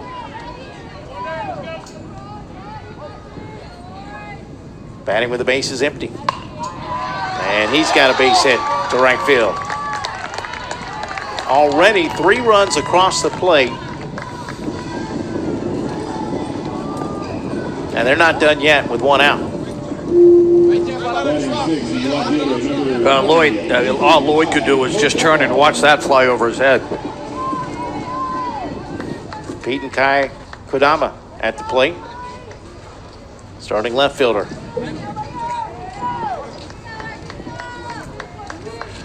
Bright white uniforms with the green trim. That's bunted in fair territory. Nice play behind the plate by McCreary. He'll make the put out. Nice sacrifice. It bounced back to the catcher. In fact, probably would have gone foul if the catcher wasn't there, but it bounced right back to him. And he made a nice throw down to the first baseman, Adkins. Good play by Cash McCreary, who saw on the mound the other night. He was money on that play. He was, yes. All the action coming to you from the Ballparks of America. What a beautiful facility. Cal Ripken World Series for the major 1270s. That's Jing Yao, the right fielder at the plate. They're trying to keep the base runners as close to the bag as they can. Kalea Aruhawayo. Little cat and mouse down there with the shortstop. Good pitch, swing and a miss. Count evens at a ball and a strike. Top of the first, 3 runs across the plate for Honolulu. Shortstop Cameron Martin cutting in front of the base runner as he comes around. That's popped up into right field, and the play is made for the 3rd and final out. But the big blow, the 2-run shot by Emmerich Alapa. 3 runs score in the inning. And at the end of a half inning of play, it's Honolulu, Hawaii 3, Bryant, Arkansas coming to the plate. There's that home run ball as we head to the break.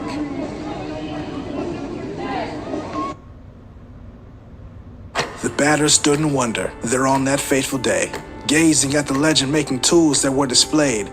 Practice swings, they're taking more than their fair share. Human skin bound to alloy, slicing through the air. They've had their ups and downs, their Ks and their home runs. Scars across the barrel tell tales of jobs well done. Now as he steps to the plate, there's a fire in his eyes. For with this mighty bat in hand, you can kiss this ball goodbye.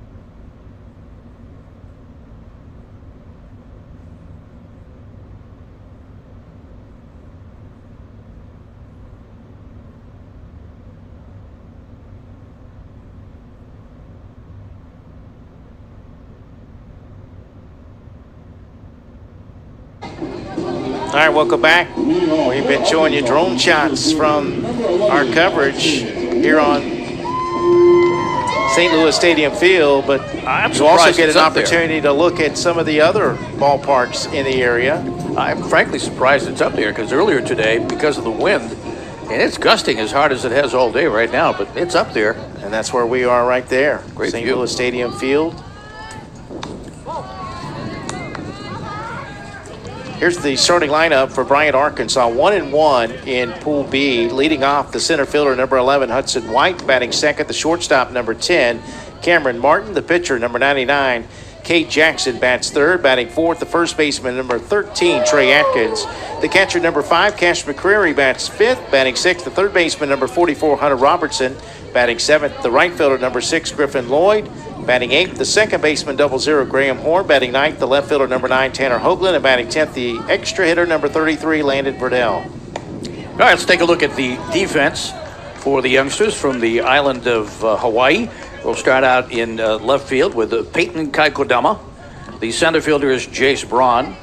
Over in right field, Naz Jinyao. The third baseman today is Kalea Aruho Waiau.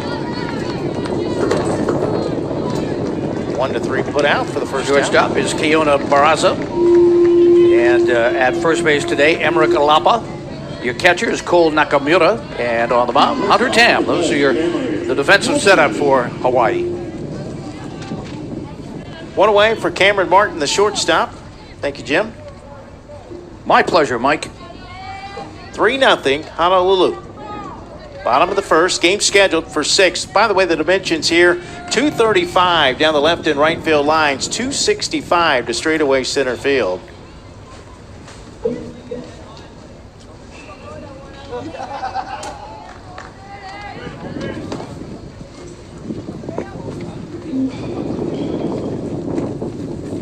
Nothing in one to count. And the 1-out pitch. Swing and a miss. Tomorrow morning at 11:30, Hawaii will play Marlborough, New Jersey. And a big game coming up on Tuesday night at 7 on the Kansas City field when they take on the Lutz team. The Lutz team from Florida. Yep. The Lutz Bananas, they like to be called. Lutz Bananas, there you go. That'll be a big showdown. That probably will be for the number 1 seed in their division.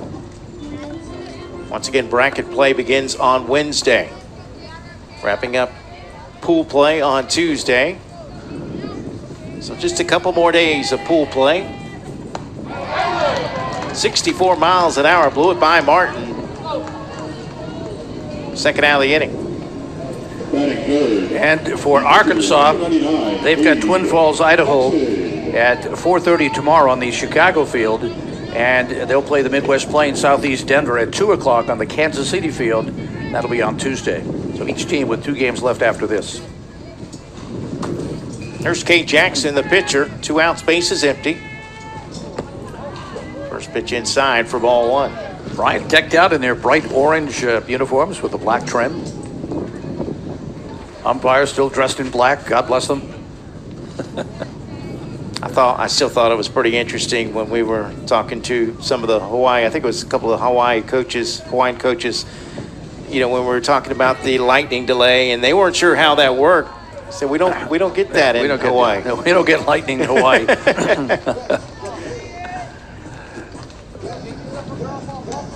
No, it is a paradise if you've ever been there, that's for sure. If you've never, I think it's on everyone's bucket list to make it to Hawaii at least once. I've had the good fortune to go twice. That's great. 2-0 pitch, low for a ball.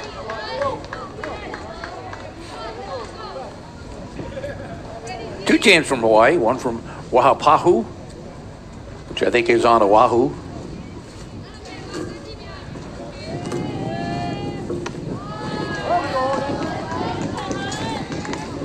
And in there for a strike, 3-1. Waipahu, Hawaii is the Pacific Southwest champ. And the Honolulu team is a regional qualifier, I do believe. That's hit out of play right side.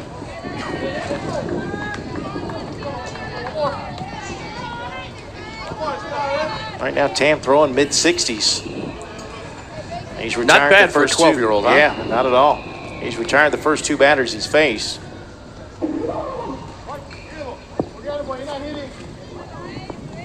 Three-two pitch. Braun playing center field, playing just inside the arch, the famous St. Louis arch. And his partners out in left field, Kodama and Jinzhou at the right field, playing fairly deep, probably medium depth out there for an outfielder. And misses for ball 4, so the first base runner for Bryant, Arkansas. 2 outs, 1 on for the cleanup hitter, first baseman Trey Atkins.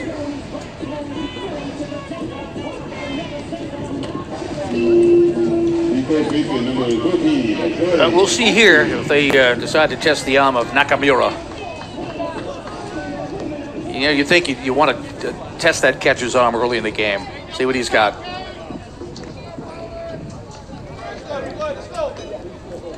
Not a big lead. He's being held on at first base.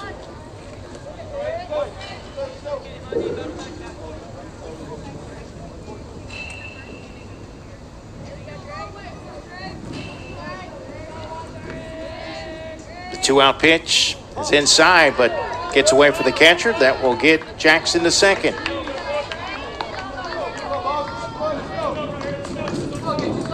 Bryant, Arkansas trails 3-0. Game scheduled for 6.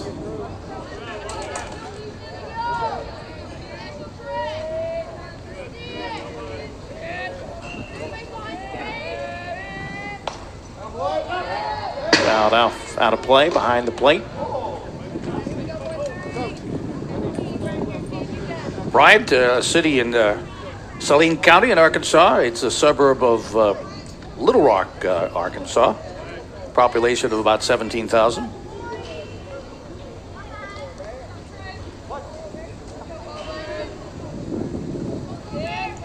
Well, how about the shortstop right in behind the runner? Right in his back pocket is where he is. He's like he's piggyback riding.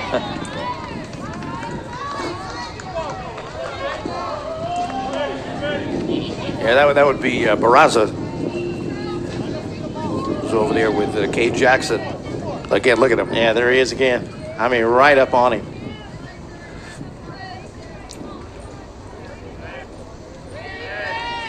One-two pitch, check swing, but he did go around for strike 3. 2 strikeouts in the inning for Tam. Bryant, Arkansas fails to score. It's 3-0 Honolulu, Hawaii as we head to the top of the second.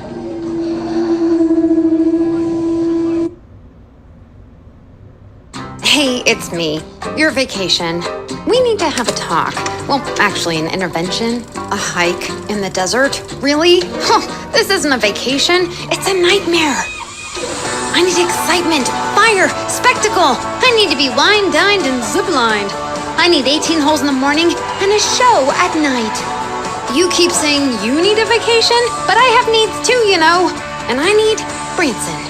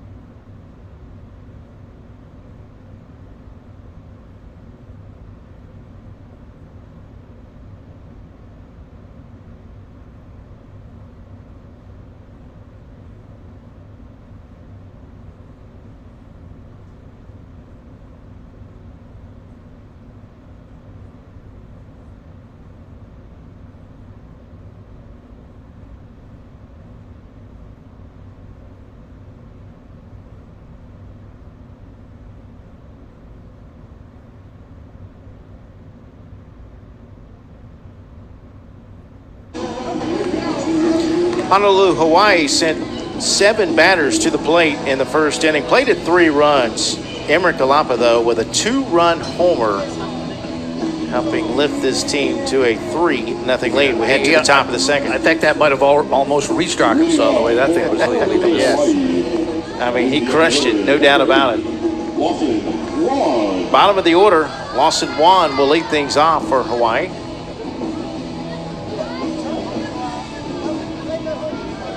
Game scheduled for 6 innings. 15 runs after 2.5 or 3. 10 runs after 3.5 or 4. We had one earlier today. But it foul for strike 1. Kay Jackson on the mound. He's thrown 19 pitches. And as far as the pitching numbers go, you can throw up to 40 and come back without any rest. If you throw 41, you need a day rest. And if you throw over 65, you have to have 2 days of rest. And of course, the most you can throw in one day is 85. You have to, you can finish the batter, but you've got to come out of the game. I don't believe anyone has come close to 85 in this tournament. This one hit right back to the mound. 1 away.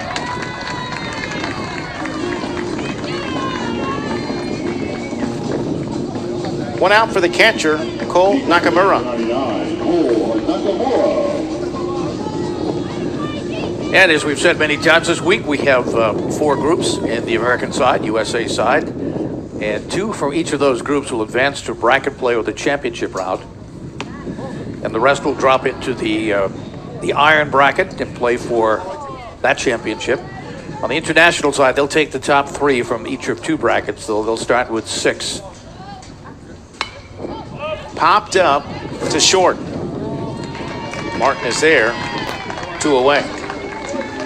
Then we'll crown an international champ, we'll crown a USA champ, and then the 2 teams will get together to battle for the World Championship won a year ago by Kentucky over Mexico.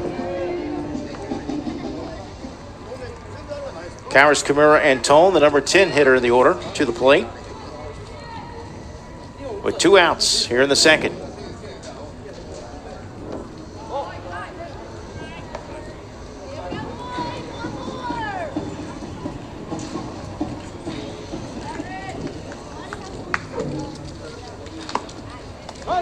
That's a strike.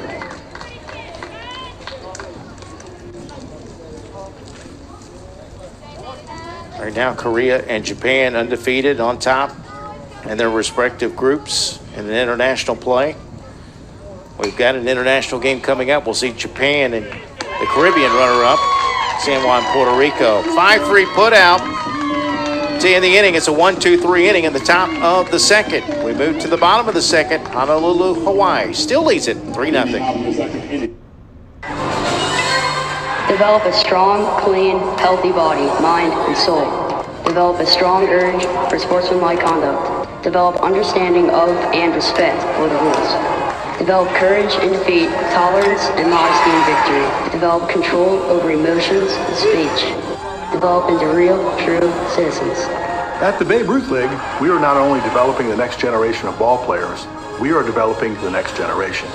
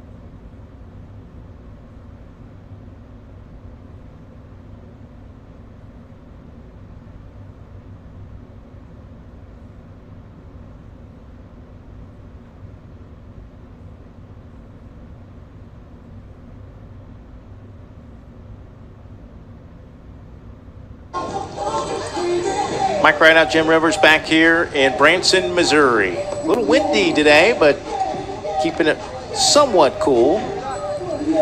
Well, Bryant with their 6-4 loss to Lutz, Florida. They actually grabbed the lead 1-0 at the top of the first, but Lutz came back at the bottom of the third. Sutton had a 2-run home run. Cash McCrory had 2 hits in that game, though. they fell just short. And against Marlboro, New Jersey, they saw that 5-run lead whittle away in the last inning, but managed to hang on for the 10-9 win. As Marlboro came back, they came back with, 4 runs? Fell just short. Had the tying and winning runs on. Batters 5, 6, and 7 for Bryant, Arkansas here in the bottom of the second inning. Speaking of Cash McCurry, who had 2 hits in that game against Lutz, the Bananas.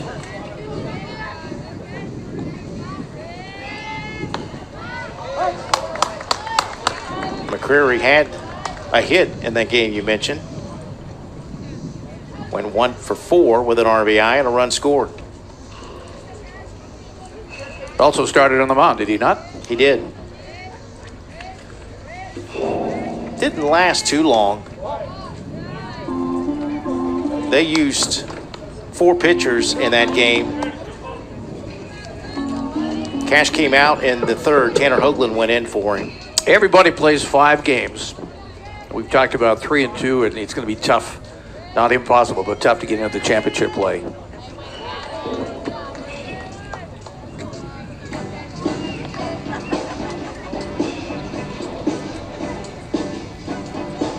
One ball, 2 strikes.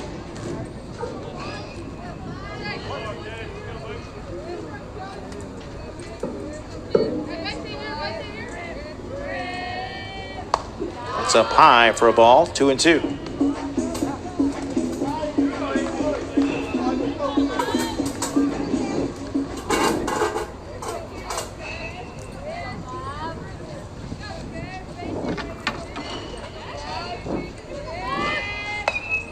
Foul back. That one's 67 miles an hour from Tam. Throwing some heat today. Tam was the big star in that Twin Falls, Idaho win. He had 4 RBIs. And Hawaii just jumped out quick in that one. 4 in the first, 4 in the second, 7 in the third. It was over. Bryant, Arkansas looking for its second base runner as the count works full now, 3 and 2. Kate Jackson walked last inning but was left stranded at second.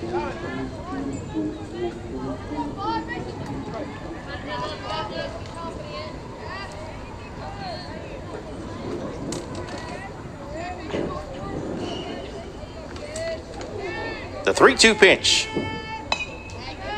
Now back, stays alive.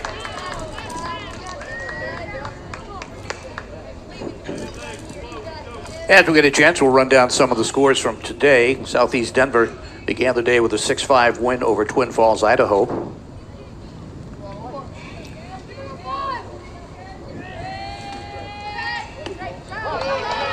Inside, ball 4. And Lutz, Florida, with an 8-1 win over Marlboro, New Jersey. Windsor, California shut out Boonville, Missouri 8-0. Eastern New England over Hot Springs, Arkansas 4-0. Kennewick, Washington with a big win over the Ohio Valley team from Lexington, Kentucky 13-11. Hawaii with an 11-1 win over Glen Allen, Virginia. That was the other Hawaiian team.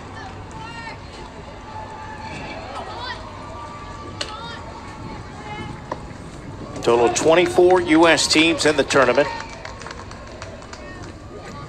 And Chicago, 10-run Yardley, Pennsylvania. Hunter Robertson, the third baseman, the batter with nobody out. There goes the runner to second. Pitches a ball, the throw, they got him. Barraza was just waiting. Yeah. Come to mama. Waiting there with the ball. What a gun. There's the replay. I mean, it was right there. Look at that throw. Made it easy for Barraza. 1 out, base is empty. Robertson with a big cut.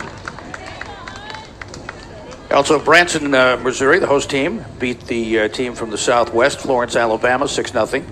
West Raleigh, North Carolina, or Dover, New Hampshire, 11-1, 10-run.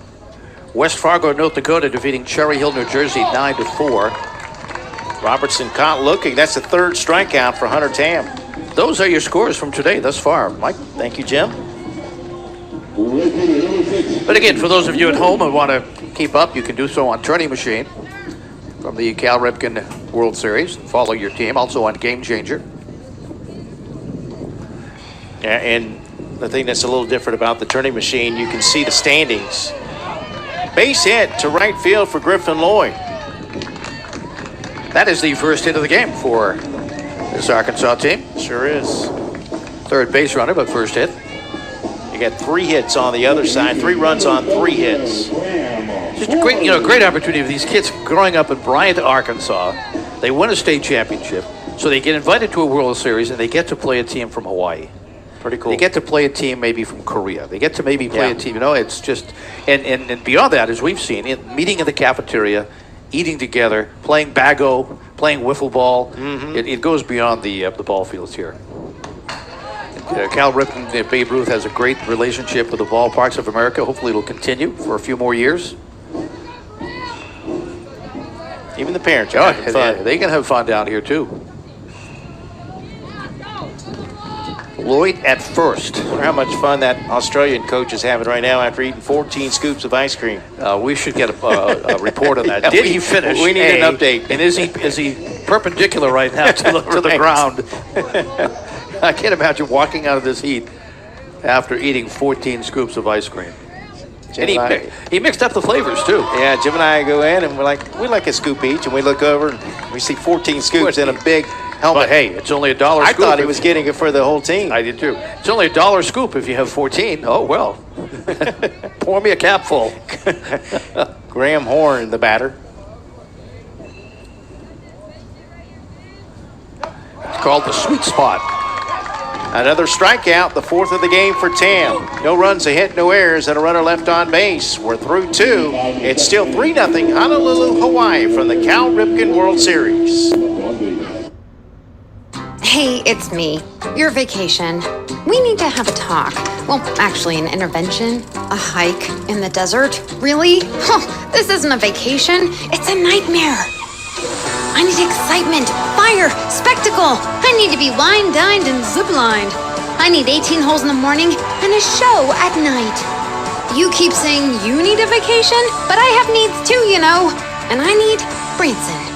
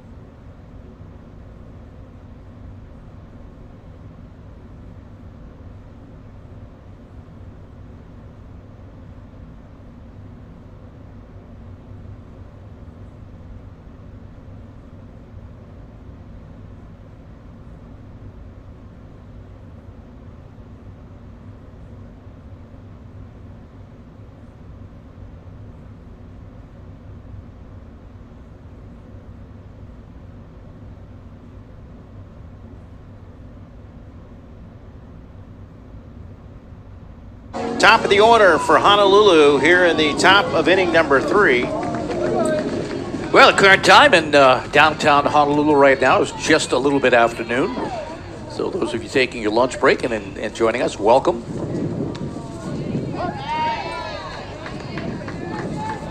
Had a chance to see Jimmy Buffett below the little amphitheater below Diamond Head when I was in Hawaii. I heard he puts on a pretty good show. Did you like it? I did. It was amazing. And when he sang Volcano, I think the whole island shook. Pitcher Hunter Tam lined out to right field his first time up.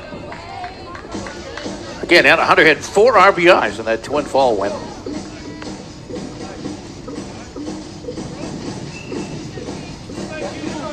A lot of good football players come from out of Hawaii, too. And, of course, Arkansas is football country.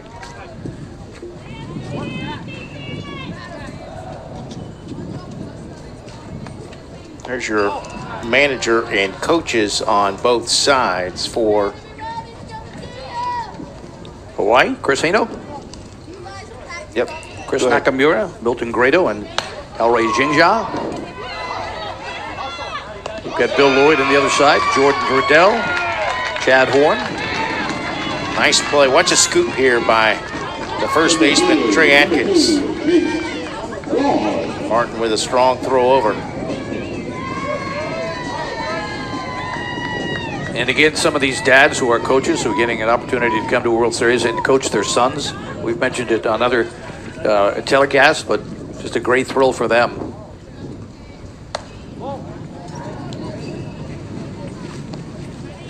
Chase Brown reached on an error and scored in the first inning, stole a couple of bases, and then came home on a base hit by Keona Barraza. I'll bet you that there's a dad or two coaching here this week that might have played in a World Series themselves. What do you think? No, it's possible, sure. You mean at this level? Yeah. Yeah. That one hit to left center, all the way to the fence. It will be extra bases. Braun wants 3. Slides in safely with a triple.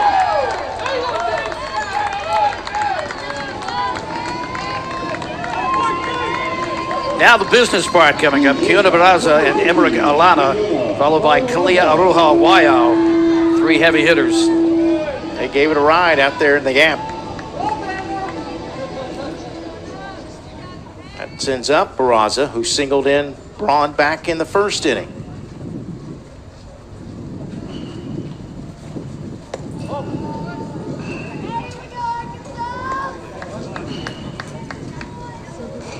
Hawaii looking to add to a 3-0 lead. We're in the top of the third.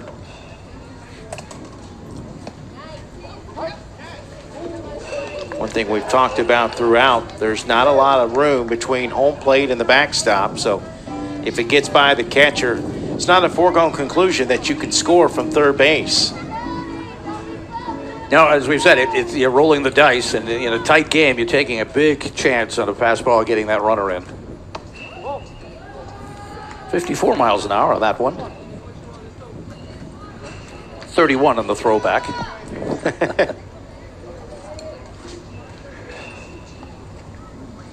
Some of these kids can really throw. And some of the softball pitchers are hitting 60, 65.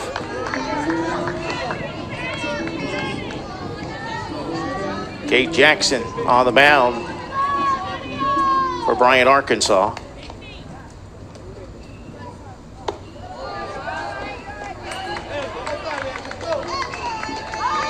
And that's ball 4 to Barraza. Yeah, only the first walk given up by this pitcher. But as aggressive on the bases as this Hawaii team is, Keona Barraza not going to waste any time taking off. Being held by first base.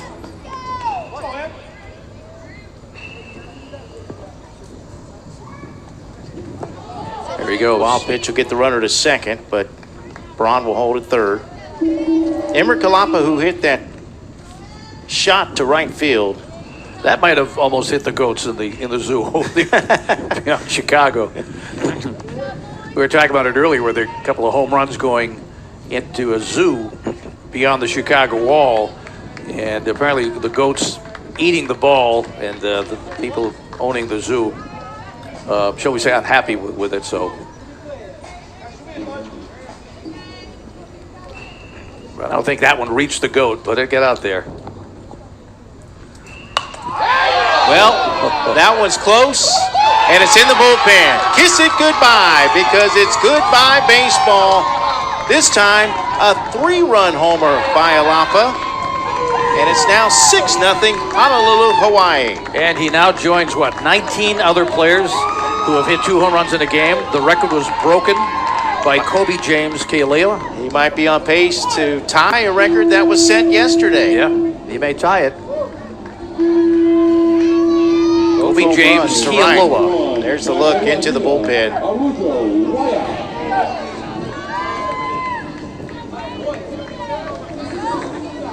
That one just grazed the top of the wall. That was a line drive. Not as much altitude as the previous one. As this one is hit into center field, that will be a base hit. Wahoo. He singled last time up. Boy, the top 5 batters in this order have been money. They've got 6 runs scored. 1, 2, 3, 4, 5 hits, 6 hits. They just have not been able to get them up. Here's the number 6 hitter in the order, Peyton Kai Kodoma. Yeah, he sacrificed himself the first time up.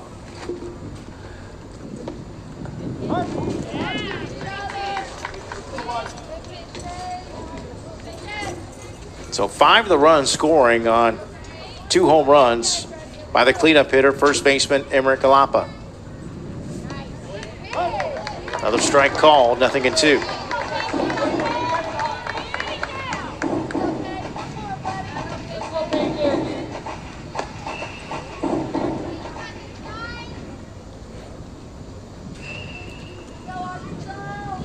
There goes the runner. Ground ball to second. Going to be close, but in time. Yeah, I think that was a hit and run. The runner taking off, and he tried to find that hole. 2 outs. Runner at second. Second baseman Graham Horn making the play. Nas Jingao, the batter. He flew out to right first time up.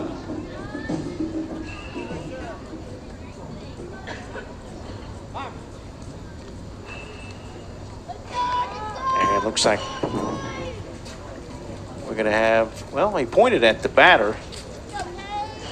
Thought we might have a change, but that is number 10 at the plate. Yep, we will have a new batter. Yeah, we got the red hat coming down.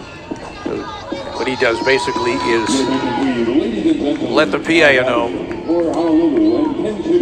It will be number 30.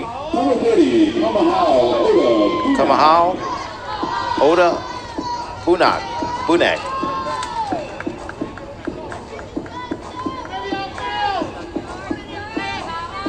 Number 30. Yep. Kamahaho Odabunig. On the Bunig.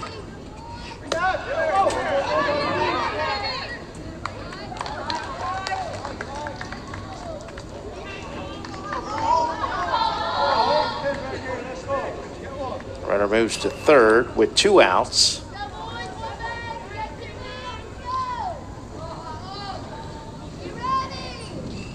There was an all-star team of softball from Hawaii a couple of years ago in the World Series. They were called the Firecrackers, and they had quite a following.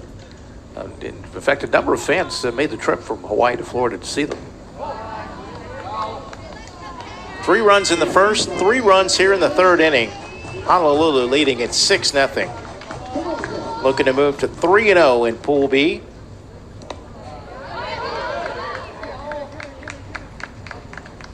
Runners will now be on the corners. For the batter, Lawson Wan. Nope.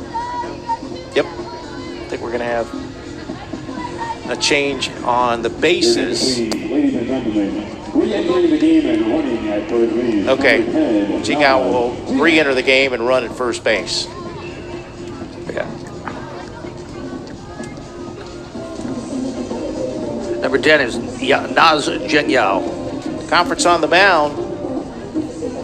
We're in Arkansas going to talk about it. You don't want this thing to get away. We mentioned the mercy rule, 10 runs after 4. So Naz Jenyao was pinch hit for by Odabunga. And we are going to have a new pitcher. Yeah. That's going to be it for Jackson. Odabunga now replaced by Naz Jenyao. Left-hander coming in.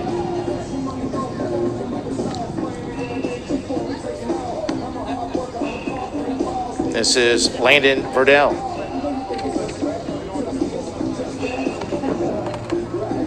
Talk about the number of lefties we've seen in this tournament. I would say it's getting close now to double digits, really. Yes.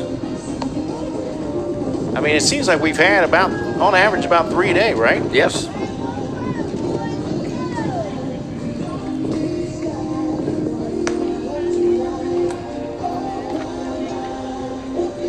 Pitching numbers for Cade Jackson. He pitches 2 2/3. allows 6 runs so far. He is responsible for the 2 on base. 7 hits. 7 hits, no, 2 walks, and no strikeouts. No strikeouts.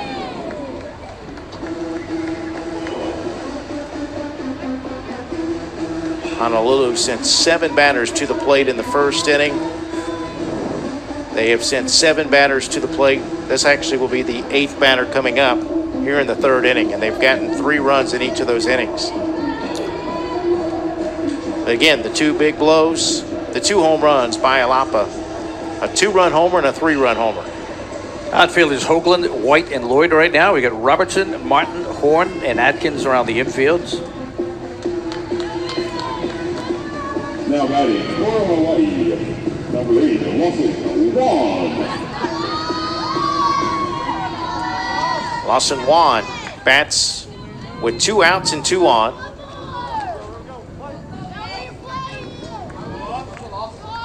Runner going to go to second.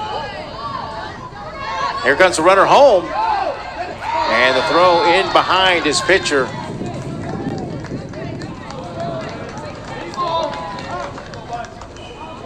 And makes it 7-0. And again, if you're Hawaii, you want to see if you can get those 10 runs and get your kids out of the sun and save on pitching. It's one of the advantages of being able to 10 run somebody. See Nas over there at second base. He took off and went to third on the throw. They got away.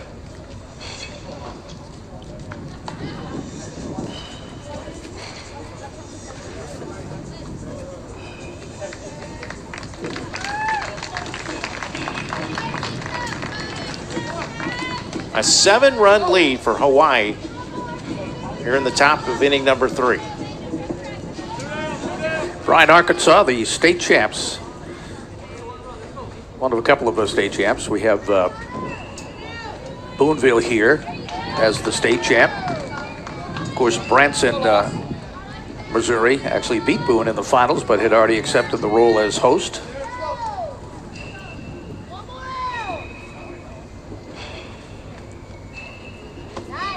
There's a strike. Only 46, 44 on that one.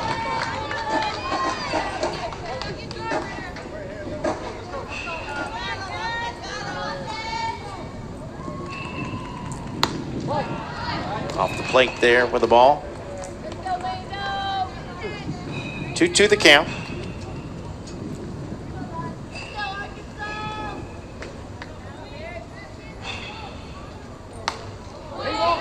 Hit out of play.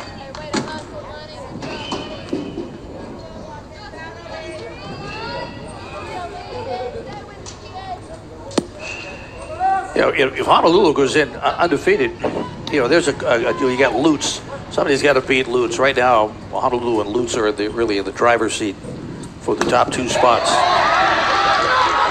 Hit to short. Close play and not in time.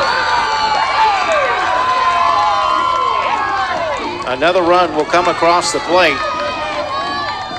And went off the glove of the pitcher, so that will be a 1-6-3 attempt. But it's an infield hit. Yep.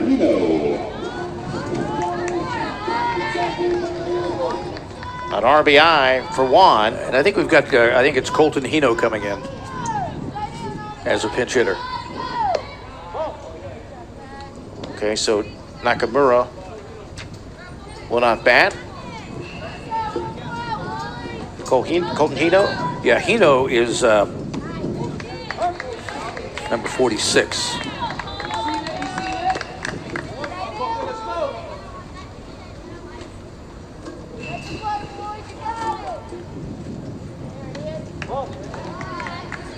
Nice. An 8-0 lead for Hawaii. Manager Chris Hino emptying his bench, getting everybody in a chance to play here with a pretty comfortable lead.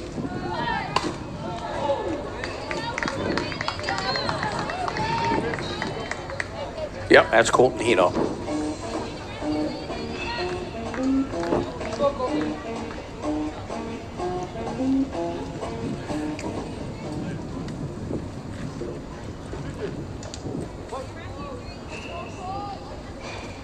Two balls, 2 strikes. That'll get the runner to second off the glove of the catcher. Pass ball.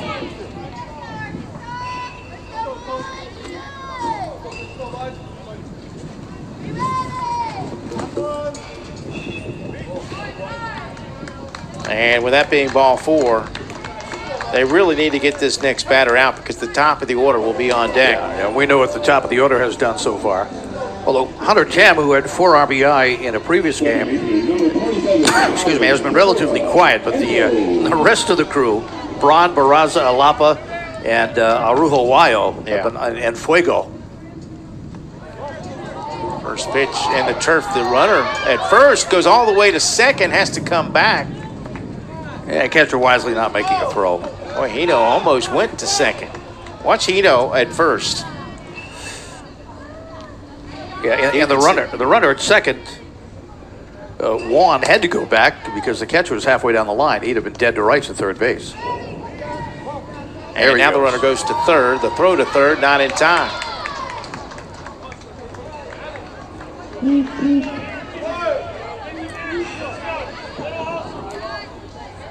Kairos Camilo Antone 0 for 1 with a ground out to third. Has a chance to give his team a 9-0 lead. And the turf for a ball.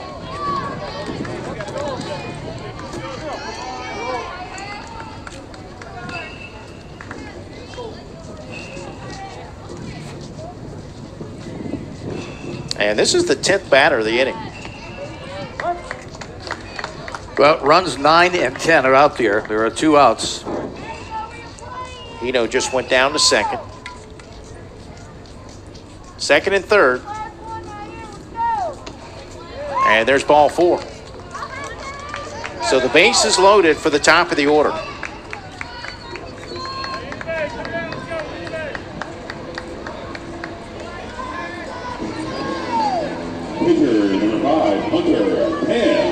Hunter Tam is 0 for 2 with a line out to right field and a ground out to short. Yeah, and need I remind you, he already had 4 RBIs in one game. He can do it. He's flied out, as you say, and grounded out. So he's due. I was going to say, you're saying he's due. Perfect time to be due with the bases loaded.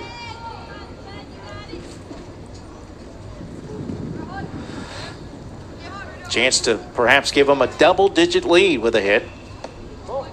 But you got to find the plate here. Verdell has fallen behind 2-0. There's no room for Tam. Base is juiced. Lifted into left center. Base hit. 1 run will score. Here comes run number 2. And it's 10-0 Honolulu, Hawaii.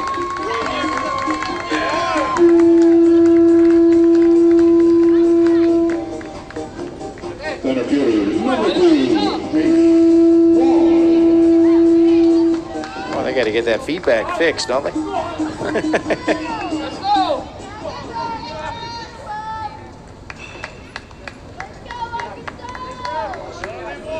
Chase Braun tripled his last time up.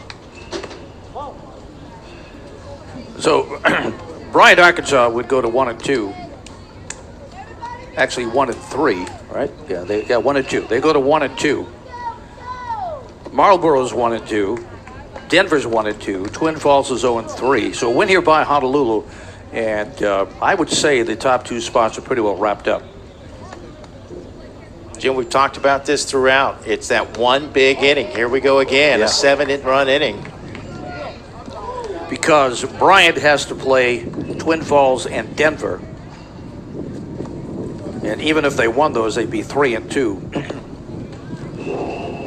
Well, it's a long shot, but it looks like Southeast, Lutz and Honolulu have almost wrapped up the top 2 spots. They would both have to lose their final 2, and Arkansas, Marlboro, and Midwest would all have to win their final 2. That's going to be it for Verdell. The bases are loaded with 2 outs. Already 7 runs across the plate here in the 3rd inning.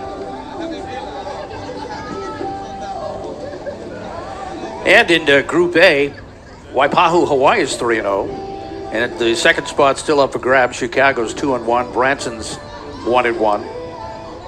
Or 2-1 now, I believe. And then in Group C, Eastern Mass 3-0. Then there's a couple of teams at 2-1.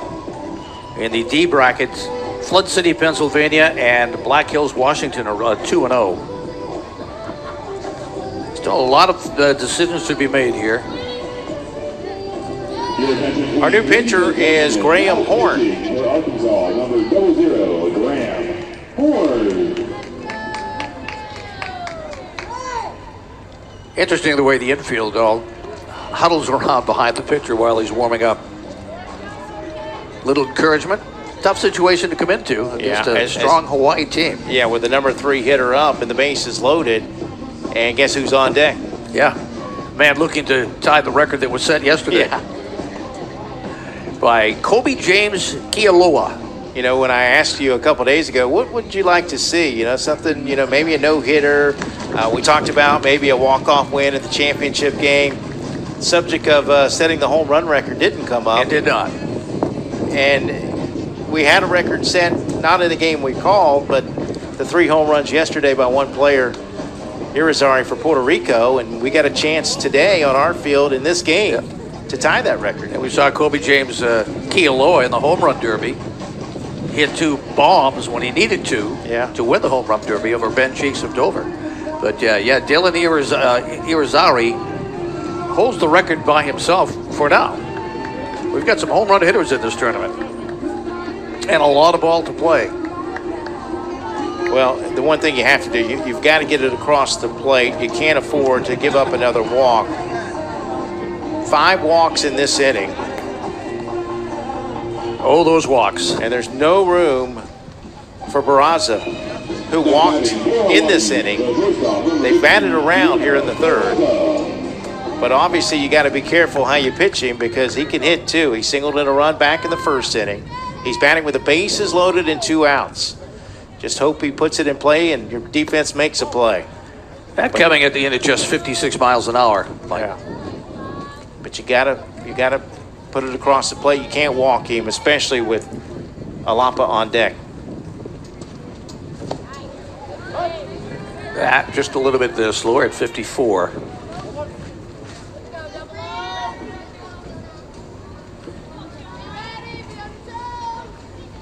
One pitch. Oh, for another ball. And if you're Hawaii, you'd like a little extra just to preserve that mercy rule. Of course, all you get is +10 in terms of run differential. You can't get any more than that, but you'd like to go to the bottom of the inning with a little cushion. Well, 3-1 the count, so you got to get it across the plate here, but this is definitely a hitter's pitch. Good pitch, though. Horn got him to swing and miss. Full count. 2 outs, bases loaded for Hawaii. Honolulu with 7 runs in the inning. Popped up right to the pitcher, and Horn gets the job done. Yeah, got him right on the fist, Mike. But a big inning for Honolulu, Hawaii. They've opened up a double-digit lead as we move to the bottom of the 3rd inning here in Branson, Missouri. The batters stood in wonder. They're on that fateful day, gazing at the legend-making tools that were displayed. Practice swings, they're taking more than their fair share. Human skin bound to alloy, slicing through the air. They've had their ups and downs, their Ks and their home runs. Scars across the barrel tell tales of jobs well done. Now as he steps to the plate, there's a fire in his eyes. For with this mighty bat in hand, You can kiss this ball goodbye.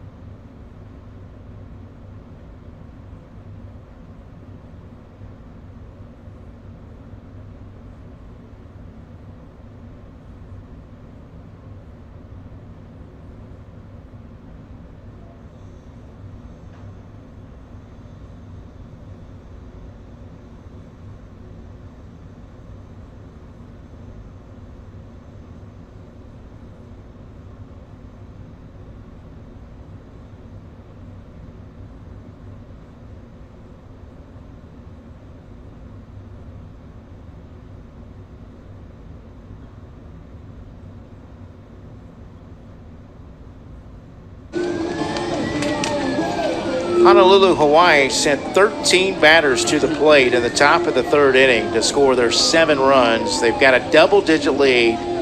Mercy rule in effect. It's 15 runs after 3, but 10 runs after 4. And we're told that Dylan Irizarry, who set the record with 3 home runs in a game, has just tied the record for the most home runs in a series at 5, and it was done in his first at bat. So in his last 4 officials at bat, he's hit home runs. The next time he came up, they intentionally walked him. Not surprised. Talk about respect. Yes. So Dylan Irizarry just needs 1 more home run this week to set the record for the Cal Ripken World Series 12 major 70s. And we have a guy here who leads off the Hawaii inning at the top of the 4th with an opportunity to tie Irizarry's 3 home runs in a game. Yeah, he'll lead off the 4th. Let's see if Bryan, Arkansas can get on the scoreboard, because you know Honolulu may not be done scoring. No. And what do? Do you take your chance against the Lapa, with nobody on base? If you put him on, you risk the chance of giving up. I'd say you pitch to him. Why not? Very carefully. Very carefully. Don't give him anything good. The intentional walk. There you go. Now that's easy. You just point to first base and say, we want to walk him. Check swing grounder to first. Tanner Hoagland out for the first out here in the bottom of the 3rd. 9, 10, and 1 coming up here for Arkansas. There's the number 10 hitter, Landon Verdell. Yeah, Landon Verdell's first at-bat in this game. Meanwhile, you've got 3 players who have come to the plate 3 times for Honolulu, Hawaii. Swung and fouled back. Hunter Tam has struck out 4, walked 2, only given up 1 hit.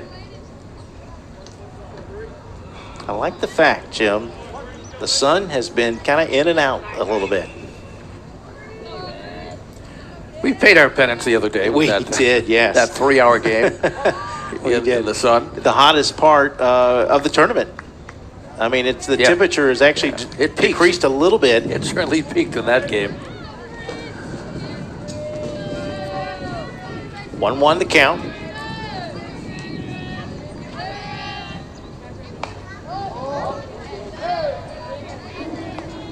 Top of the order on deck. And I believe, I'm quite sure, that Lutz and Hawaii will meet, I think, on Tuesday, and looks like it'll be for the number 1 seed in that division. The number 1 seed will play the number 2 seed in one of the other groupings, and 2 will go play number 1. And we don't get that game, do we? No, we don't. We do get Lutz tomorrow, though, against Midwest Plains. Right. Denver. Southeast Denver, Colorado. Yeah. But they play Hawaii the following day on one of the other fields. Unless you've got some pull, Michael. Not that kind of pull. Called strike 3. 2 outs. And we'll head to the top of the order with Hudson White. Well, people move on the edge of their seats when we go to the top of the 4th inning.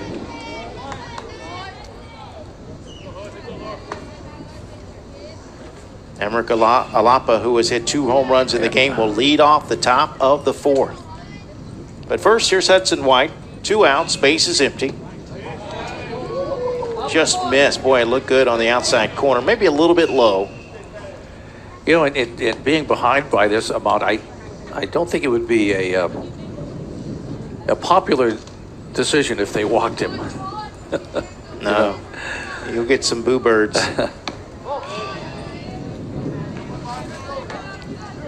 2-0 the count.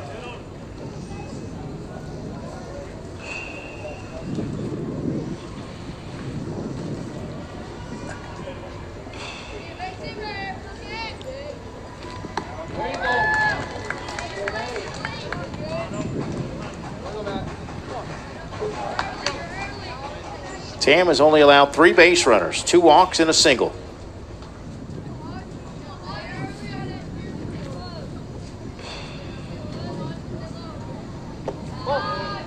That would just hit 60 miles per hour on that pitch. Count now 3-1.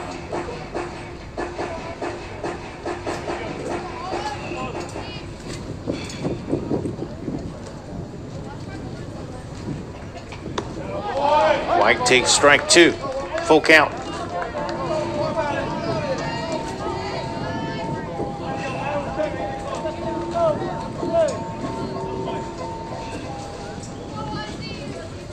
Three-two pitch. Misses for ball 4. A 2-out base runner. Cam's still looking for his first 1-2-3 inning. That was only the 4th base runner that Arkansas has had today. Jackson walked in the first. McCurry walked in the second. Lloyd had his base hit in the second, and now there's walk.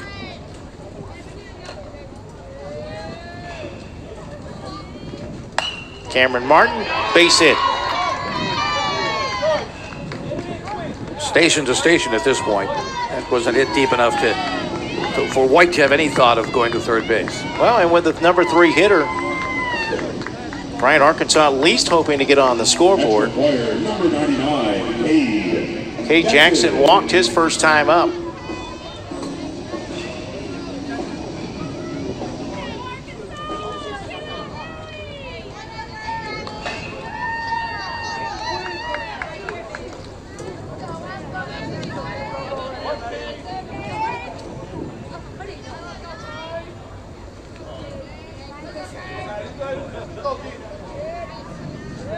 The 2-out pitch. Hit to third. They've got the force there, and the inning is over. Fielder's choice for Jackson. That will do it for Bryant, Arkansas in the third. Emmerich Alapa will look to tie a Cal Ripken World Series record. If he can hit a home run, he'll lead things off in the top of the 4th when we come back. It's all Honolulu, Hawaii in this one. No photos allowed at the Titanic. Love it, but no photos allowed. But we're not allowed to take any photos. Why aren't photos allowed at the no photos allowed? No photos allowed? No photos allowed. I'm so sad I couldn't take any photos. No photos allowed. Our guests have spoken and we listened. Times are changing and so are we. Now, photos are allowed at the Titanic Museum attraction in Branson, Missouri. Welcome aboard and capture your Titanic moments.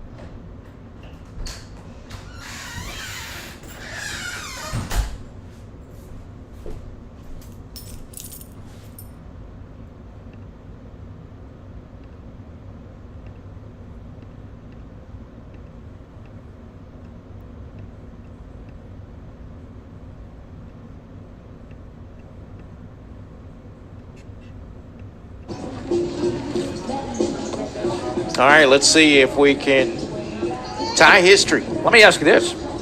Do you think that Emmerich Alapa is aware that he could tie a record? Yeah, I mean, why not? Do you think the coach is aware that he could tie a record? I think people know about the record that was set yesterday, and then there's probably some chatter, and somebody will probably say, hey, I'm going to tie that record. All right. So we'll see if it's Alapa. Emmerich Alapa with 2 home runs today. If he hits a home run here, he will tie a Cal Ripken World Series record with 3 home runs in 1 game, which was just set yesterday. And he would have done it in 3 at-bats. And 3 at-bats, just like the record yesterday. Right. And in his first at-bat today, he hit another one. So Dylan Irizarry now has tied the record for the most in a series, and he's not done yet, I'm sure. Both of his home runs have been to right field. He's gone with the pitch. But he doesn't get all of it. He does get a hit, though. A base hit to center field. He won't get another opportunity, most likely, to bat again unless Arkansas is able to plate a run. But how about his performance today? 2 home runs.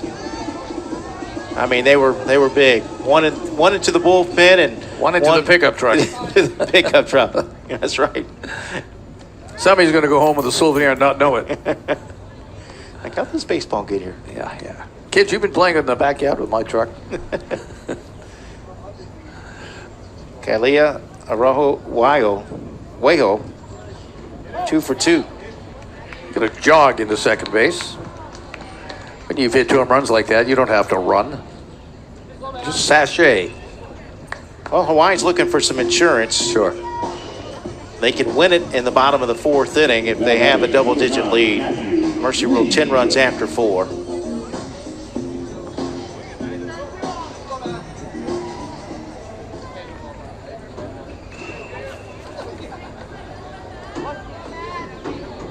Matthew Lee, the batter.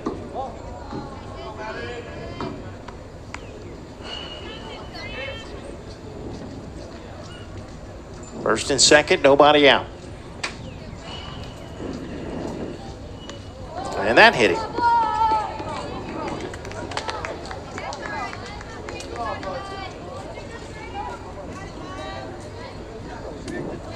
Base is loaded for Nas Jingao.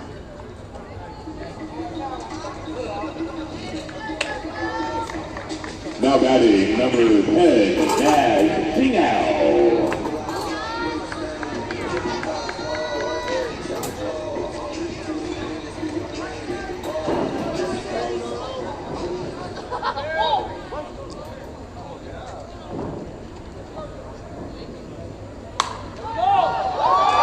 Going to be a tough play. The second baseman not able to get there. The shortstop had come over towards the ball instead of the bag. Let's take a look at it again, because you think normally in that situation shortstop would come to the ball, or to the bag rather. Yeah. And there was nobody there. It was all on Horn, the second baseman. He did all he could. Actually, I think that's Martin now playing. He's moved over to second.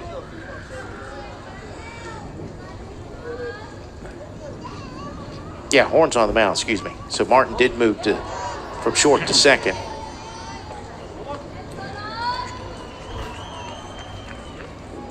$11-0 on the fielder's choice RBI. That one's fouled off, out of play.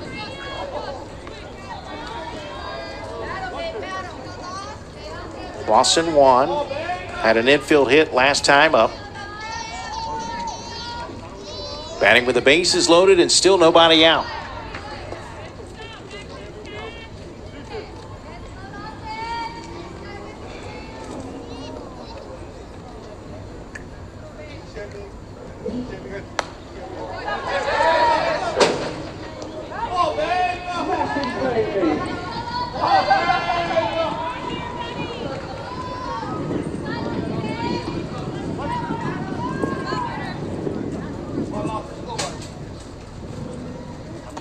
That's in there for a called strike 3. Big strikeout for Horn. That's just the first down of the inning. Now batting number 45, Colton Hino bats with the bases loaded. It's into third. Well, they do get at least that runner at third base. Yeah, he had the right idea. Yeah. Robertson at third base lost his footing, but he got the out. 5 unassisted. Fielder's choice for Hino. He picks up an RBI. second baseman number 27, Harris Kimura. Because it would have been a tag play at the plate. Yeah, you would have. That takes the force off. Right. You're right. Lee retired at third base for the second out. Kairos Kimura Anton has walked and grounded out today. First and second, 2 outs. Strike call. 1-1.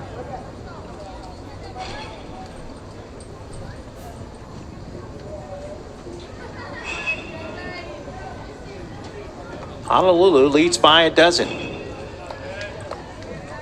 That means Bryant, Arkansas would have to score 3 runs to keep this thing going.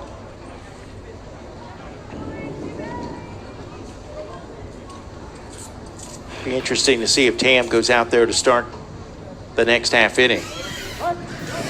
Strike called. 2-2. Honolulu will play Lutz, Florida, Tuesday at 7 on the Kansas City field. Okay. Base hit to right.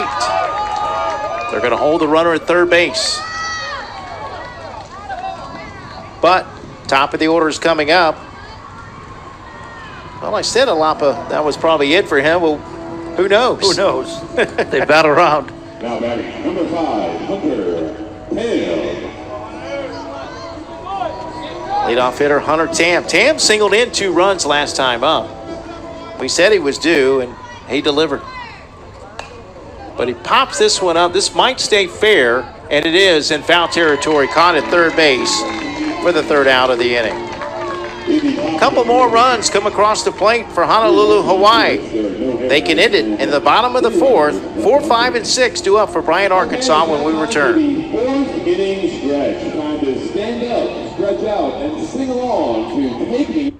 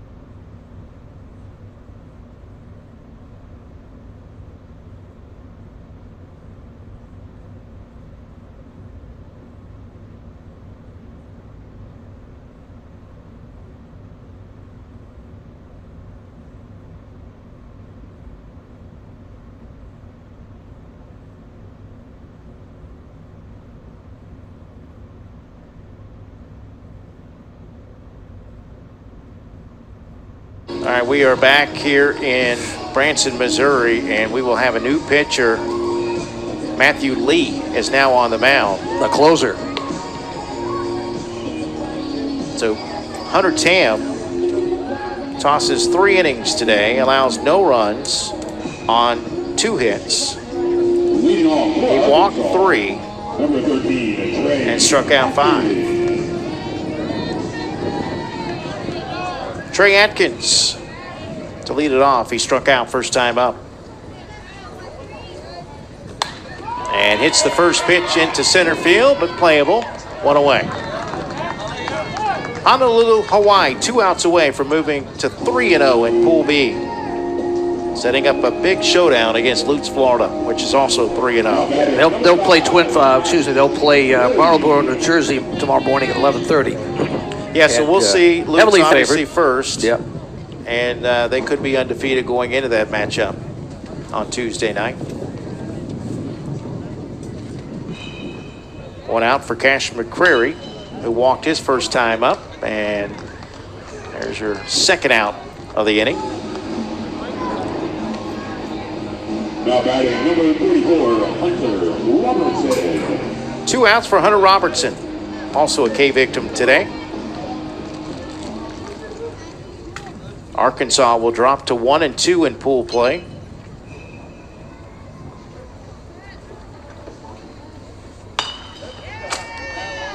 How about 3 pitches, 3 outs?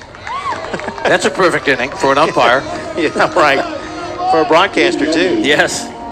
That's the ball game. Hawaii gets the win by the final score of 12-0 in 4 innings.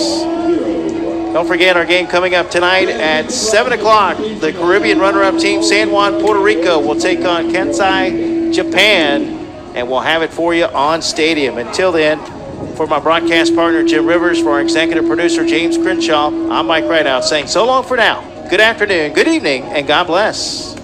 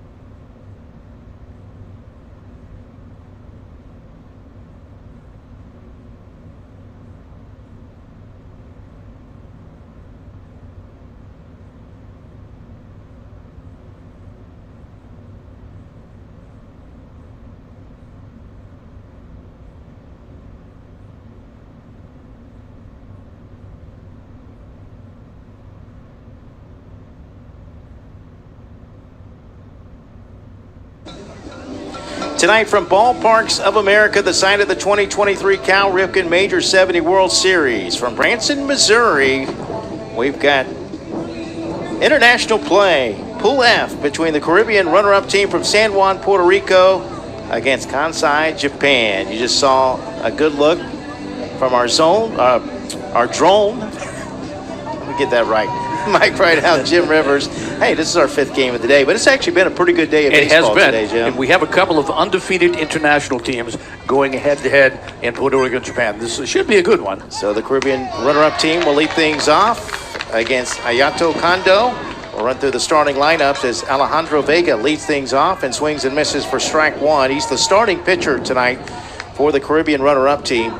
They are 1-0 in pool play. Japan is 2-0. Batting second, the center fielder, number 16, Caleb Fredera. Batting third, the third baseman, number 12, Caleb Burley. The catcher, number 44, Gan Lacamba, bats fourth. Batting fifth, the first baseman, as this one's hit to short. The throw across will get him in time for the first out of the inning. Batting fifth in the lineup is the first baseman, number 57, Zarek Suarez. Batting sixth, the second baseman, number 10, Diego Calderon. Batting seventh, the left fielder, number 7, Elliot Jimenez. You see Santiago Morales and Figueroa round out your starting lineup. So 1 out, bases empty. Here's Fredera, the center fielder, who will take ball 1. That pitch 70 miles an hour. Let us take a look at the defense, Michael. Starting in left field, in the shade, is Ryota Iyoku.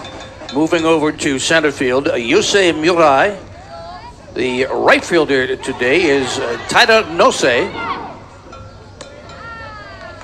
That's a foul ball. And at third base, we have Hyuga Nagano. At second base for the Japanese team, Ichinoshin Shirazu. The first baseman is Daisuke Norinaga. Your catcher is Daisuke Tonagaito. And on the mound tonight, Ayato Kondo. All right. Thank you, Jim. Appreciate it. 1 ball, 2 strikes with 1 out.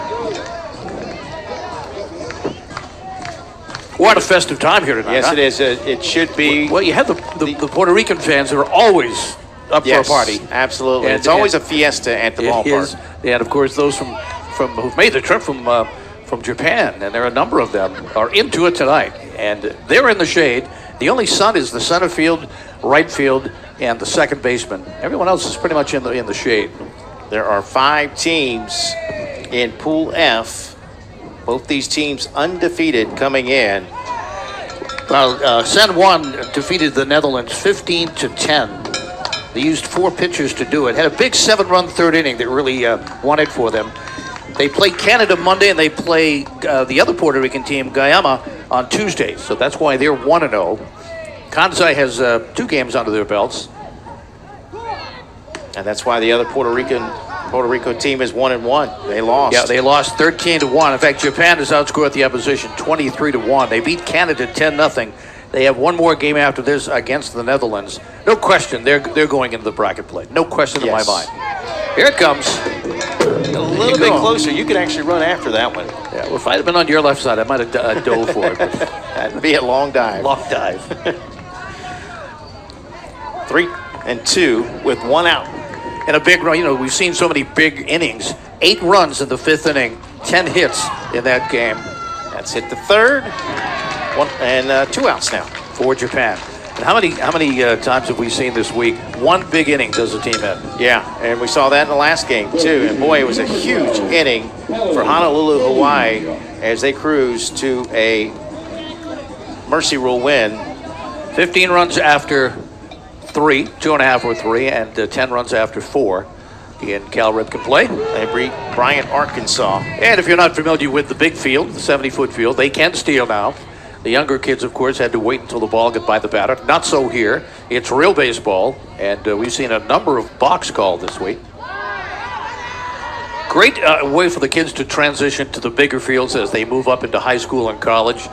Some of the kids who aren't quite ready for it can still play down in the rookie leagues and play in the smaller diamond, but we do have a World Series for the 70-foot diamond, and it's been a great addition, I think, to Cal Ripken. Current weather conditions here in Branson, 86 degrees. Wind gusts, though, are up to 20 miles per hour. Right now, the wind is blowing out. We almost had another another Cal Ripken World Series record, at least a tie for the most home runs in a game. It was set yesterday by Irizarry, who had 3 home runs for Puerto Rico. And then we almost had 3 in a game earlier today. Ground ball to third, and it's a 1-2-3 inning. So we've completed a half inning of play. It's the Caribbean runner-up team, nothing. Japan coming to the plate right after this on Stadium. Rafflebox's mission is to help organizations raise money through online fundraising.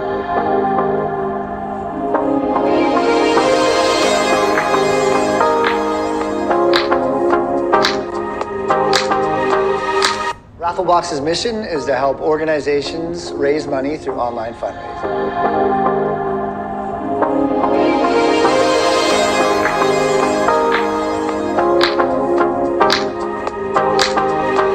The Presley family is celebrating 55 years with a special $55 family pack. We would love to have your family join us this summer for an evening of toe-tapping music, hilarious comedy for all ages, and a night out in Branson. Hurry and book your tickets now at Presleys.com for extra special savings. Take advantage of this 55th family pack before it's gone. Branson's original show on the Strip, Presley's Country Jubilee, is a crowd favorite, and we can't wait to see you live and in person.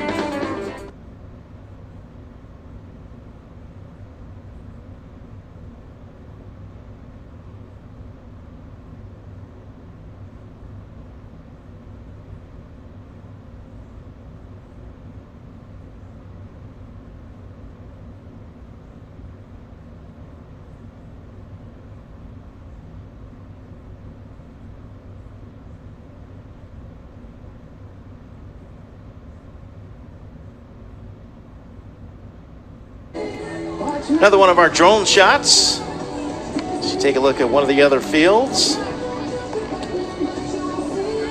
That is actually the field to our right. That's a Chicago field, yeah. Might be able to see on 4 fields.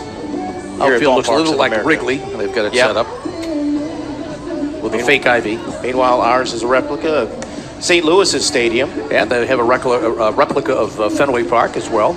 Also Brooklyn. Here's the starting lineups for Japan, 2-0 in pool play. Leading off the second baseman, number 12, Echinushin Shirasu. Batting second, the shortstop, number 14, Noah Ishikawa. Batting third, the center fielder, number 15, Yusei Murai. The cleanup hitter is the left fielder, number 3, Ryota Yoku. Batting fifth, the right fielder, number 6, Takara Nose. Batting sixth, the pitcher, number 11, Ayato Kondo. Batting seventh, the third baseman, number 4, Heyuga Nagano. Batting eighth, the catcher, number 1, Daisuke Konageto. And batting ninth, the first baseman, number 5, Daisuke Norinago. And now with the defensive alignment, once again, here's Jim Rivers. All right, let's go out to left field where Elliot Jimenez will be patrolling. Center field will be Caleth Fredera. In right field will be Alexis Figueroa. At third base, it is Caleb Burley. Your shortstop tonight is Caleb Santiago. At second base, Diego Calderon, the first baseman tonight. For the Caribbean runners-up is Zarek Suarez, the catcher Gian Lacomba, and on the mound Alejandro Vega. All right, they are facing, as you mentioned, Vega, who delivers inside for a ball to Shirasu, the second baseman.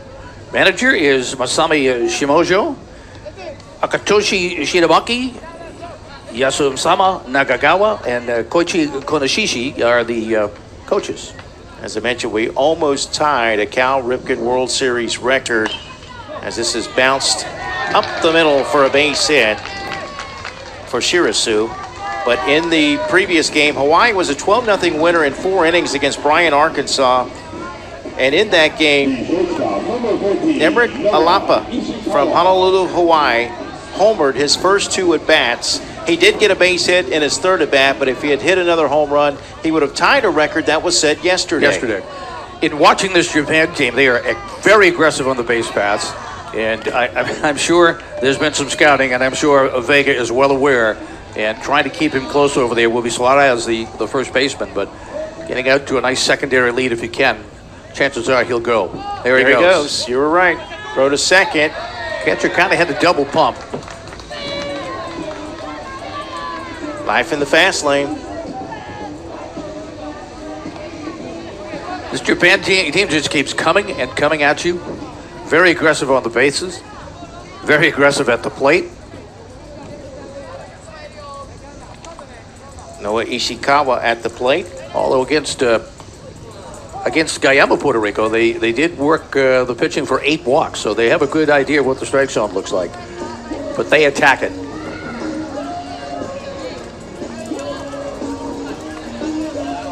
Ishikawa with a runner in scoring position.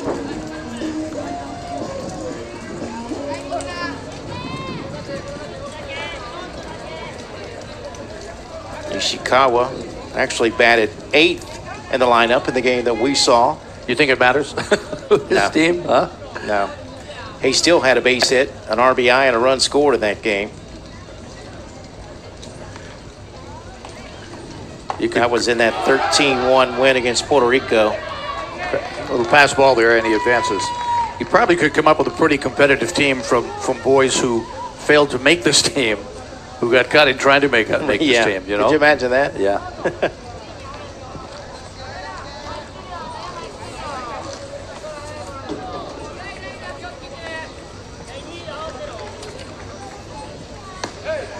You had a chance to have lunch today, Michael. And dinner. And dinner. A nice lunch with a nice fruit salad with grapes and pineapple and melon. It was good. It was good good stuff. And again, we get to eat free thanks to the Ballparks of America. Did he get out of that one? A little dance down there. So did the teams. Yes. That's when you get a chance to meet them and chat. Use the translator on the Google phone. That was pretty neat.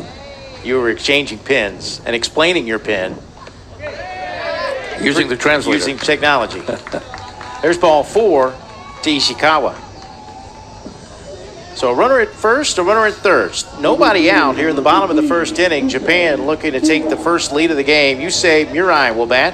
He's the starting center fielder.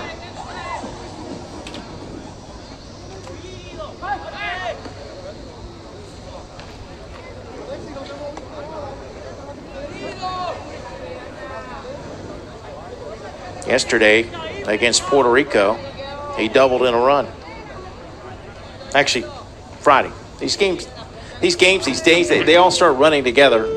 Runner's going to go to second as the pitch is called for a strike. That was Friday when we saw Japan and Puerto Rico.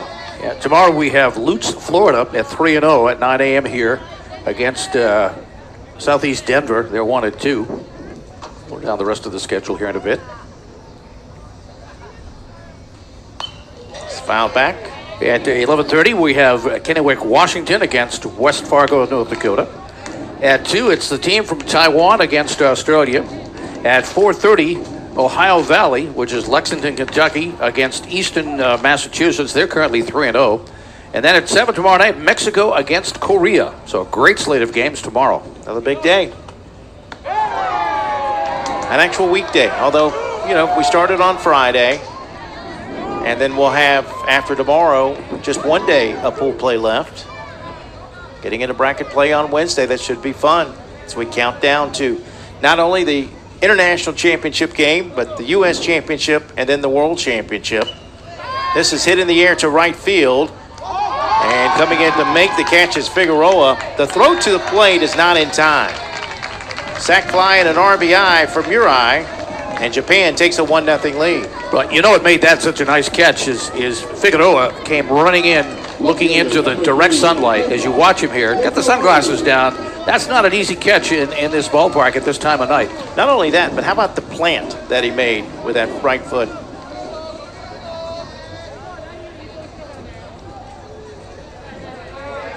Another runner held at second.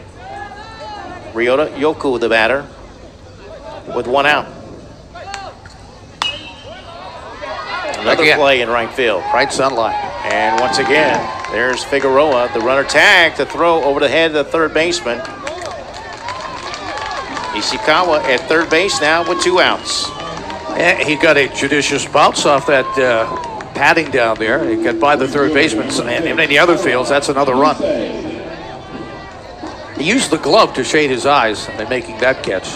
That's probably the toughest field right now is right field. There's still some sunlight out in the center, but I think the worst is in right field. 2 outs for Tyra Nosey. Nosey, the starting right fielder.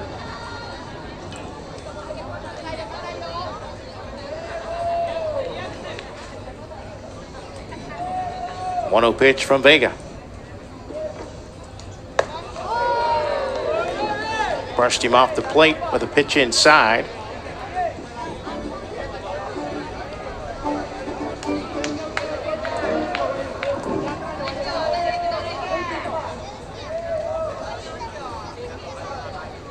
Two-oh delivered. Off the glove at second. Another run will score, and Japan now leads it 2-0. Infield hit for Tyra Nosey. Great effort over there by the second baseman, Calderon. Got the glove on it. The infield hit.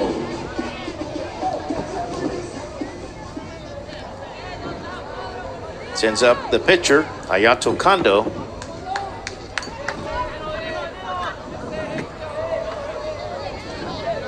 So good start for Japan, looking to move to 3-0 in pool play. Runner going to second, the throw down to second. Like they almost had a chance to get him, but ball got away. Yeah, the throw was there, no question, and plenty of time. But the fielder just couldn't hang on to it. Here it is again. See, it's there in plenty of time, a little to the right field side, and short a bit. Kondo grounds it to first, and the inning is over. But 6 batters come to the plate. Japan pushes 2 runs across the plate. Game scheduled for 6. We're done with 1. Japan leads it 2-0. Develop a strong, clean, healthy body, mind, and soul. Develop a strong urge for sportsmanlike conduct. Develop understanding of and respect for the rules. Develop courage in defeat, tolerance and modesty in victory. Develop control over emotions and speech. Develop into real, true citizens. At the Babe Ruth League, we are not only developing the next generation of ball players, we are developing the next generation.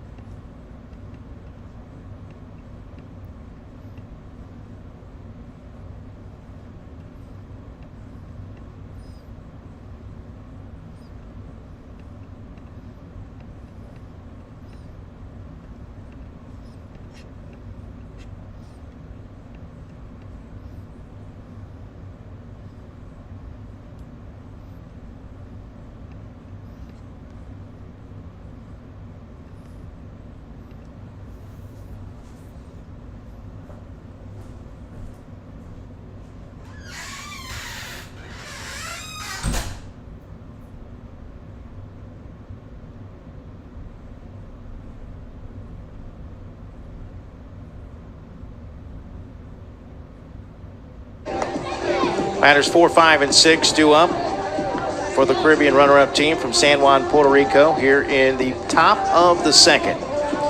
The dimensions here at the ballpark: 235 down the left and right field lines, 265 to straightaway center field. Number 44, Gian Lacumba will lead it off. He's the starting catcher for this Caribbean runner-up team. Let's run down the scores from the 4 o'clock games. Hawaii beat Arkansas 12-0 in our game. Puerto Rico over Canada 15-0. And the Pacific Northwest, Washington over Mid-Atlantic 10-7. Those games played this afternoon. Mid-Atlantic, of course, Flood City, Pennsylvania. Pitch 67 miles an hour from Kondo. He has hit 70 a couple of times.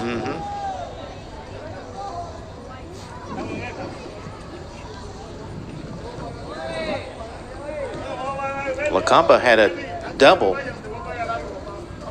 in their game that we broadcast against the Netherlands.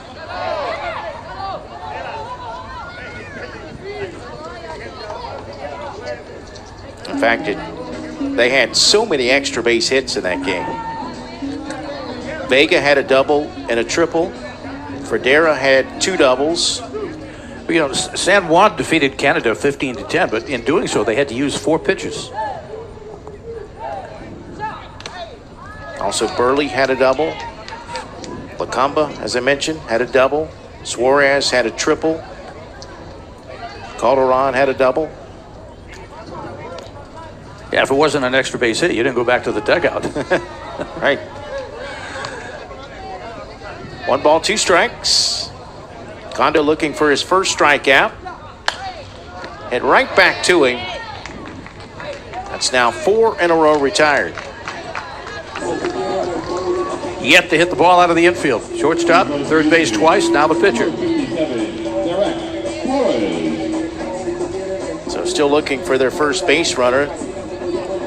There's Suarez, the first baseman. If you had to predict right now, which 2 teams would you pick to be in the World Championship? Well, that means I got to pick an American team and an international team. Correct. So I'm leaning towards Japan, but I like Taiwan. All right. We can't have both, Mike. No, I know. So I'm going to lean towards Japan. Okay. We're in agreement there. That's my pick. That's it. It's your pick too? Yeah, that's my pick. And then just based on what we've seen through 3 days, just because of the way they hit today, we'd already seen the pitching, but I'd go with Chicago. Yep, we're in agreement there. That one hit into right field. Oh! Diving, sliding catch made out there by No-Say. You don't say. What a nice catch. Coming where the ball is tailing away from you, as a right fielder. We'll take a look at it here. In the sunlight, to his left, diving. Nice job. So 2 outs for Diego Calderon, starting second baseman. Now, let me put an asterisk in there and say this. Obviously, we've seen the Lutz team, that Pacific Southwest team, the other Hawaiian team. I'd like to maybe reserve my decision until I get a chance to see them. I'm going to stick with my decision right now. Chicago and Japan. All right. I mean, it's a good. With all due respect to the other teams and what I've seen, if I had to make a selection right now, that's what it would be. Chicago looked good today. But there's a number of teams who could be there. You mentioned the Lutz team for sure. Mm-hmm. And we'll the see them Hawaiian again team in the morning. Yeah. And one team we have not seen yet either is we've not seen Korea yet. Second baseman started running in. It was strike 3. And that Korea team is Shirasu. That Korean team is 2-0. Yep.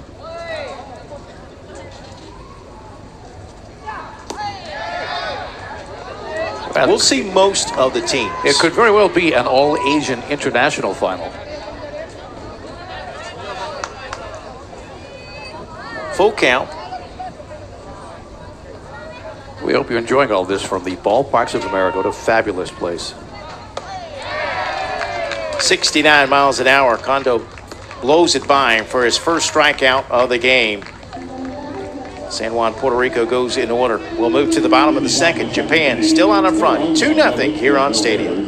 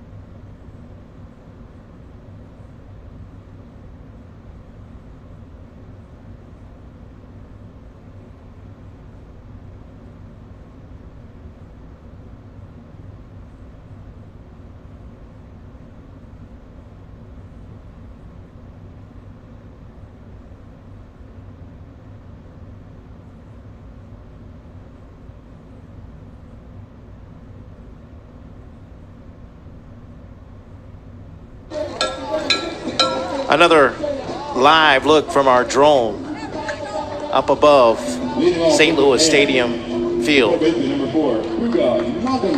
As we head to the bottom of the second. Ballparks of America here in Branson, Missouri. Hope you're enjoying our coverage. We still have a couple more days left with pool play. Bracket play begins on Wednesday. First pitch is heading to left field. It's a leadoff single for Hyuga Nagano.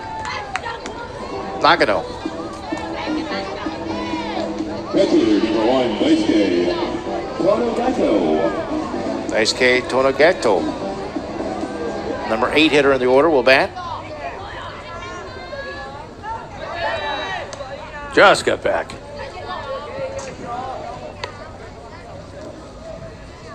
These pitchers are keeping the first base umpires on their toes. They've been throwing over a lot this week. Again.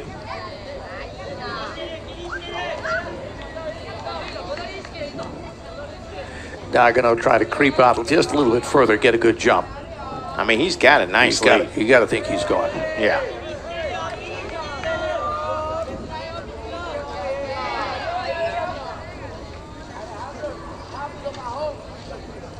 Let's see what Vega does. He's going to pitch. They were anticipating the throw to second, not in time. Stolen base. I'll give you one thing. Lacomba has a very quick release when he gets that pitch to throw down to second base. It just happened to be an extremely fast runner with a good jump, but yeah, he has a great release.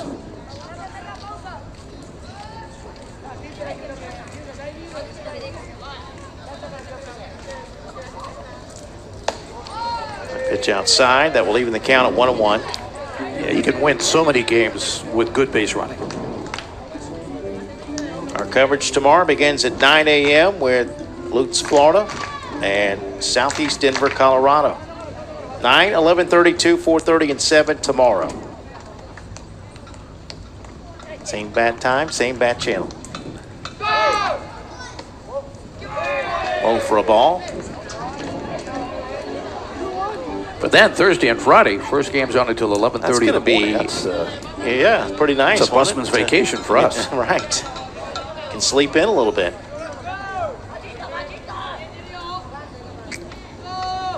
And then we wrap up on Saturday. This is popped up in the infield. The shortstop calls for it right on the bag. Santiago makes the put out for out number 1. The first baseman, number 5, Daisuke Norinaga.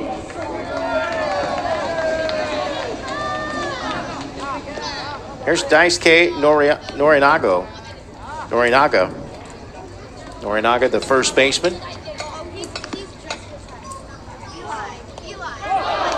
That'll be a pass ball to get the runner to third.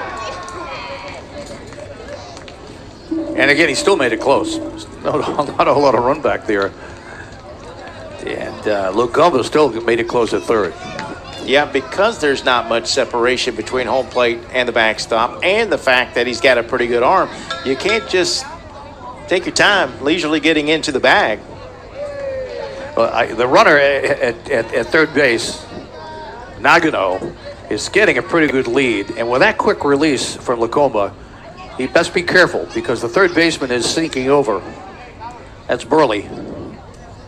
You may get a throw down there. They may, although the runner will take off the minute they throw to third. He's down there so far. And that's probably why Lacomba is not. 3-0 now.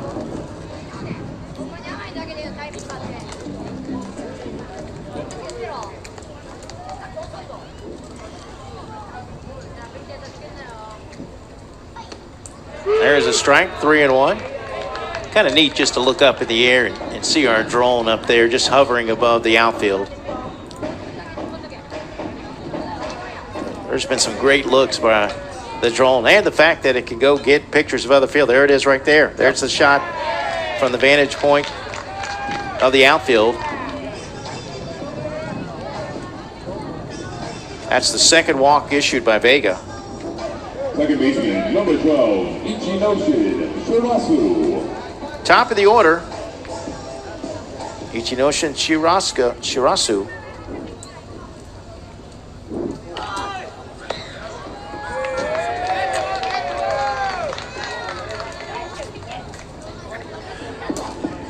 Braga I don't ends up think in Shirasu had any intention of bunting. He was just holding it up there, trying to interfere with the catcher a little bit, his throw down.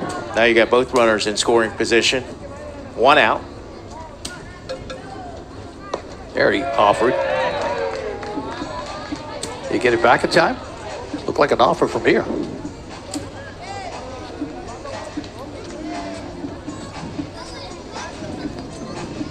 That's the ball. Looked like he poked at it a bit.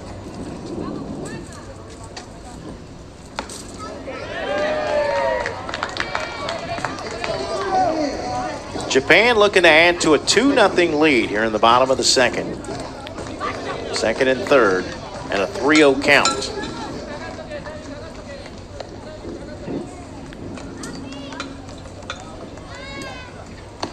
Shirasu takes a strike.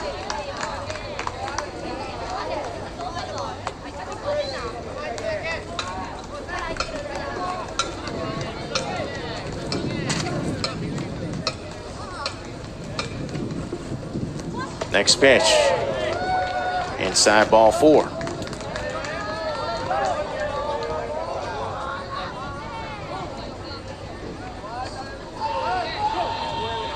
So base is loaded. I think we're going to have a pitching change right here.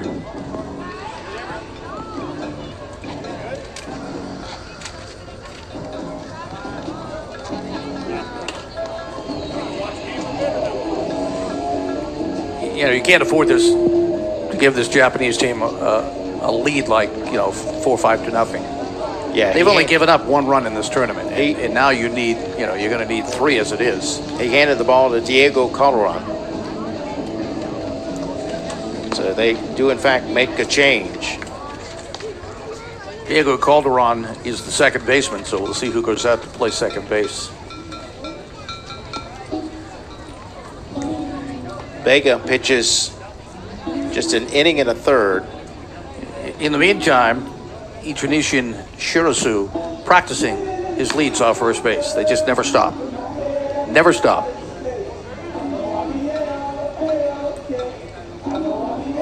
For Vega, inning and a third, 2 runs so far, responsible for all 3 runners on base, 3 hits, 3 walks, no strikeouts. It looks like Zarek Suarez is going to go into second base. Ladies and gentlemen, now pitching for Puerto Rico, number 10, Diego Calderon.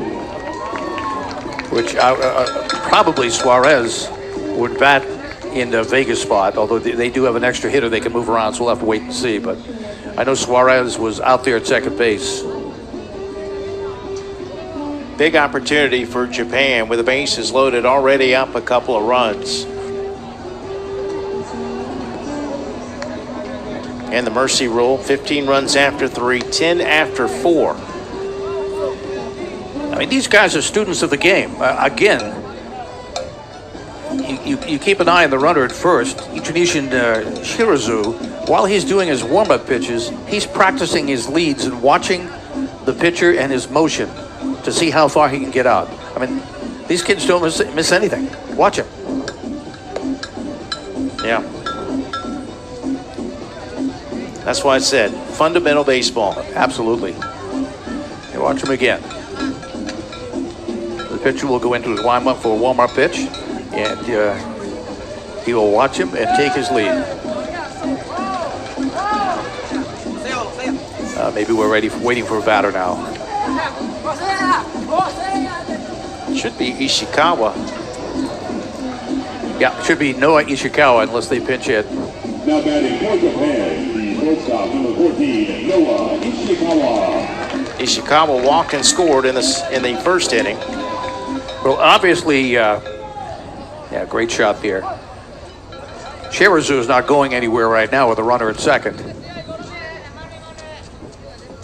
But he's getting out there. Look at the lead they're getting. Line drive caught and a double play. They only needed 2. Now, he took a peek at first. Yeah. Great defense. So a double play will end the threat. We're through 2. 2-0. When we come back, Brian Waldridge, tournament director, will join us for a bit. Right after this on Stadium.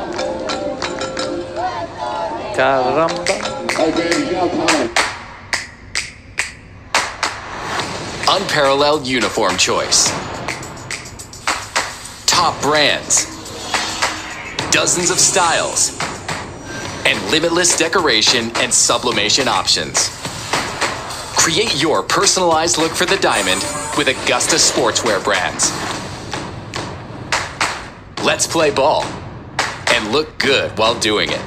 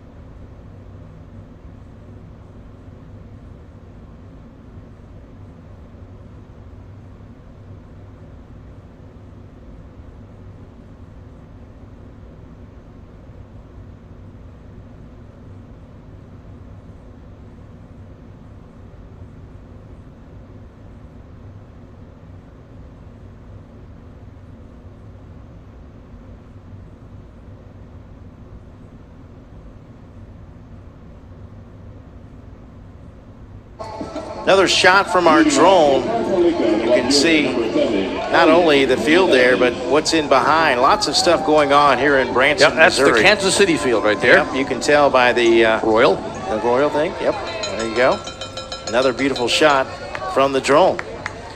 Well, Brian Waldridge, tournament director, steps in. Looking forward to him joining us for just a bit. Brian, what goes into what's involved in getting international teams here? I'm sure it must be something that is worked on year-round. The relationship there. Oh, hold on. We don't have his mic on here. How are we doing there? Let's try it again. Try that again. Yeah, the relationship is a year-round process. And these, obviously watching Japan, this is a very good team coming out of the Asia Pacific. Very disciplined. And you can see, every pitch, every play, these guys are on the move. I was saying earlier, I can imagine the kids that didn't make this team would probably put together a pretty good team. Oh, how about it? Yeah, right. Elliot Jimenez draws a walk to lead things off in the top of the third inning. That's the first base runner for the Caribbean runner-up team. Are there any countries that you know of that are maybe getting close to making a commitment to come here, or you've talked to that you'd like to see here? Well, I'll tell you, one of the things I'm working on in terms of relationship is I'm planning a trip for the Middle Atlantic region to go to the Dominican Republic next August after the World Series. And I'm laid the groundwork right now. And is that like a showcase, or what would that be? Yeah, it's going to be an open invite, at least in the beginning. My hope is to actually expand it to the other regions. But for this one, we're going to take players that are in a tournament team in the Middle Atlantic region. They'll be able to sign up, and we want to take 10U, 12U, 14, and 16 on the baseball side, and then 12, 14, 16 on the softball side, and just go down and play for a week. I think it's a tremendous opportunity. Yeah. It would be a wonderful experience. That would be. And hopefully we can bring it to the other regions across the United States. I would think you need a couple of broadcasters down there, wouldn't you? Right. That's an interesting concept. I think we should maybe work Rob Connor on that one. Yeah, good luck. Santiago moves Jimenez over to second base, first out of the inning. Well, these teams coming in, all 10 of them, really make it a feeling of a true World Series. Well, especially, I'm a bit of a world traveler myself.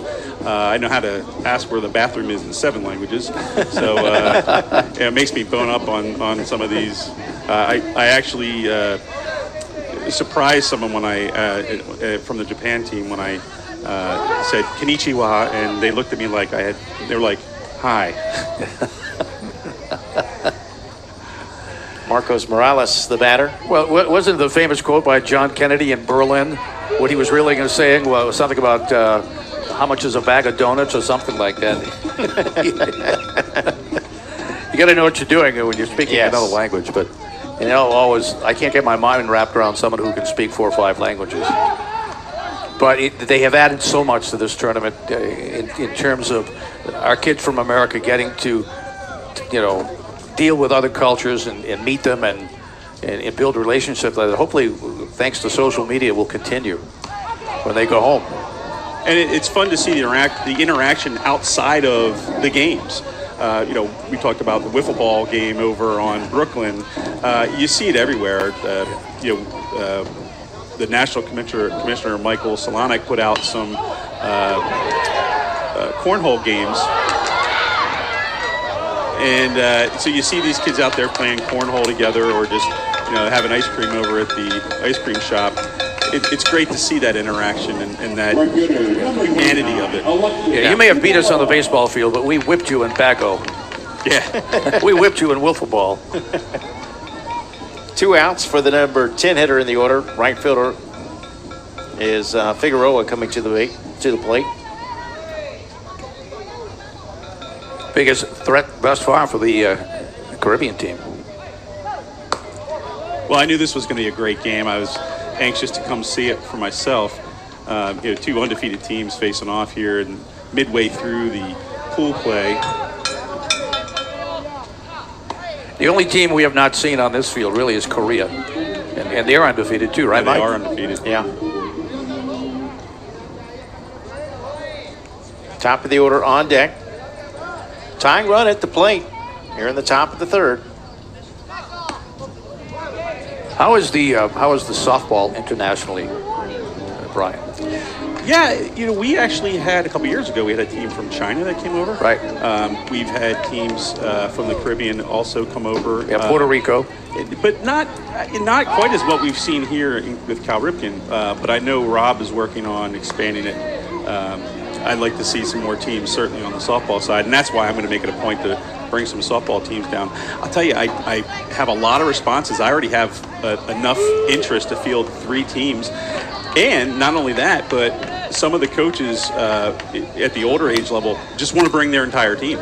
So I have probably about 5 teams worth of players all ready to go. That's great. For next year. Well, the Dominican Republic is a hotbed of baseball. Yeah. Well, and the interesting thing about it is we'll actually be able to use Baseball City.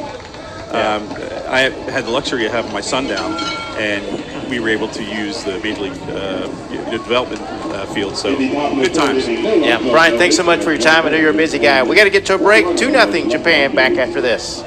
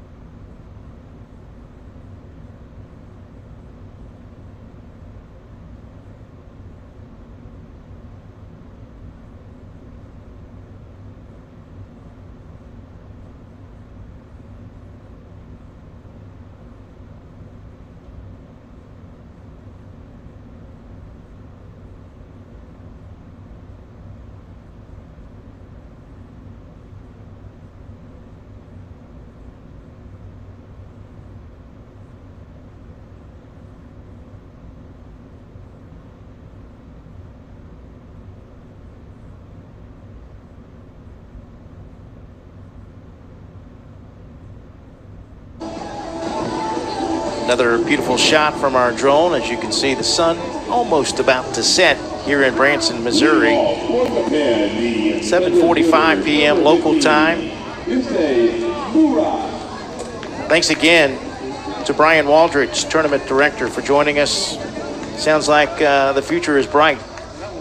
Well, they've got the facility here to accommodate a lot of teams, and I heard there's some talk of another facility like this not too far away.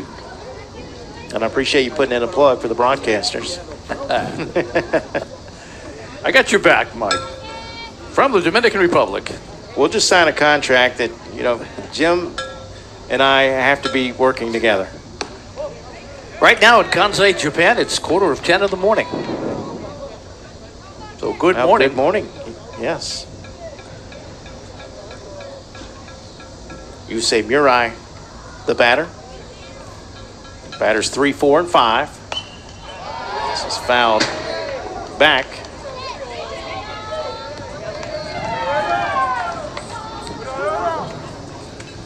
Also, kudos to the camera work on these games this week, Mike. A lot of great angles, great shots. And another foul ball. I definitely agree with you on the great camera work. I mean, we've got different angles, obviously. Our guys have done a fantastic job.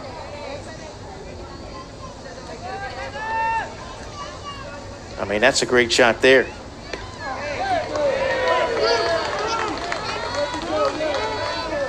You get the sense that our guys know what they're doing. Yeah. Maybe some of that will rub off on us, Mike.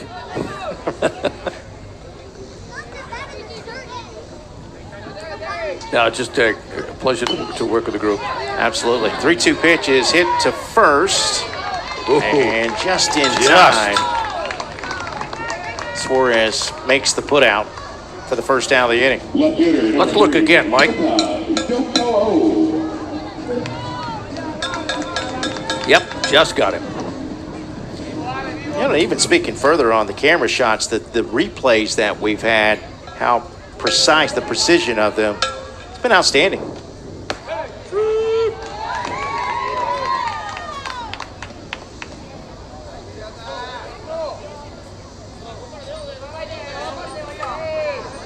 Ryota Yoko, 0 for 1 with a fly out to right.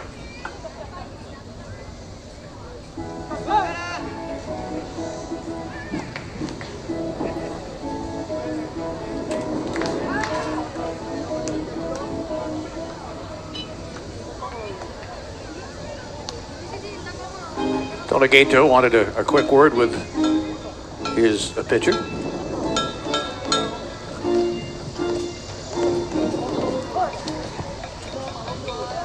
Base is empty. Bottom of the third.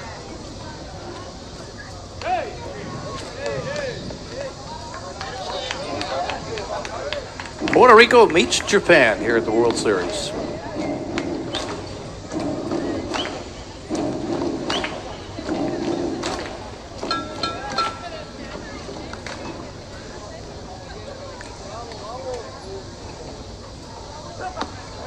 Pitch comes in at 68 miles an hour. Count evens at 1 ball and 1 strike.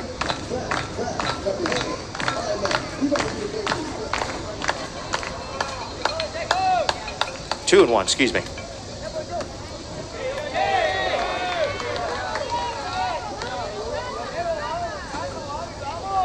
There have been 3 walks so far by Puerto Rico pitching.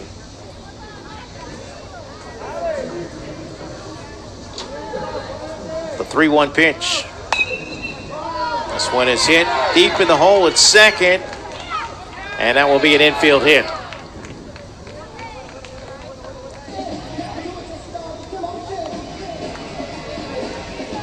One out, one on for Tyra Nosek, who had an infield hit and drove in a run back in the first. Tyra Nosek.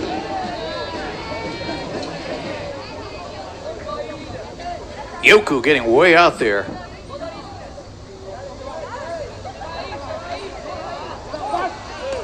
Close play at first.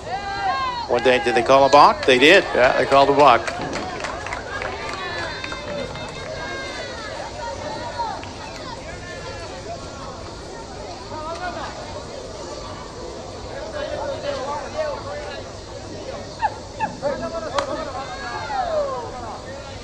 Yoku in scoring position.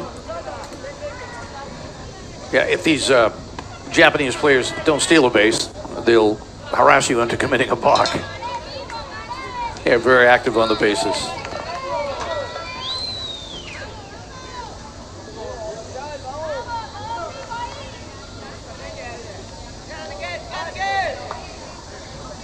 The 1-0 pitch. Swing and a miss. 1-1.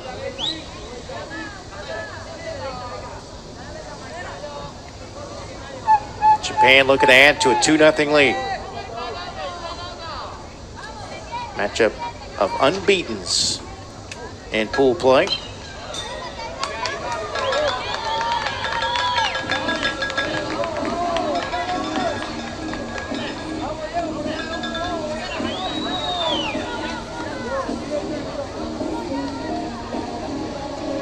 Calderon looking for his first strikeout in relief.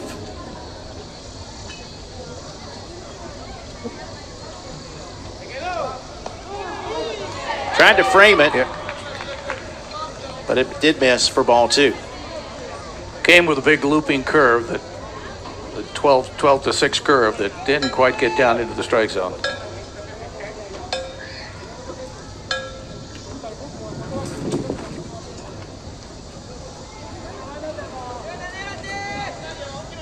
Two pitch won't be made. Throw to second, close, and they say he's out.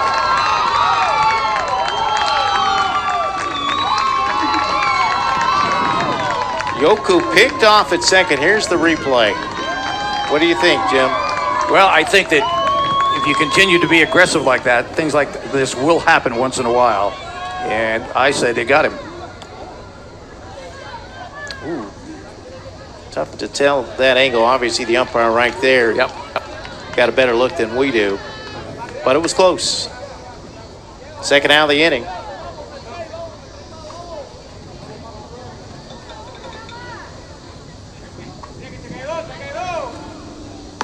Swing and a miss. They end the inning with a strikeout. We move to the top of the fourth. We're halfway done with this one. Japan still up 2.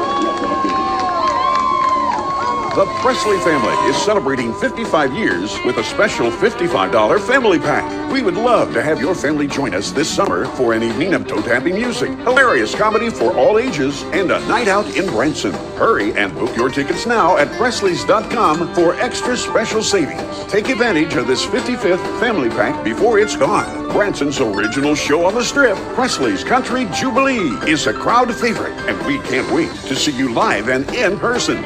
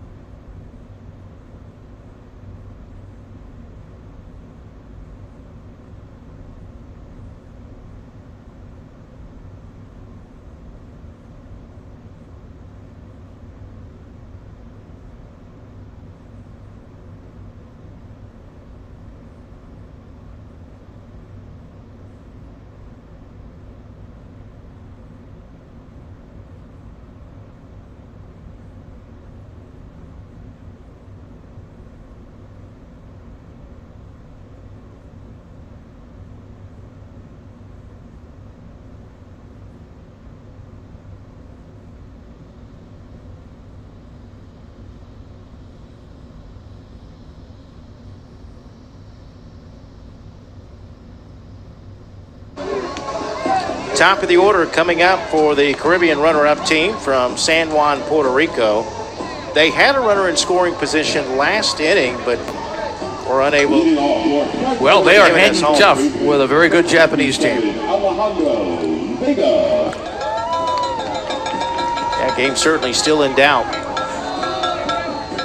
That was a close play to end the inning, though. It'd be worth another look. Yeah, it was. Very, very close play. But a big break, if it was a break, because right now it's still striking distance, and you got the top of the order coming up. Yes.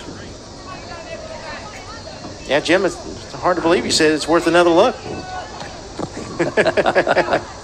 Jim being an umpire. Here we go. Here we go. How about another look? I guess I just don't think we had the best angle on this shot. I think he swiped his leg. Oh, Yeah. we're going to have to get back to the batter.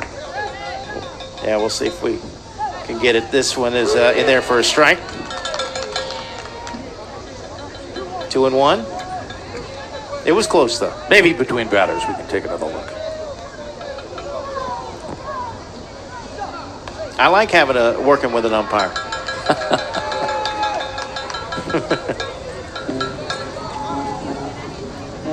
You know, with the thing we talked about, balls and strikes, as long as they're consistent, right, you're happy. Exactly. And, you know, if you're going to make a call in the field, sell it. Mm-hmm. Don't hesitate. And stick with it. Absolutely.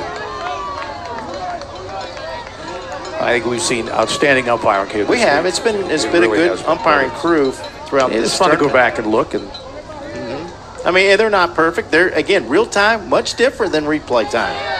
Called strike 3. Vega caught looking for the first down of the inning. Center fielder, number 16, Khalid Fredera will bat now. Starting center field. Here we go. There's the replay. Wow. That's kind of quick. See, that's almost like real time. Here we go. That was tough, you know. Here we go. You slow it down. There's the foot. I think he got him. I think he got him. I think the foot got in there. We can.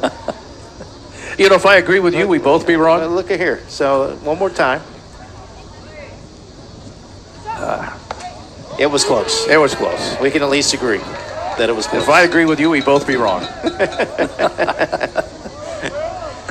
But that's how close it is. You expect someone with a naked eye to make that call. Well, and then you know, that's one of those calls. Too. If he'd have called it either way, he'd have been right. Yeah. Yep. Right. Great camera work picking that up.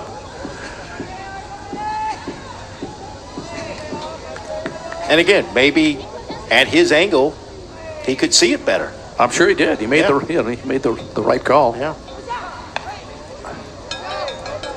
In the meantime, we've got a 2-0 game going here, and I think a lot of people thought Japan might come in here and walk over this Puerto Rican team, given their reputation and what we've seen this week. But the Caribbean runners-up are hanging right in here. Yeah, they just need some base runners. Well, again. And there's one right there. That drops for a base hit. Fredera took the turn, but he'll hold with a 1-out single. Again, Japan has only given up 1 run so far this week. They beat Guayama, Puerto Rico 13-1, and they beat Canada 10-0. So that's why it's important for Puerto Rico to keep Japan to 2 runs. Another look at it. No say, trying to get to it. There's a ball hit into left. No, it's not going to quite get there. Deep in the hole, it's short. Throw back to first. It's a double play. I thought it had a chance to get to the outfield. It did get back to the grass area. And I think the base runner thought it was going for the outfield too. It just kind of died. And then the throw back, got it. Nice stretch. We'll move to the bottom of the 4th. Japan still leads at 2-0 right here on Stadium.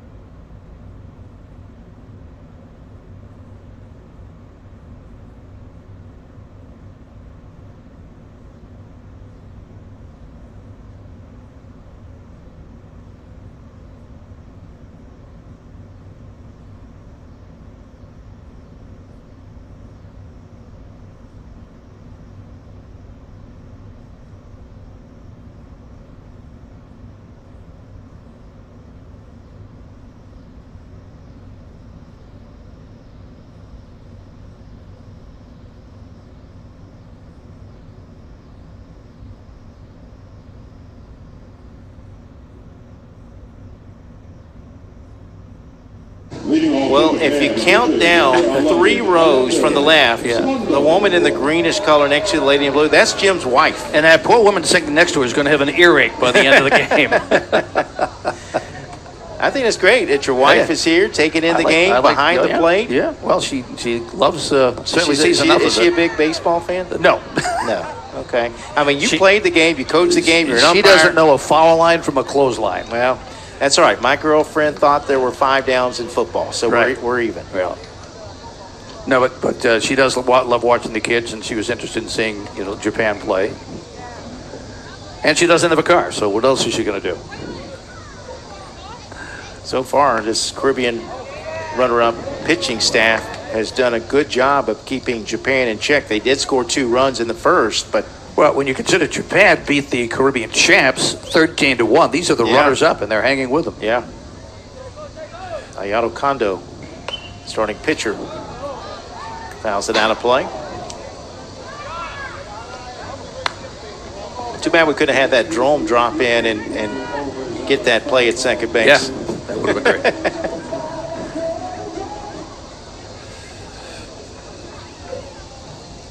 Kondo grounded out to first his first time up.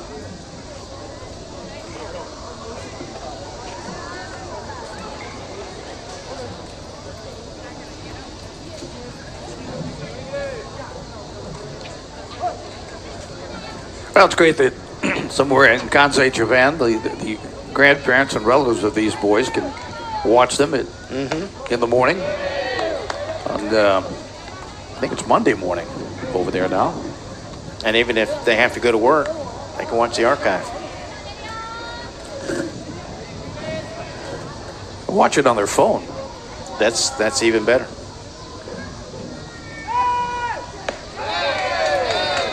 Ball 4.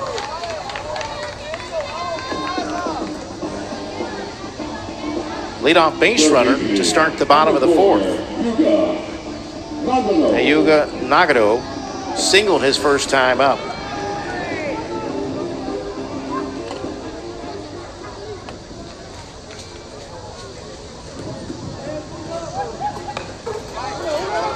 Good bunt. That will move the runner to second. Sacrifice bunt.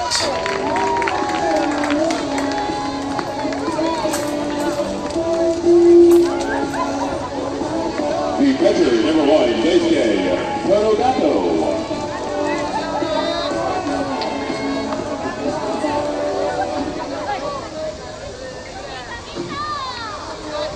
One out for the catcher, Daisuke Tonogato.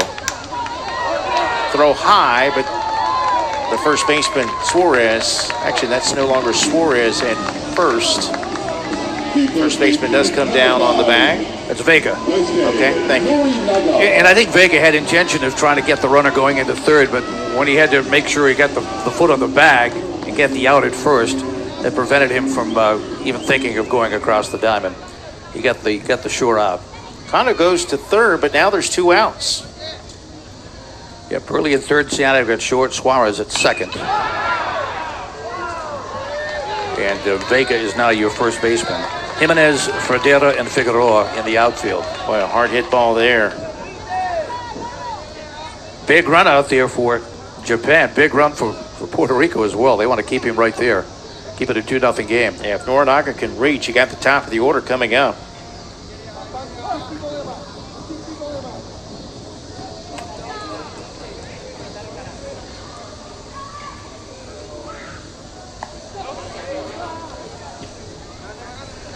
Yeah, Puerto Rico scored their only run in that other game in the 4th inning against Japan.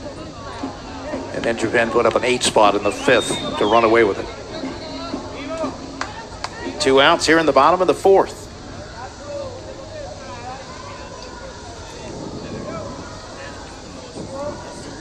Game scheduled for 6. Scooped up, close play, but in time. 4-3 put out to end the inning. So again, Japan threatens. They've stranded a runner at third for 3 consecutive innings. Another look at it as we go to the break. We'll head to the top of the 5th. 2-0 Japan, a good one here in Missouri. No hits, no errors, and 1 runner left on base. Right fans, now time for the second Japan song of the game. Here's Batter.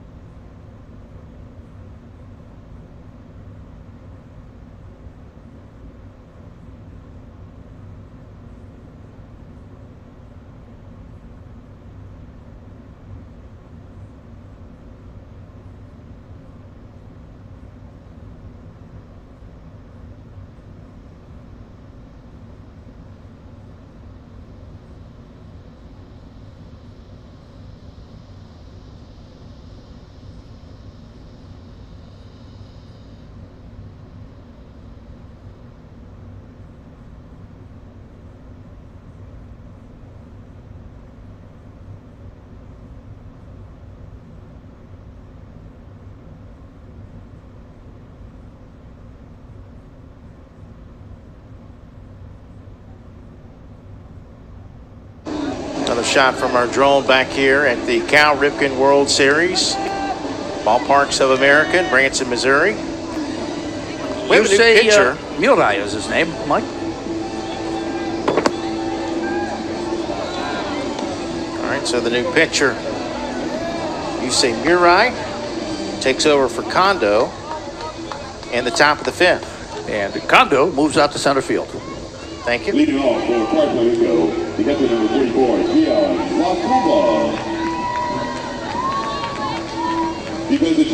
Chance right here now for Puerto Rico to make a move. They've got the job done defensively, stayed in the game, only trailing by 2. They've got their 4, 5, 6 hitters coming up. And thus far they have only the one hit by Caleth Fradera. Lacomba hits the first pitch, but right to the shortstop, and there's quickly one away.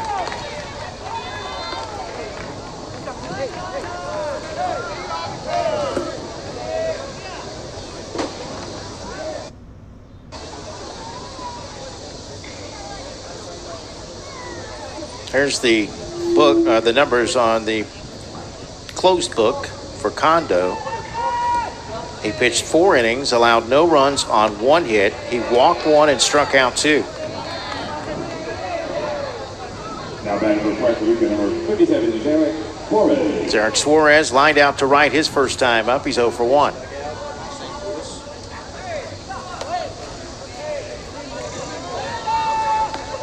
And they really weren't hitting Kondo, Mike. I'm trying to see here. They got one ball out of the infield. That was a fly ball to right by Suarez. This one hit pretty well to center field, but a nice running catch out there by Kondo for out number 2. Pitcher number 10, Diego Calderon. 2 outs for Diego Calderon. He struck out his first time up. Kondo retired the first 6 batters that he faced. He did walk 1 in the 3rd, gave up the 1 hit in the 4th. So, again, only 1 hit given up, no runs. And now Murai has retired the first 2 that he has faced. So the pitching has been really good for Japan tonight. Might have been a part of the plan right from the start because he was still pitching well. Might have been a matter of the number of pitches.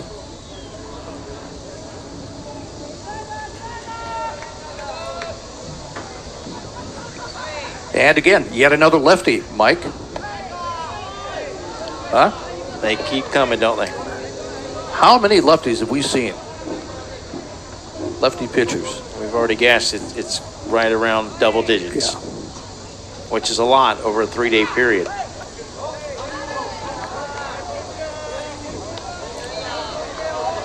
We're going to start counting them. When we get to bracket play, we'll count the lefties. Yeah. Well, this Puerto Rican team, if they don't do something here, they'll have the bottom of the order coming up in the 6th.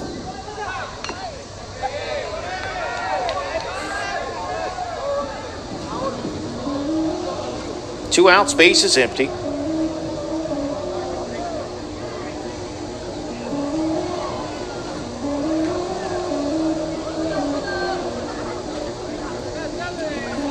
Caribbean runner-up team from San Juan, Puerto Rico.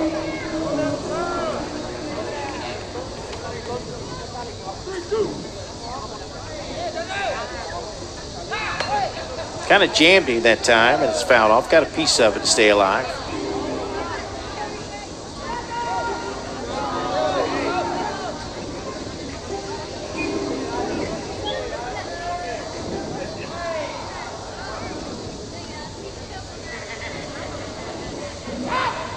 Swing and a miss as he blows it by him at 68 miles an hour and retires the side in order.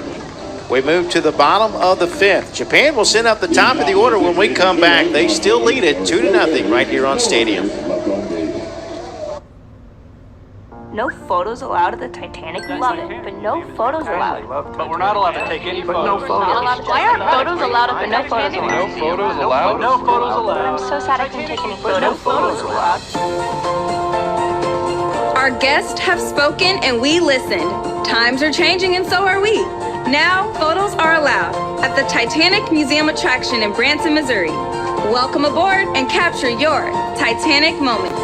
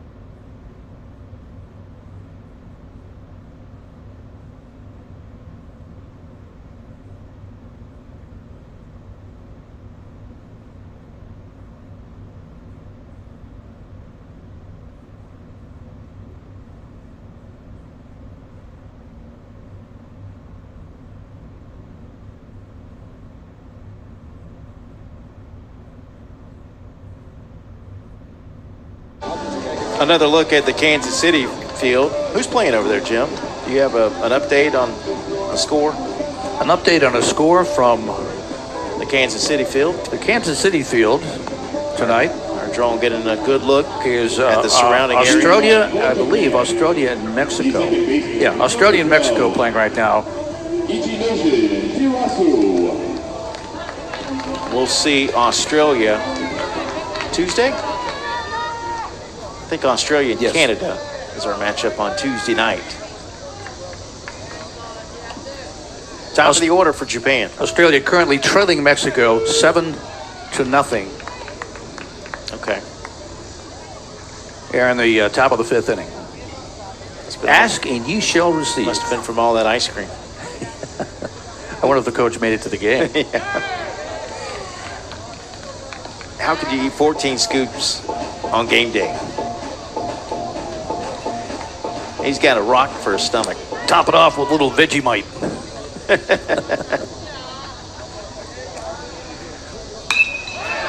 Base hit into center field for Shirasu. And he gets by the center fielder and goes all the way to the fence. He's got good speed. He'll come he home. might try to come home. No, he'll hold at third base. Hold him.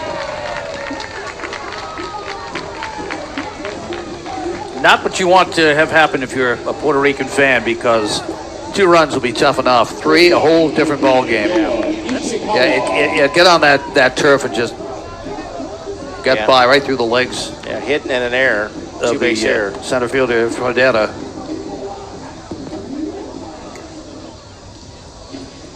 So base hit and an error along the runner to get 2 bases. Noah Ishikawa will come to the plate. He lined into a double play last time up.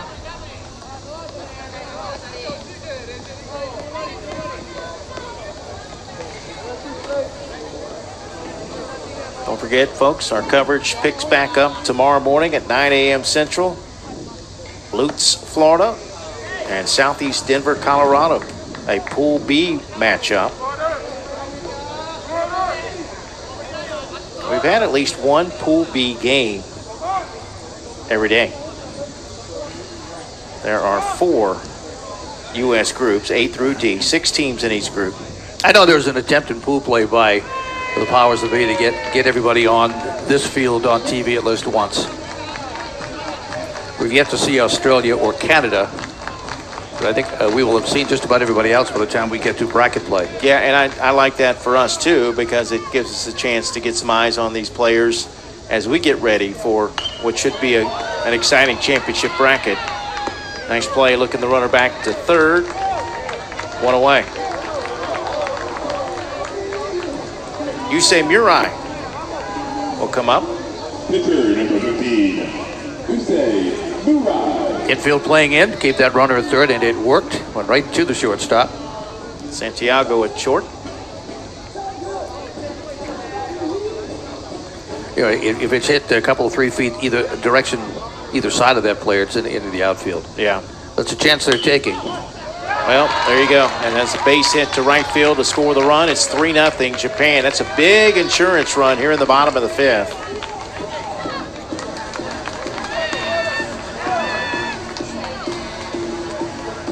Yeah, they've got to stop the bleeding right here. And again, I can't emphasize that Japan has given up 1 run this week. And as you noted, if that infield is playing back at normal depth, that's a ground ball out. So a big error to start the inning has been costly for Puerto Rico. Ryota Yoku at the plate. Runner was on the move to second. And the throw in time. On the play, Murai moves to third. Right fielder number 6, Tyra. Tyranose has singled and struck out.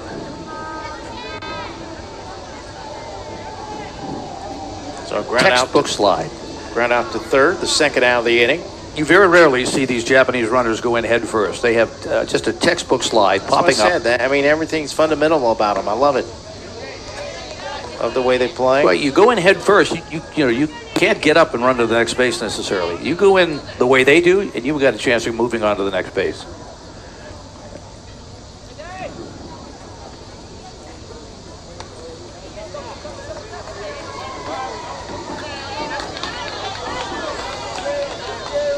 Gotta admit, though, always like Charlie Hustle.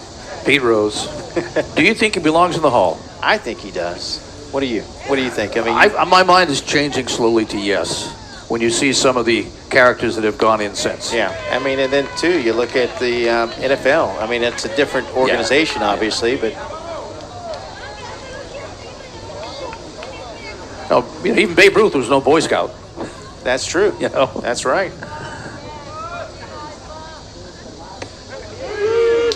Strike called.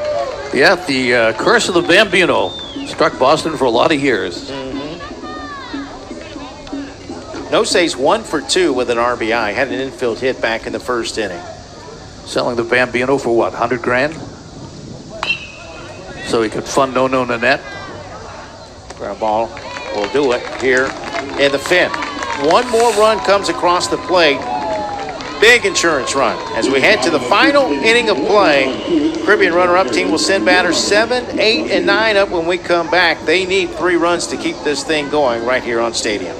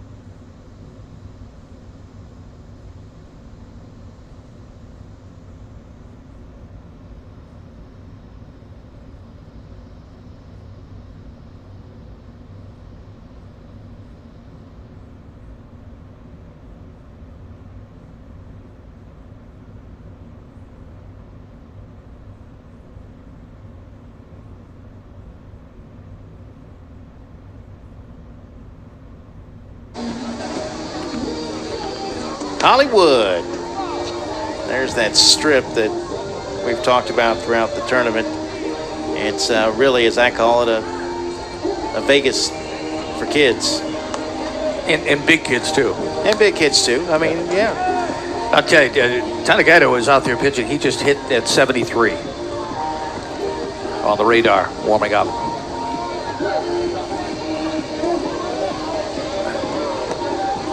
And you do the math. From what, 50 feet? Yeah. 73 miles an hour at 50 feet? It's getting on you in a hurry. He will face 7, 8, and 9. Caribbean runner-up team will be hard-pressed to tie this thing up. They need 3 runs. Or Japan will move to 3-0 in pool play.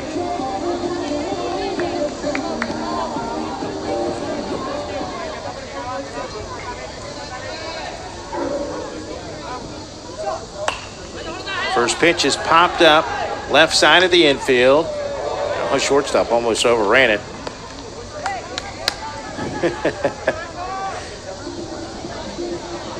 One away. Number 24, Caleb Santiago.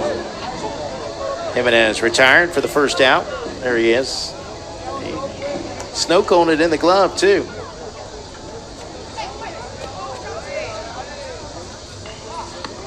One out for Tonegato.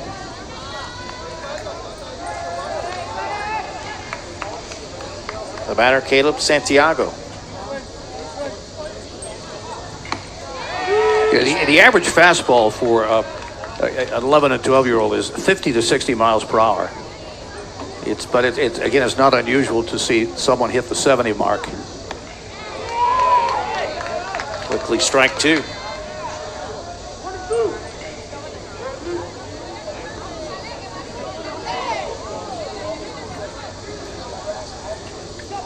Yeah, 70 miles per hour. Just Mike, missed. at 50 feet is the equivalent of almost 90 miles an hour from 60 feet. So that's what these Puerto Rican kids are facing right now. Wow.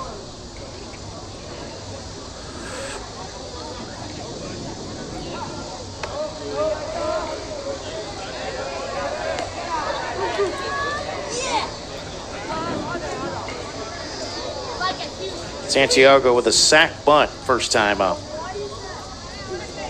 1 out, base is empty. And now they have a runner aboard. So, tying run will be on deck. And you also have the top of the order right around the corner. If you can get your number 10, 9 and 10 hitters on base.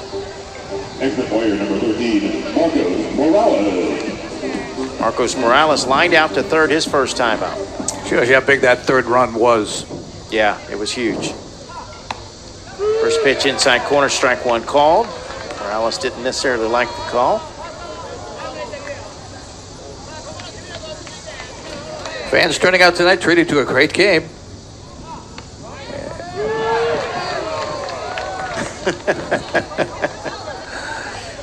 He mumbled something. Strike 2. 0-2 pitch. Got a swing there. Right down Broadway. Yes. So now Japan 1 out away from victory. And they will have won this game 3-0. They have outscored the opposition now 27-1. And they've only allowed a combined 1 hit. Yeah. It's been a couple of walks. That was the 4th strikeout. Figueroa grounded out to the pitcher his first time up.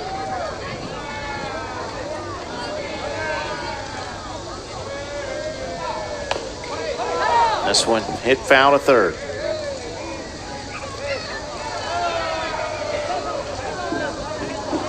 Well, against Puerto Rico, the first Puerto Rican team, they allowed 5 hits. Against Canada, they allowed no hits. And how many hits are they here today? Only 1 hit. One that hit. was back in the 4th inning. So a total of 6 hits through 3 games they've allowed. And 1 run. Yeah, see, and that's one of the reasons I said I really like Japan. I like the way they play fundamentally. They steal on you. Very good baseball team. Very solid. And about to be 3-0. You hear some fans downstairs yelling from the descend the runner. You're down 3-0. It's 2 outs. You gotta hope for a base hit is what you need. Figueroa takes a strike. Full count. Another great day of ball here at St. Louis Stadium, Michael. Top of the order on deck, and probably our best day as far as, games went pretty smoothly today. Reached out, just kind of protecting the plate that time. Well, I say we should come back and do it again tomorrow. What do you think? Let's do it. Let's play 5. Yeah, let's do it. 3 balls, 2 strikes, 2 outs. Here in the top of the 6th. Again, just fouling it off to stay alive. Yeah, good bat control.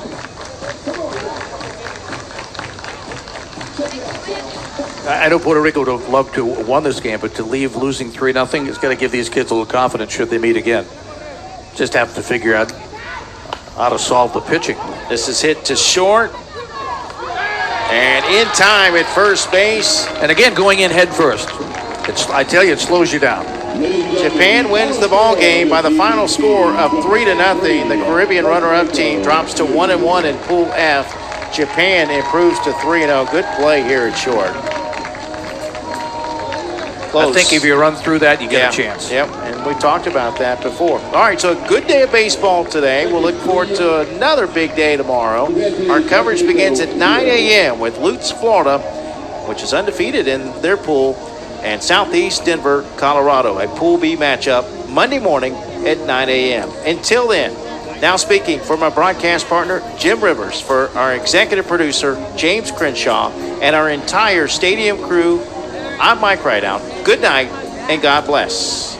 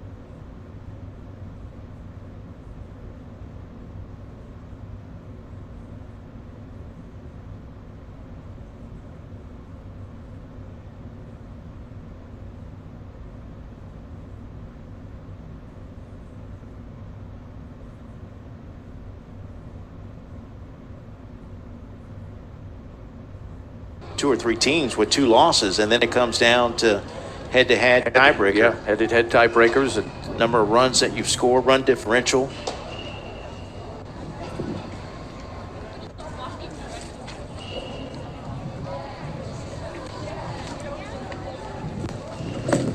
New pitcher is Tanner Hoagland.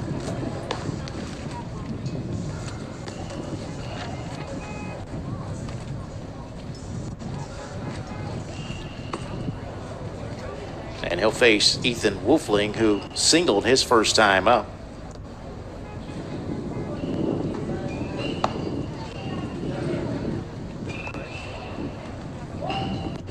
Marlboro, New Jersey scored 3 runs last inning on 4 hits. And they've got their first 2 on to start the bottom of the 3rd inning. We're going to take a quick break. We'll come back with more baseball from Branson right after this.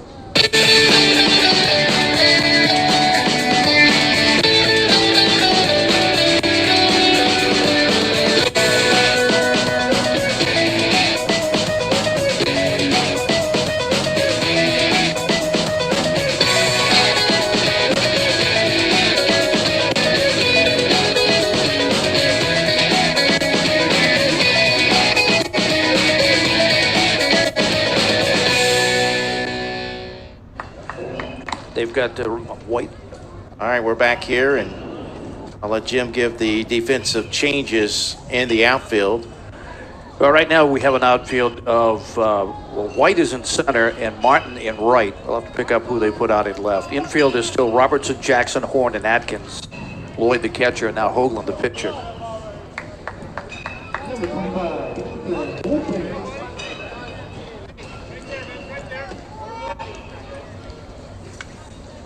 And Jim, the new left fielder is Cameron Martin. All right, they've got, who we've got in right? Game Changer has him in right.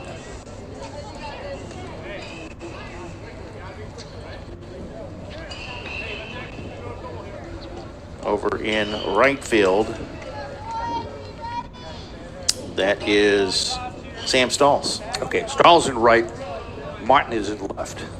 So they just haven't updated Game Changer yet. Right. Wild pitch, and that's going to get both runners up a base. Both of them now in scoring position.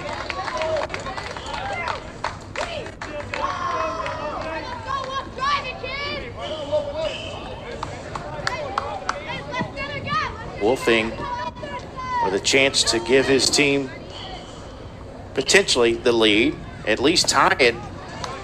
Well, with nobody out, you have to think they've got to get at least one of these in. Just get it into the outfield in any fashion, fly ball or a base hit, and get that runner in. Even an out. I mean, the infield's not playing in. Oh, Horn is playing well off the bag, allowing the runner to get a pretty good lead coming down the line. He'll be off on contact, so he may even score on an infield out. And you got Jackson playing almost in near the outfield part of the grass. It's off the plate for a ball. Yeah, the base runner at second, Alexander, could easily take a larger secondary lead down there, looking where the shortstop is. And yeah, second baseman and the second baseman, right. Second baseman is in, northern Arkansas. That's outside for a ball 3. Full count.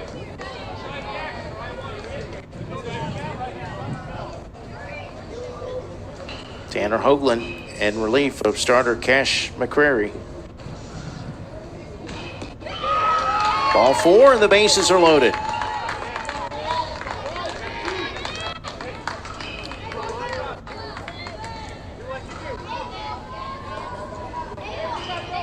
Anthony Gruntling, and I don't believe he had a hit in his first game.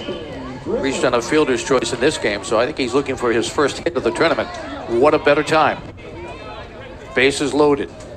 Marchese Vince at third, Alexander at second, and Wolfling at first. Yeah, Gruntling grounds it to second. The throw to first will get the run home. And Gruntling actually did not start yesterday. He got a bat, but he did have one at bat and struck out. So he gets a big at bat here to drive in a run. We're tied at 4 apiece. as Marquisi scores on the play. And still 2 runners in scoring position. Alexander at second, Alexander's at third, Wolfing is at second. Julian Inch, the batter, he singled first time up. Chance to break the tie. To short. And the throw across will end the... Actually, that's just the second out. That gets another run home. Yeah, again, they gave up a run for an out. Well, if they get Newman on now, you're looking at Cadence O'Farley with a base hit and Anthony Grenades with a big double. So this is a big out right here. Big out for Hoagland. Newman walked and scored his first time up. 5-4, Marlboro, New Jersey. Back out, well, actually in front for the first time.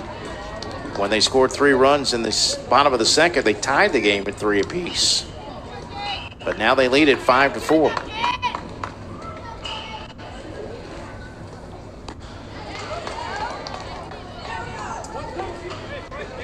1 ball, 2 strikes with 2 outs.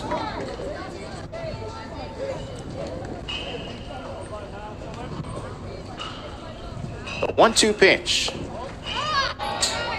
Misses for a ball, 2-2.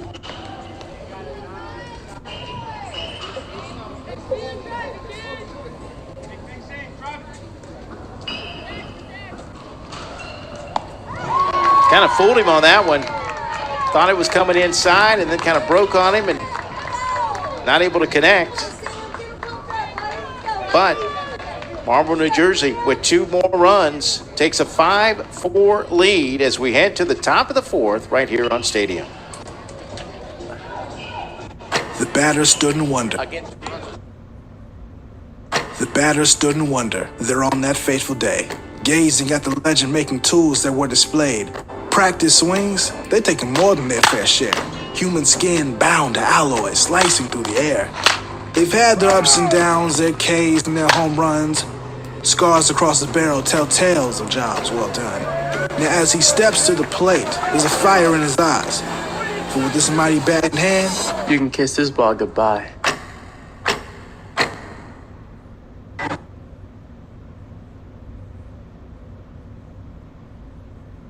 Develop a strong urge for sportsmanlike conduct. Develop understanding of and respect for the rules. Develop courage in defeat, tolerance and modesty in victory. Develop control over emotions and speech. Develop into real, true citizens. At the Babe Ruth League, we are not only developing the next generation of ball players, we are developing the next generation.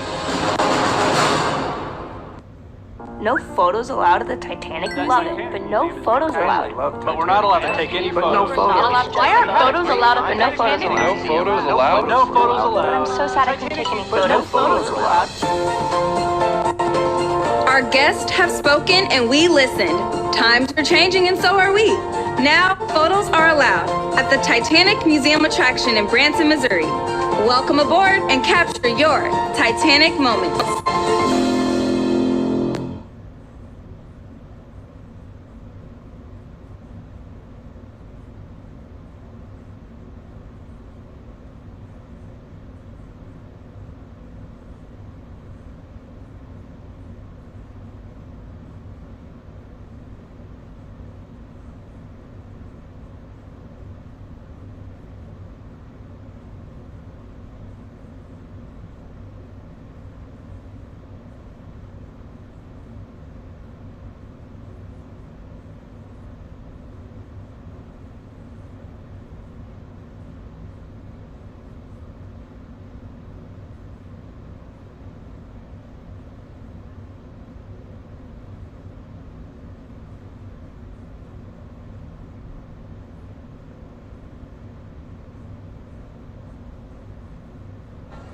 All right, we are back here in Branson, Missouri.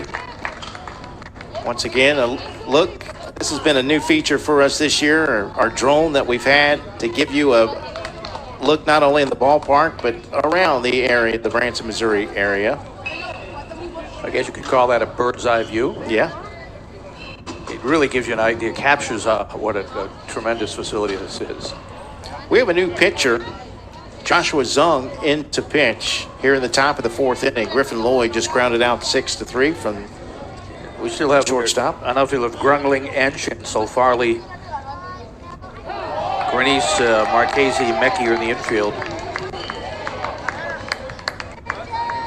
Oakland hit by the pitch, trying to shake it off.